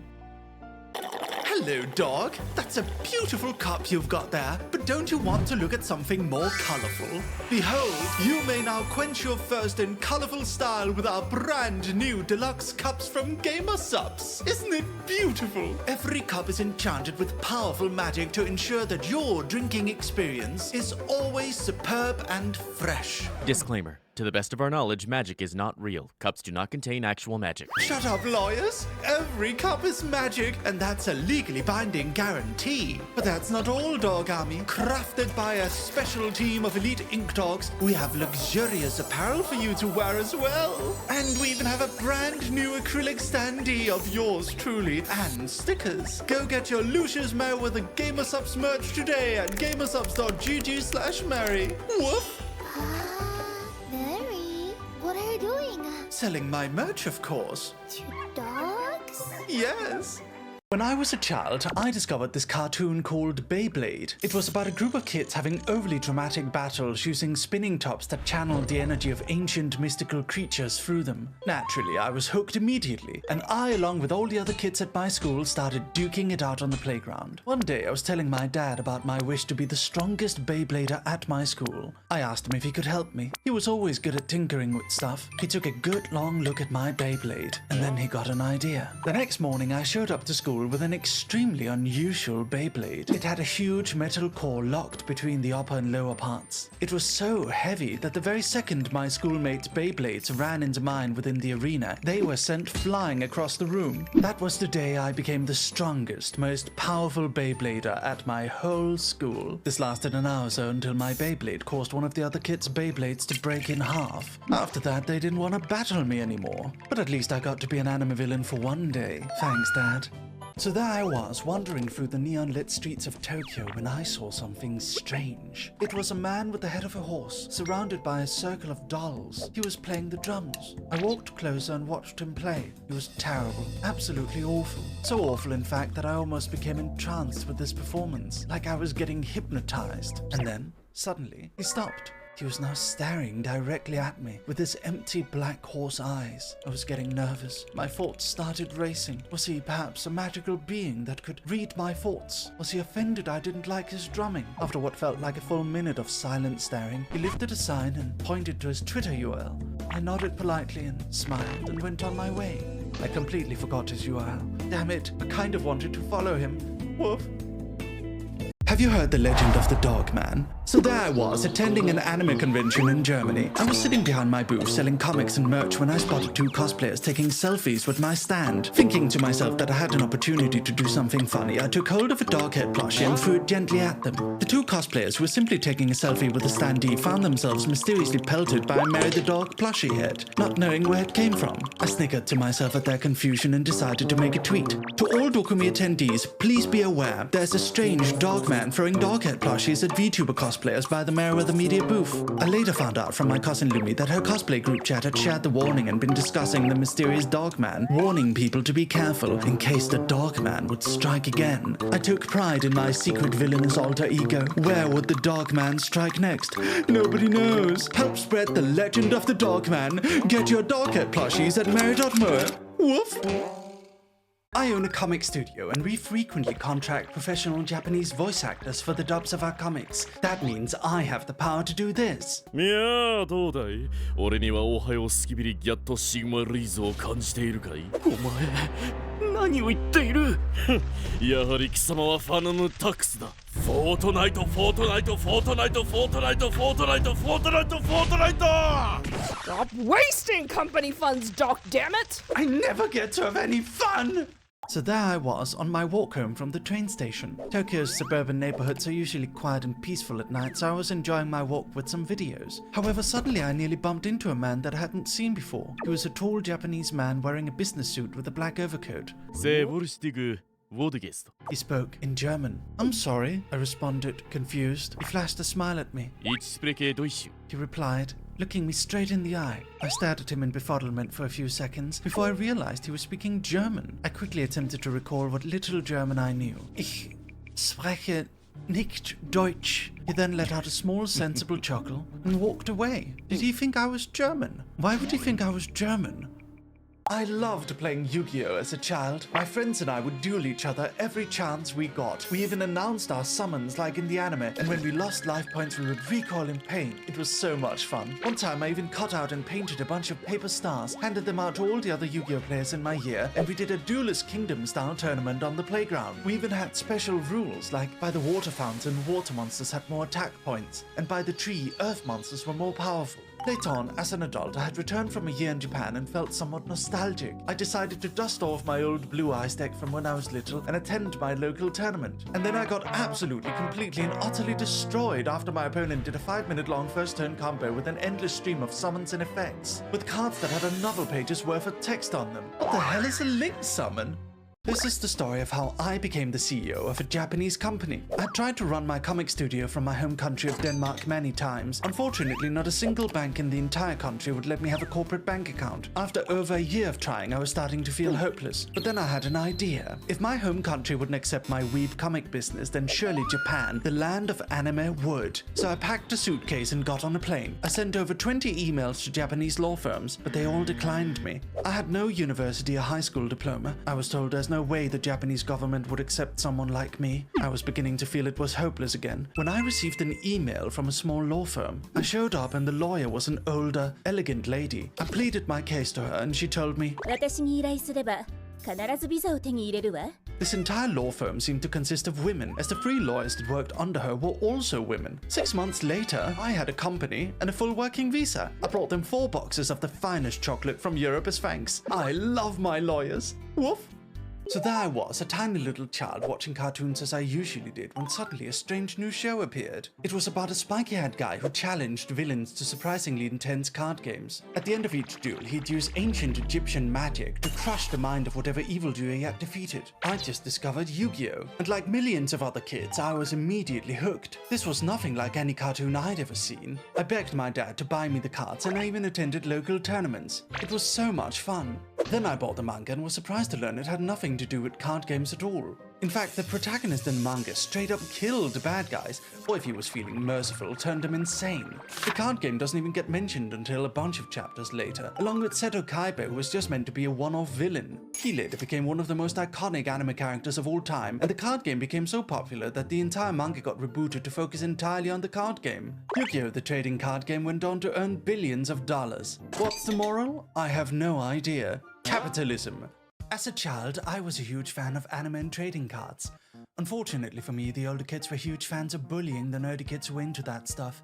It caused me a lot of anxiety, so I decided to quit school and get a job. I became a salesman. Eventually, I became rather good at it. My co-workers even started asking me for sales advice. One day, however, a new guy joined the company fresh out of high school. He noticed I was watching anime during my break and decided to start poking fun at me for it. Still thinking he was in high school, no doubt. However, almost immediately, the other salesmen started ganging up on him. For you see, I was one of the top salesmen at the time, and this guy was just a rookie. He didn't have the right to mess with me, especially with his pathetically low sales numbers. So they messed with him instead. I then realized it didn't matter how socially awkward or nerdy I was. I brought value to the company, and so I was given respect. Respect I never received in school. I'll never forget that moment. The moment I stopped being a nerdy little dweeb and instead a respected top salesman. Then after a while I quit, started a webcomic company, and now I'm a VTuber. Woof. I was watching videos on the train when I spotted someone sitting in front of me. He was staring straight at me. I got nervous and looked back down at my phone. I got out at my stop and noticed that the mysterious leopard man got out at the exact same station. Walking down the stairs to the main street, I noticed he was following right behind me. I got a bit nervous, so I decided to stop and wait for him to pass. I believe he noticed as he stopped, turned around and looked at me.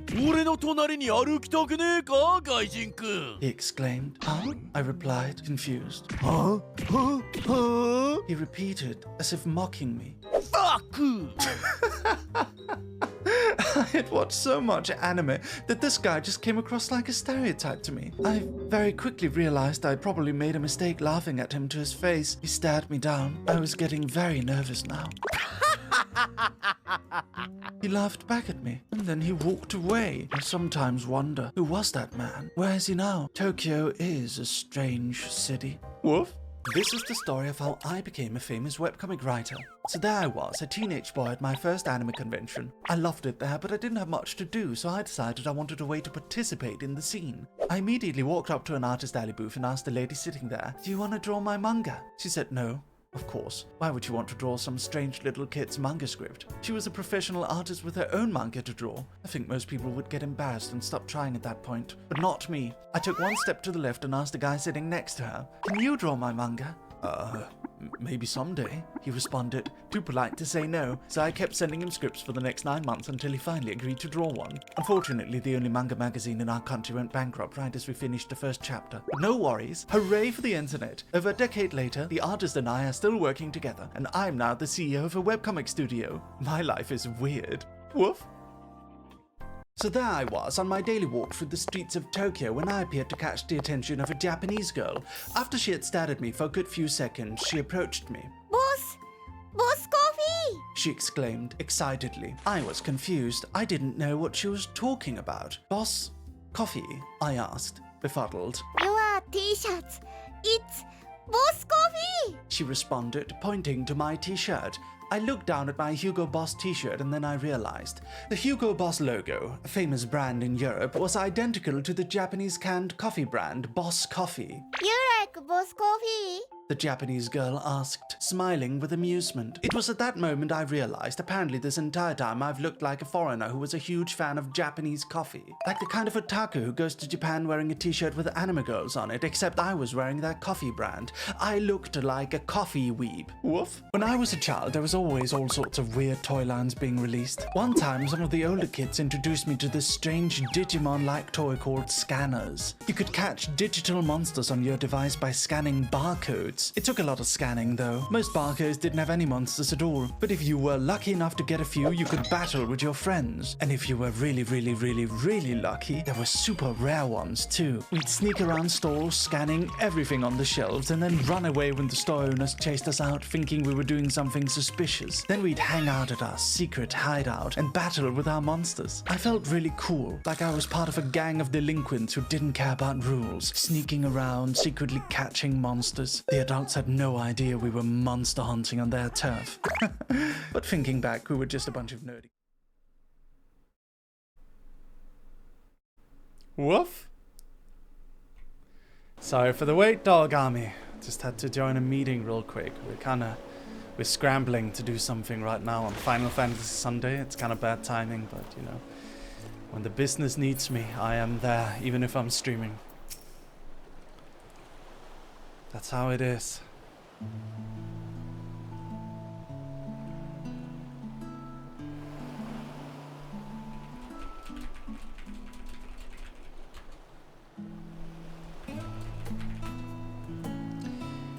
Stola tells me you are pursuing a most fascinating study, and that you want me to be a part of it. Yeah. I have no doubt you will be interested. This research log should speak for itself. I'm amazed they were allowed to bring that out of there. I don't think they got permission at all. Will it now?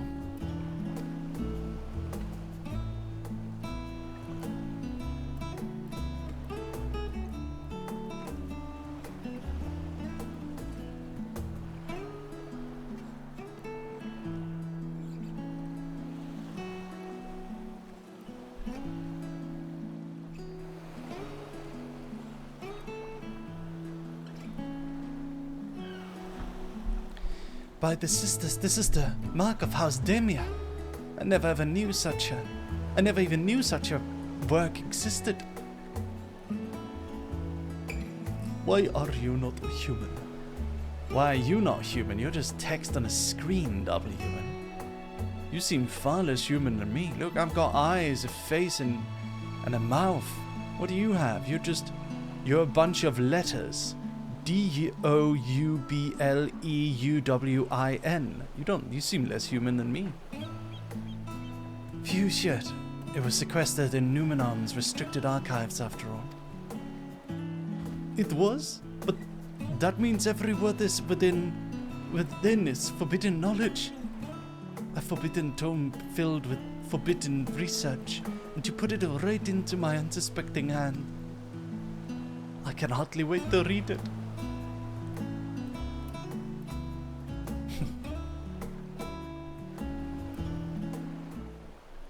Wow.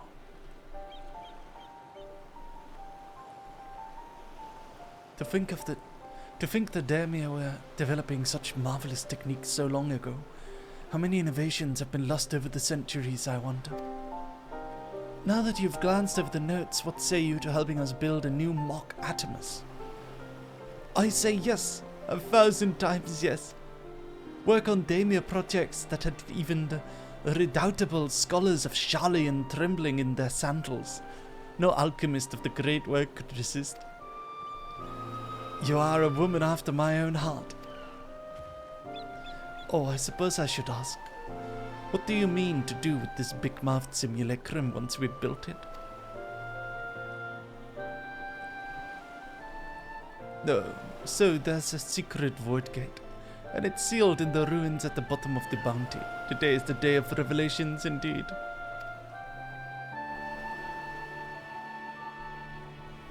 If the purpose of our man-made Atomus is to expand this hidden portal, then I will not see it for myself, I think.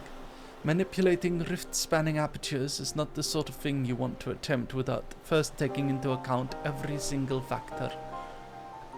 Then by all means accompany us to the vault. I plan to lead us back there shortly, once we finish gathering the components I require.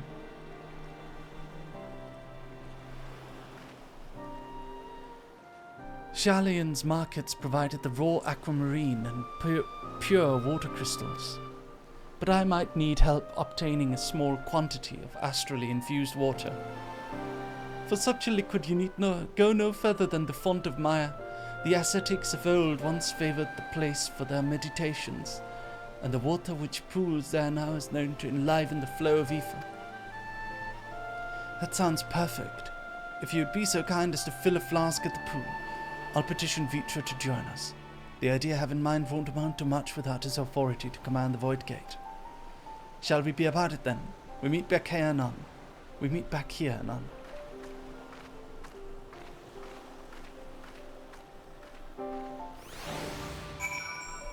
Okay. Where are we going? Over here.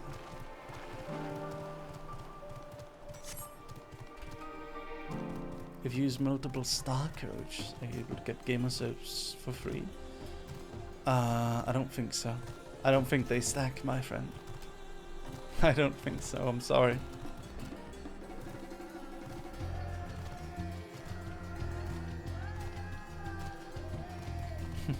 Dogs. We're working on something very big in Merryweather Media right now. So people are like constantly chatting behind the scenes. Everyone is throwing in their ideas and getting mad and like arr, arr, arr, arr, my idea, it's my idea, and I'm like, no, it won't work. And then they're like, why won't it work? I'm like, it won't work. Do it this way. And it's like back and forth, chaos. It's a lot of that right now. You know, that happens in every company. That's how it is. How do we get down here? Can't jump. Help me, 6. Fly me.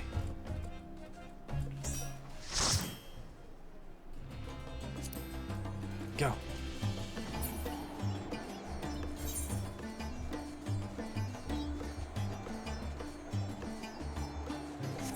It is good though. Everyone's passionate about trying to find a solution. Yes. This is true.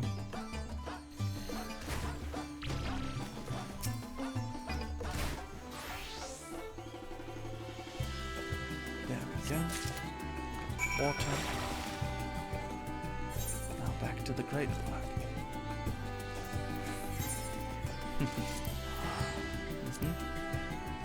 I love, I love running a company. So much stuff going on all the time.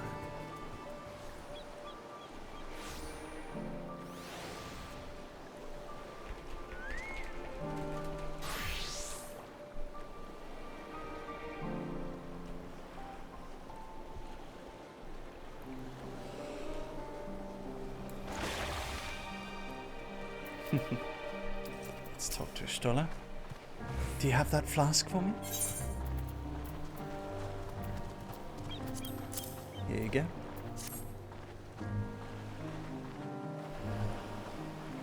Yes, this should suffice. Thank you, Lucius.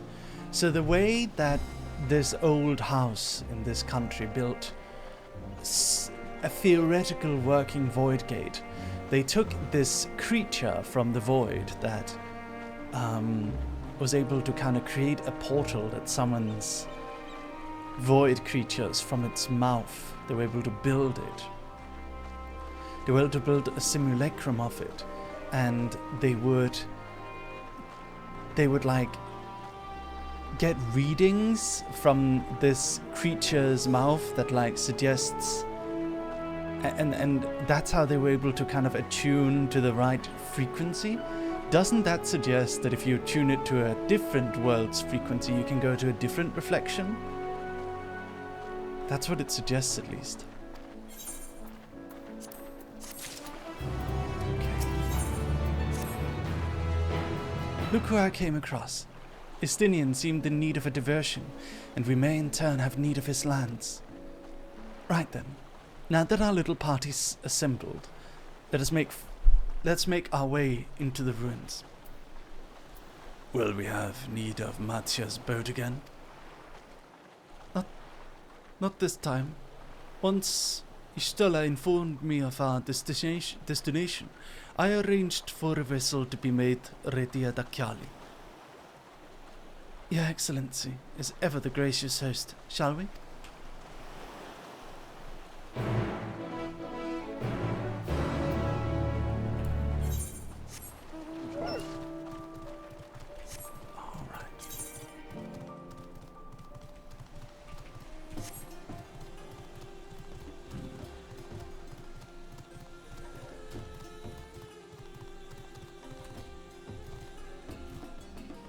I'm very curious about going to the other worlds. Very curious about those. I'm interested in seeing about that.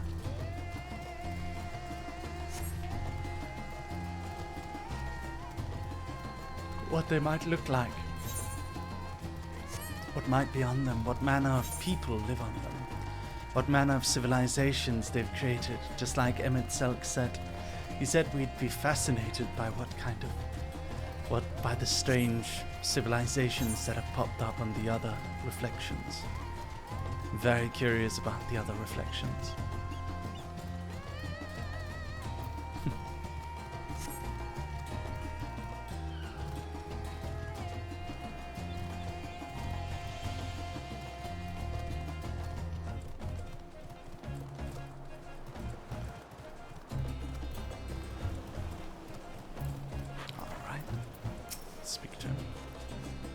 Ship is yours to command. Ah, thanks. We set sail at once. Oh, this is so exciting. Al-Zadal's legacy, to see the truth of the legend with mine own eyes. All aboard for the treasure vault. Australia expansion.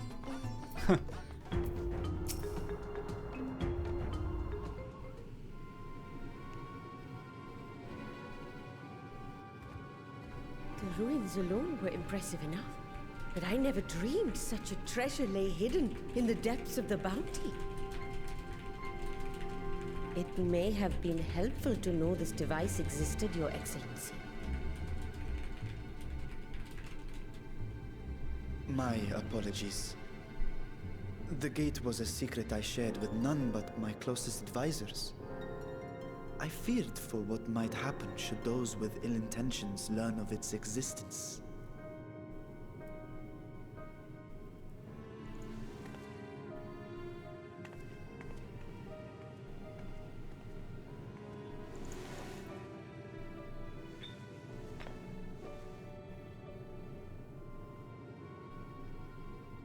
What is it you're doing now?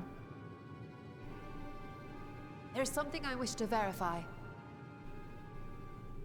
The NOAA reports claim that a short stint into the void carries little risk of etheric imbalance. Should one suffer an injury, however, or if one's expedition drags on longer than intended, that risk becomes significantly greater. Graha theorized that a warding scale would confer protection from the void's corrupting influence. But I would prefer to test that hypothesis before we set foot in the 13th ourselves. So, this is an experiment of sorts. Yes, an experiment. Tell me, how would you go about testing the efficacy of the warding scale?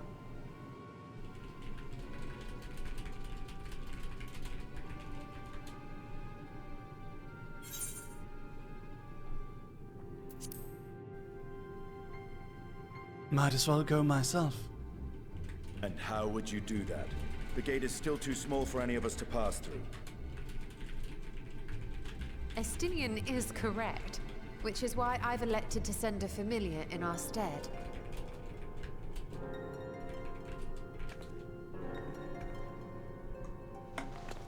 Now, a lowly imp can navigate a fissure, no matter how narrow.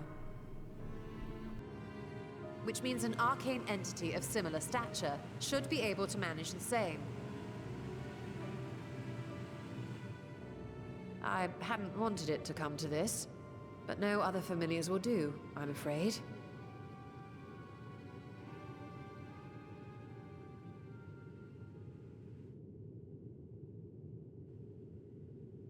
I mislike the sound of that.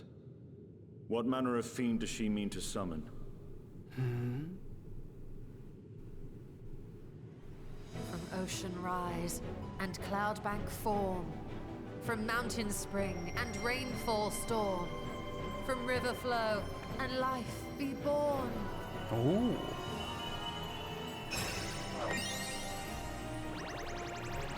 What is she summoning? Very magical girly. Water, water, froth and foam! Huh? What was that? Why was that cute? What the hell? What was that cute enchantment? Water, water, Ready froth your and arms. foam. I fear she's been possessed. Oh dear. Estinian. Oh, come now. That was adorable.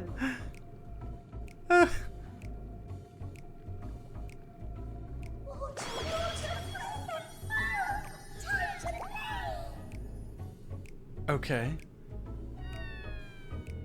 Oh dear.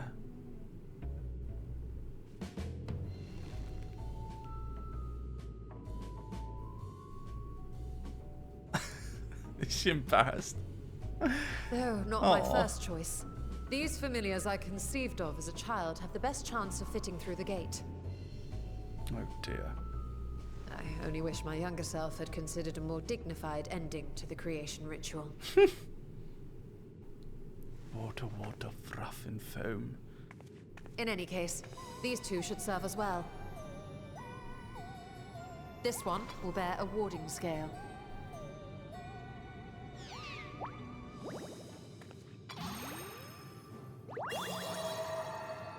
And when they return from the 13th, we can observe how the talisman, or absence thereof, has affected the progress of the Void's corruption. If I could impose upon you to open the gate. Your Excellency? Ah, yes, of course. We should also be wary of void scent slipping through while we conduct our experiment. Estinian, you are to keep Nadana safe from harm. As you say. You had best be on your guard as well.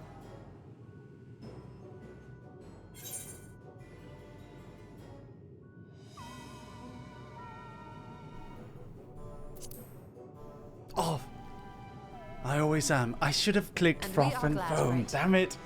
Sorry. Sorry, dogs. Let us begin, shall we? Sorry, dogs. Oh no.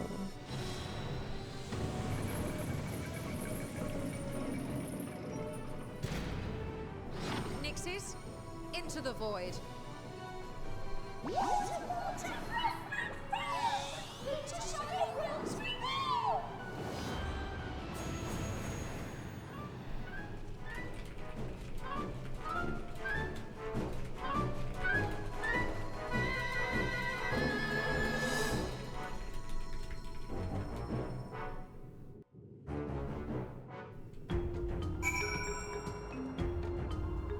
Okay.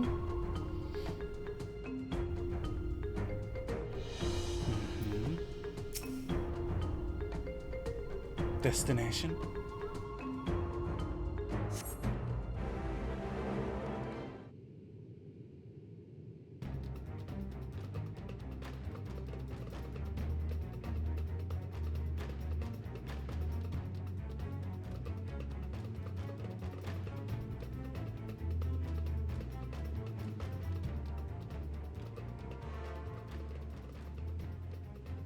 I think we've waited long enough.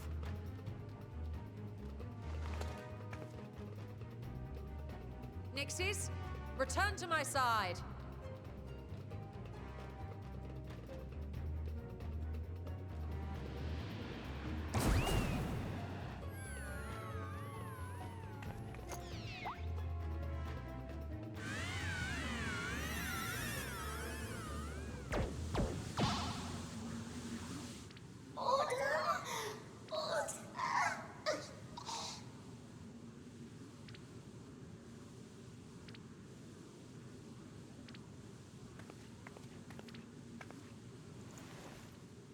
Thank you, little one.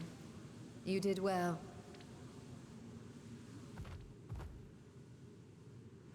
Oh, the poor thing. Its essence has been irrevocably warped.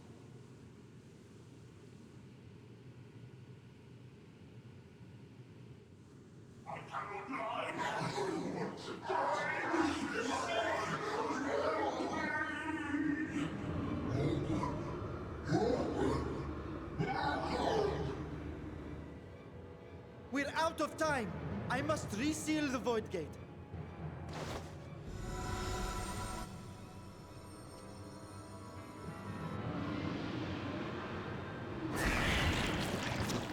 They're coming through!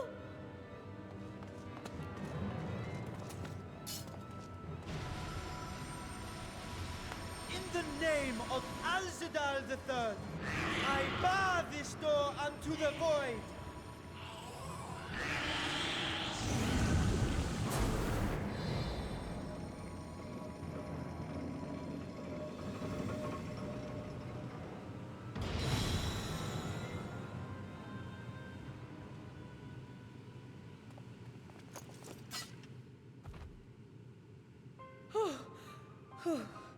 Well, that was a sharp lesson in the dangers of void gates.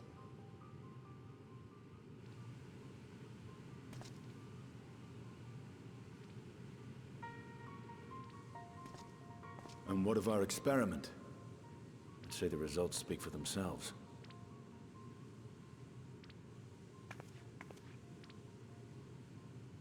The unprotected Nixie has suffered extensive etheric corruption. As Nidana observed, it's well on its way to becoming a void scent. The one merged with the talisman, however, appears unaffected. I sense no changes to its equilibrium. Rest now, little ones.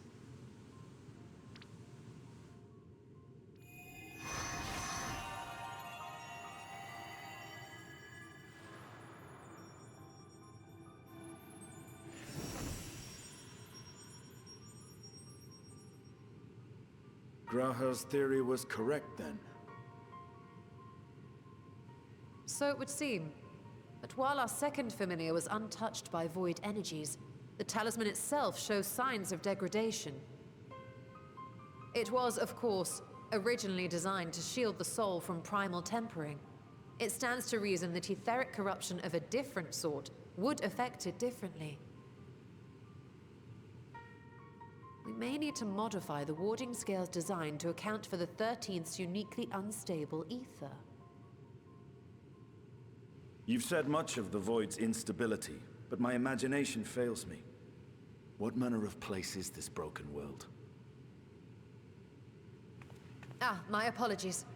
I forget that not all of us spend our days sequestered in dusty archives. The 13th is a reflection of the source that was drowned in a flood of darkness. In Emmett Selk's own words, this tragedy was a result of the Ascians' attempts to force a rejoining. They erred in their haste, and made of that world a useless void.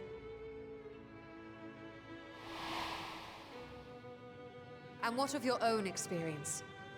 Will you tell us of what you observed during Noah's expedition?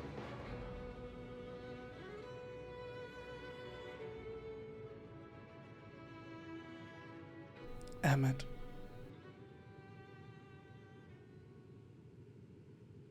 I can picture it now. The sunless, Stygian expanse, infested with legions of ether-starved monstrosities. A void in every sense of the word. What you have described in such lurid detail is exactly why I hesitate to encourage you.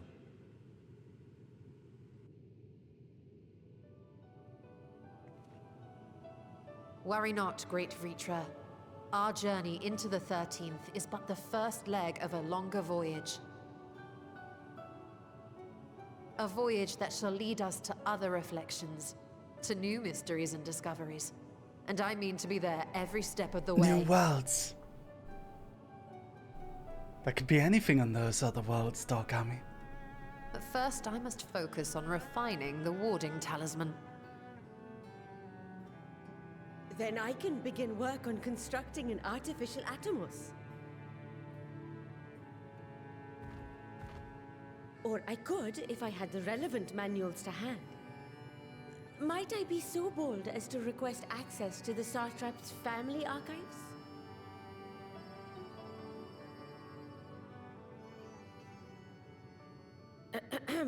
Your Excellency?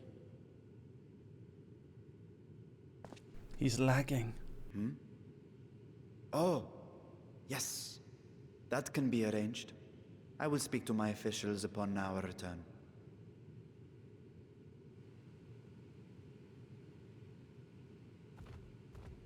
We will see you back in the city then.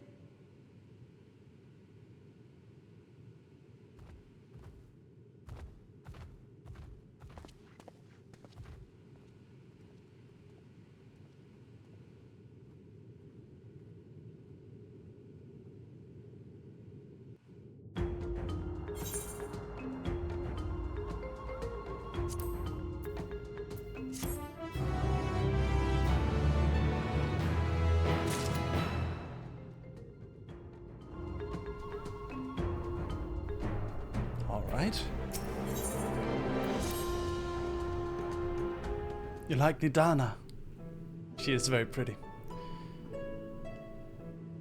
Once Nidana succeeds in replicating the mock Atomus, this door into the 13th will be ours to open.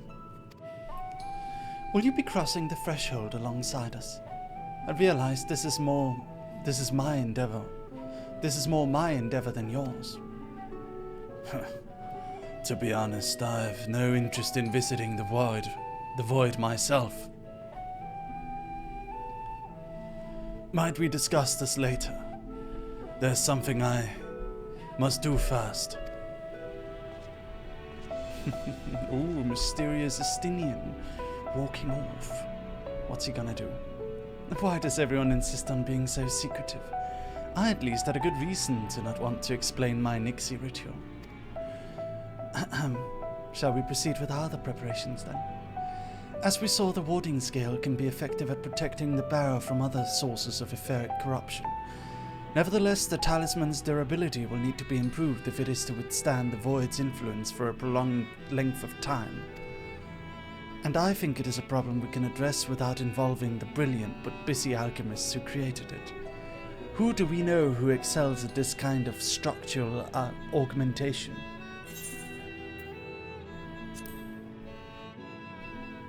The elegance.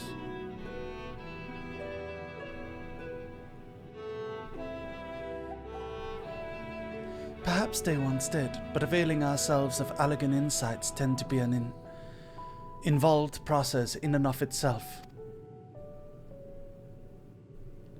Nay, I believe a more straightforward approach is in order, consulting with the engineers of Garland Ironworks.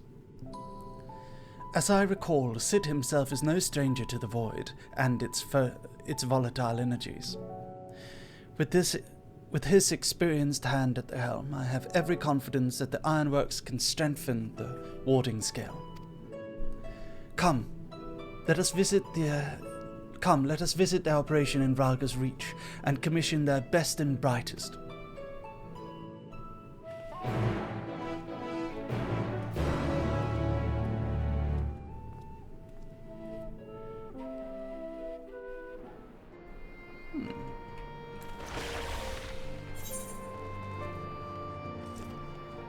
Satrap's duty. Junior Ironworks engineer. Lucius, what brings you to the Ironworks? We have a commission for you and your president, actually. I'm assuming he's available? Master Sid? Certainly. I'll see if he has a moment free. Hey Mary, I just got my new mouse today. Nice. I just need my Gamer Subs cup. Hell yeah. Soon. It's not available anymore though. It's gone. It's gone, dog army. If you didn't order it, you can't get it. I'm sorry. I'm sorry. I'm sorry.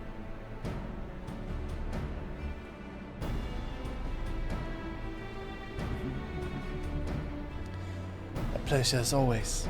I hear you have a job for us.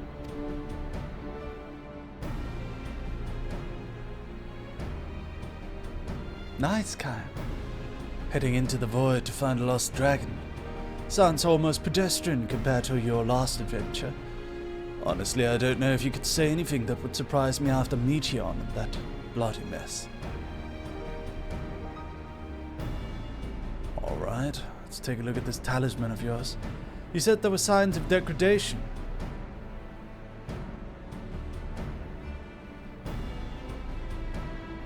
It seems like some manner of corrosion has set in around a scratch on its surface.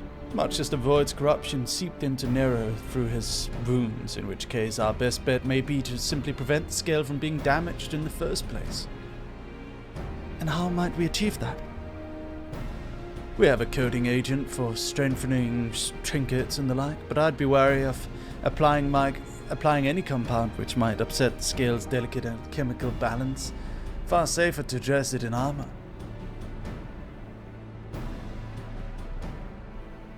I'll construct a protective casing, one utilizing metal alloys with high ethereal conductivity, so as to not impede the talisman's primary function. A suit of armor, you say? Nero has compiled data on the 13th, so I'll have him pitch in with the design just to be sure. If only it weren't such an ordeal to convince him to follow our safety protocols. In any case, we may need some time to untangle the particulars. Understandable. We know how busy your schedule is, and the final result will doubtless be worth the wait. The hard part will be docking Jessie and her constant barrage of demands while we sneak about doing the fun stuff. We'll see what we can do.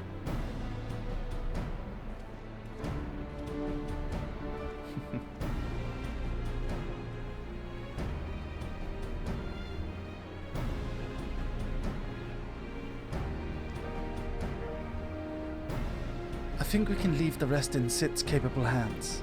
Let's return to the Great Work and see how Nidana is getting on with the mock Atomus.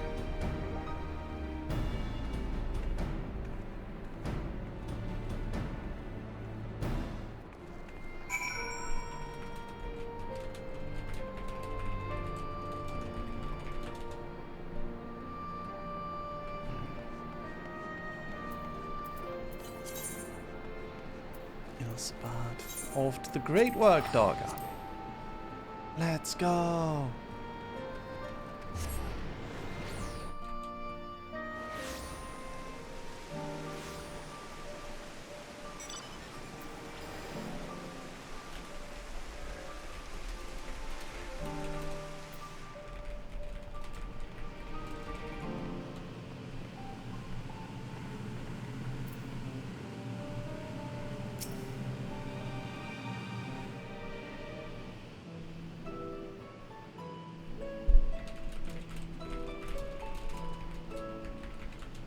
Hey, Stola.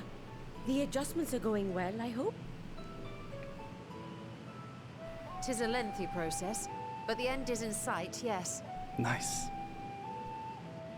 That's wonderful news. I myself had some good fortune searching through the Satrap's private records. What I found was a transaction log dated around the same period as when Al-Zadal's legacy was built. It included a purchase list of highly exclusive alchemical components, and I knew I'd discovered the key to making the artificial atomos. I then visited the High Crucible to commission the materials. After I'd explained my requirements, I was beset by volunteers insisting I allow them to help with the entire project. The usual reaction to someone forcing open a void gate is to run for the hills. Harnish academics certainly are a different breed. The alchemists of old were cut from a similar cloth. The unknown held no fear for them. Indeed, they were ever eager to seek new knowledge, regardless of the danger. And were you not also fearless, heedless even, in your determination?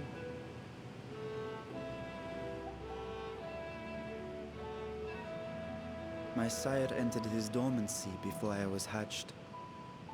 And so it was Ashdaya who kept my eggs safe and warm.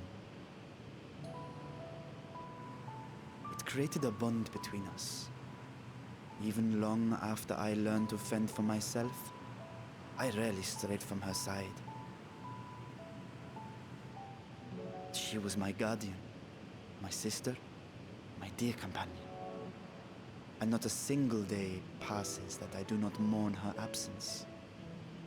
No matter how deep the darkness, I would not surrender my search. I promised myself the time would come when we would once more take to the skies together. But I am satrap now.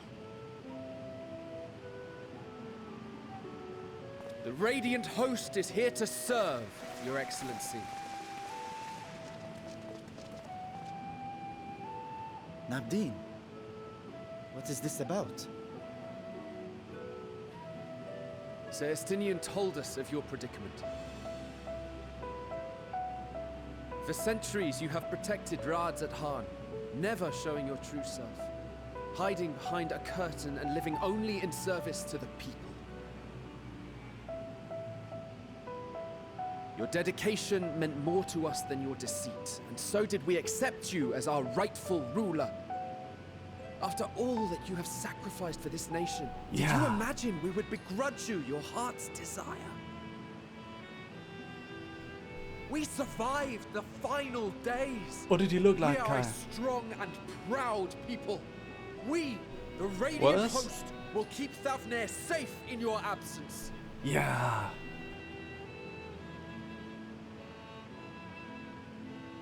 I am grateful for your loyalty and for your encouragement. And yet... Now you listen to me, Varshan. You can post it in the FF bar. On the Discord. By the way, guys, have you joined our Discord? You are wearing that face, after all. As I have told you before, you are a little brother to us all. And if you are family, then so too is your sister.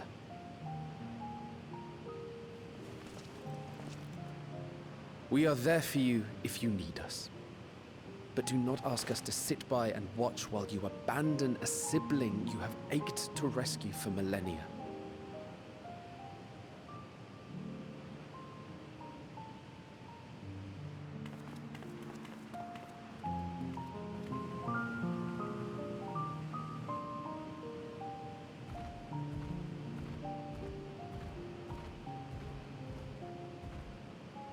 We will succeed in opening the way. It is only a matter of time. All you need do is prepare to step through to the other side.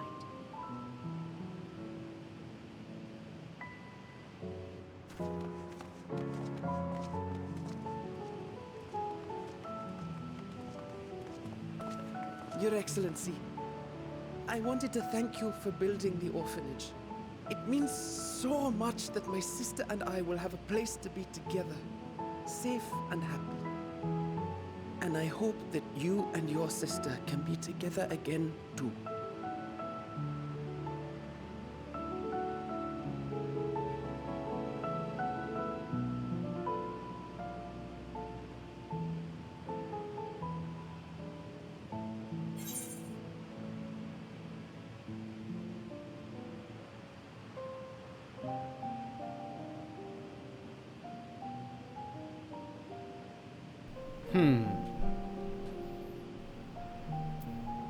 To protect them, you must take heart. To protect them, you must take heart. Yo, Manipula, hi. Hi. Take heart and protect them well. Such were the words I once said to you. And here I stand, failing to live up to them. If my heart is torn, I am fit to protect neither Ajdaya nor Radzatan.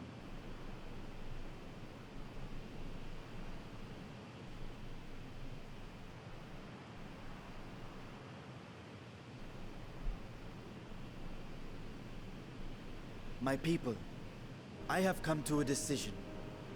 Bashan will depart Thavnir for a time. My dragon self will remain in the palace, but only to conduct the satrap's most essential duties. While I am focused on controlling this vessel, there may be matters that escape my attention. I rely on you, my trusted friends, to watch over one another until I return.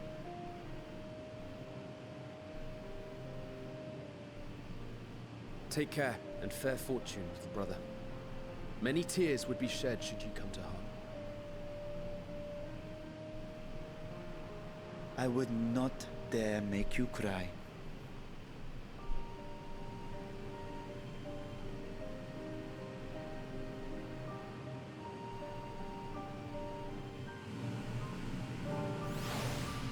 Best Final Fantasy streamer so far. Ooh, really? Am I deserving of such a title? That almost sounds lofty. I wonder how many people are actually streaming it right now. Let me check. Why am I on just chatting? Huh? The fuck? There we go. Okay, there we go, fixed. That's weird. Let me see. Oh wow. I am the second most viewed FF streamer. Let's go!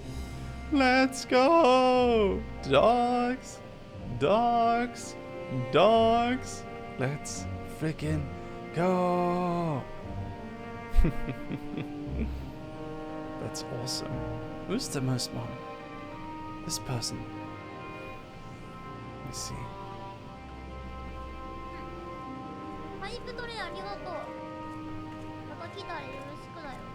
Who's this person? I'm gonna click follow. Oh!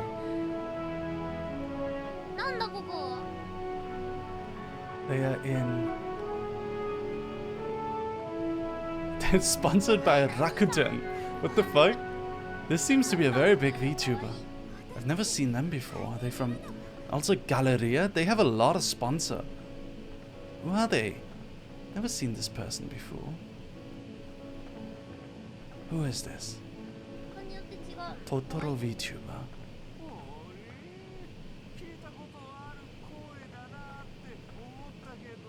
Huh. Galleria? They seem to be sponsored by a very big gaming company.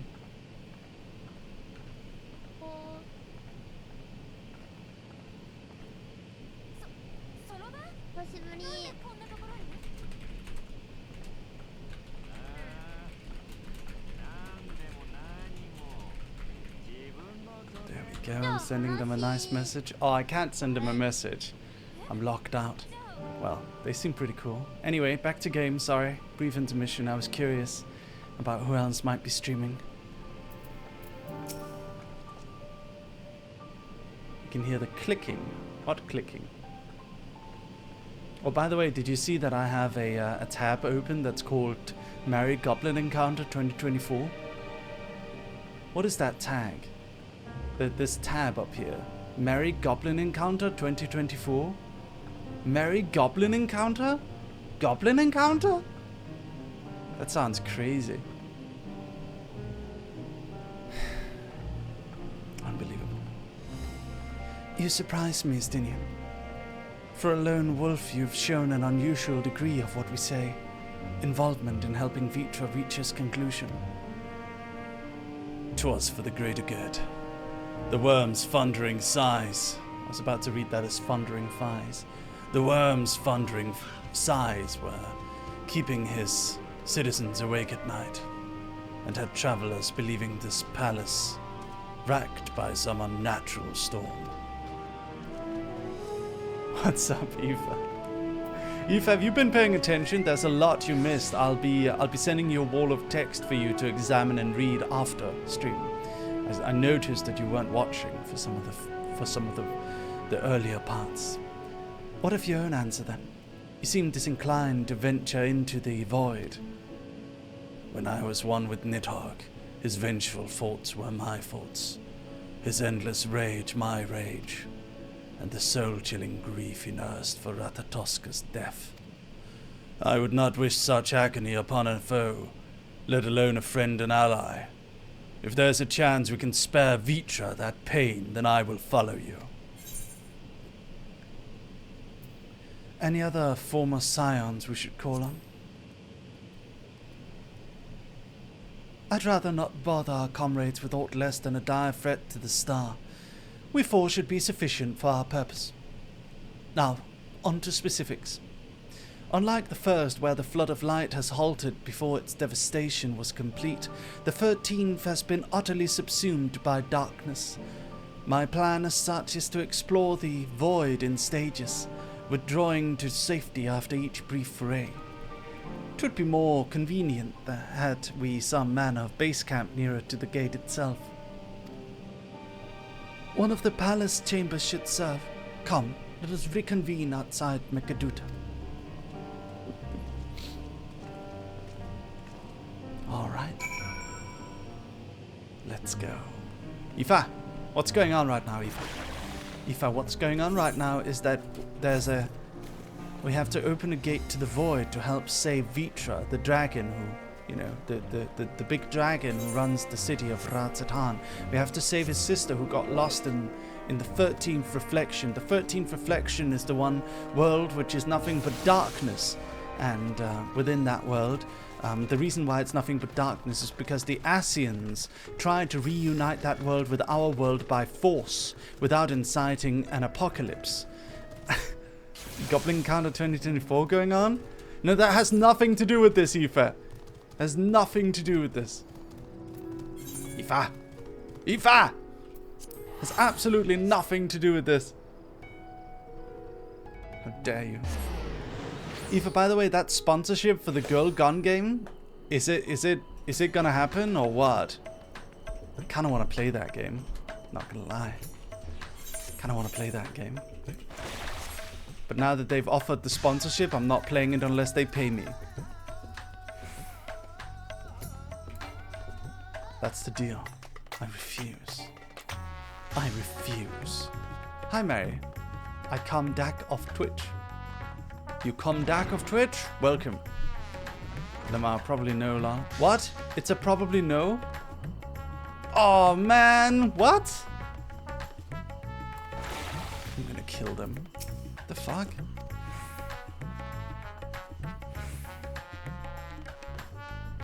So annoying. I am livid. I am raging right now.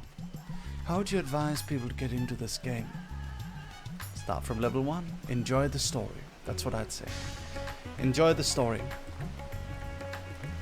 Take your time. And everything you see matters. Everything, most things come back. So while it may start slow and start as a lowly adventurer doing fetch quests, it is just you are playing the memories you're looking back on when you're like saving the world. That's what you're doing in the early levels. So take heed of those early levels, because later on when you're in a big, epic story, those early levels are things you'll look back on fondly. And the game does get good.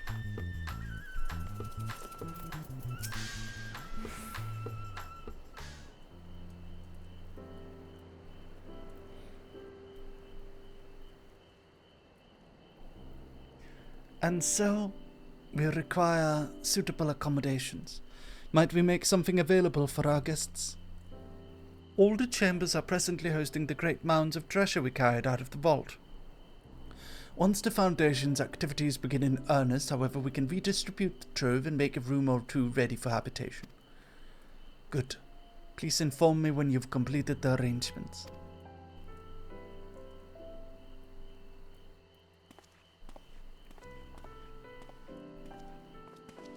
I've already finished, Endwalker, Hapkainen.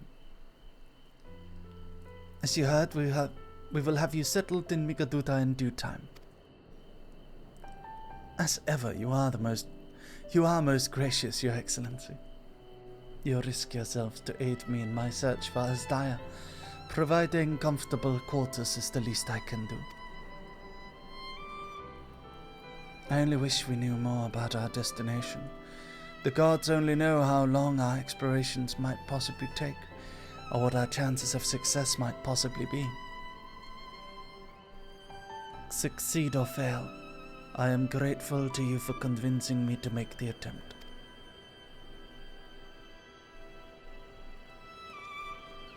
On that note, I will return to the great work and lend what I can to Nidana. If you've preparations to make ere we return to the 13th, now is the time. We're gonna go to the 13th. All I need is my armor and my lance. Perhaps I'll train with their radiant host to pass the time before we depart. So there you are, post-game, yeah. You know what this means to me, Lucius. But my purpose need not consume you as well. We are headed to another world. Find what joy you can in the experience. For you are a traveler. An adventurer at heart. This I know.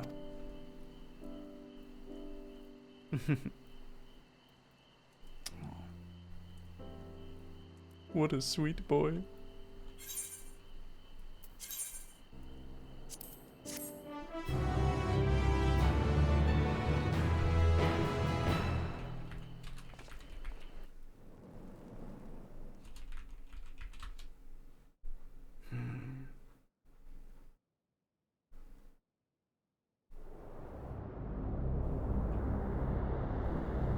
Patch 6.1. Nice.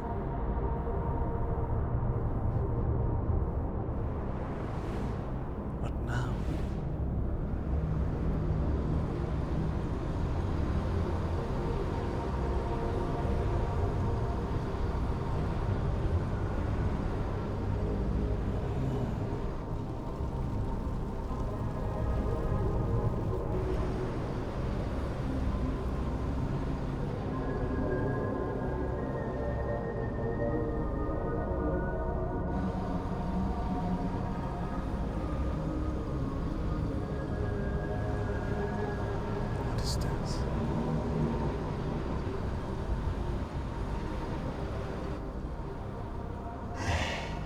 And thus I am returned.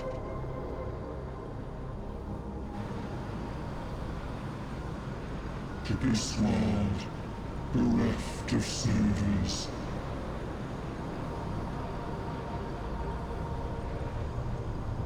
It must be hard to be able to see if you've got hands covering your eyes.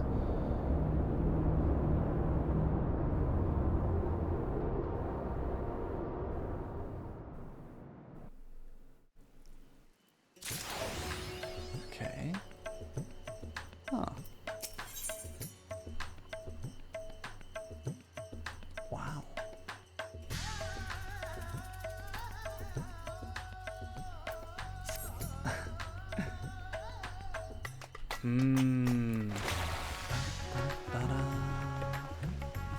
Dog Army, I'm almost considering stopping now.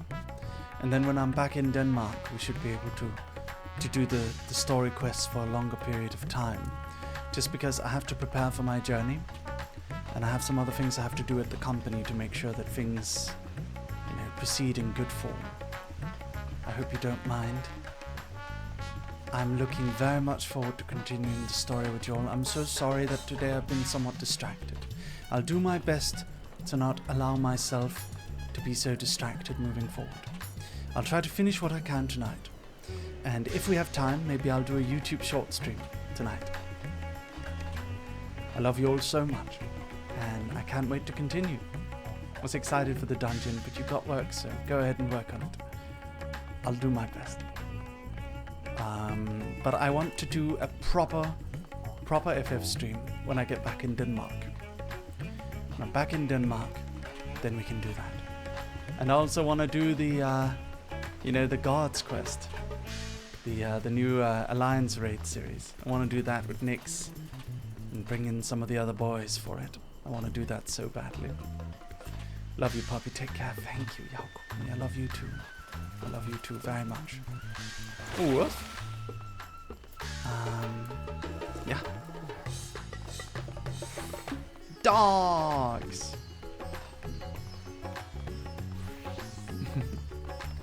Need a femme voice. Sure.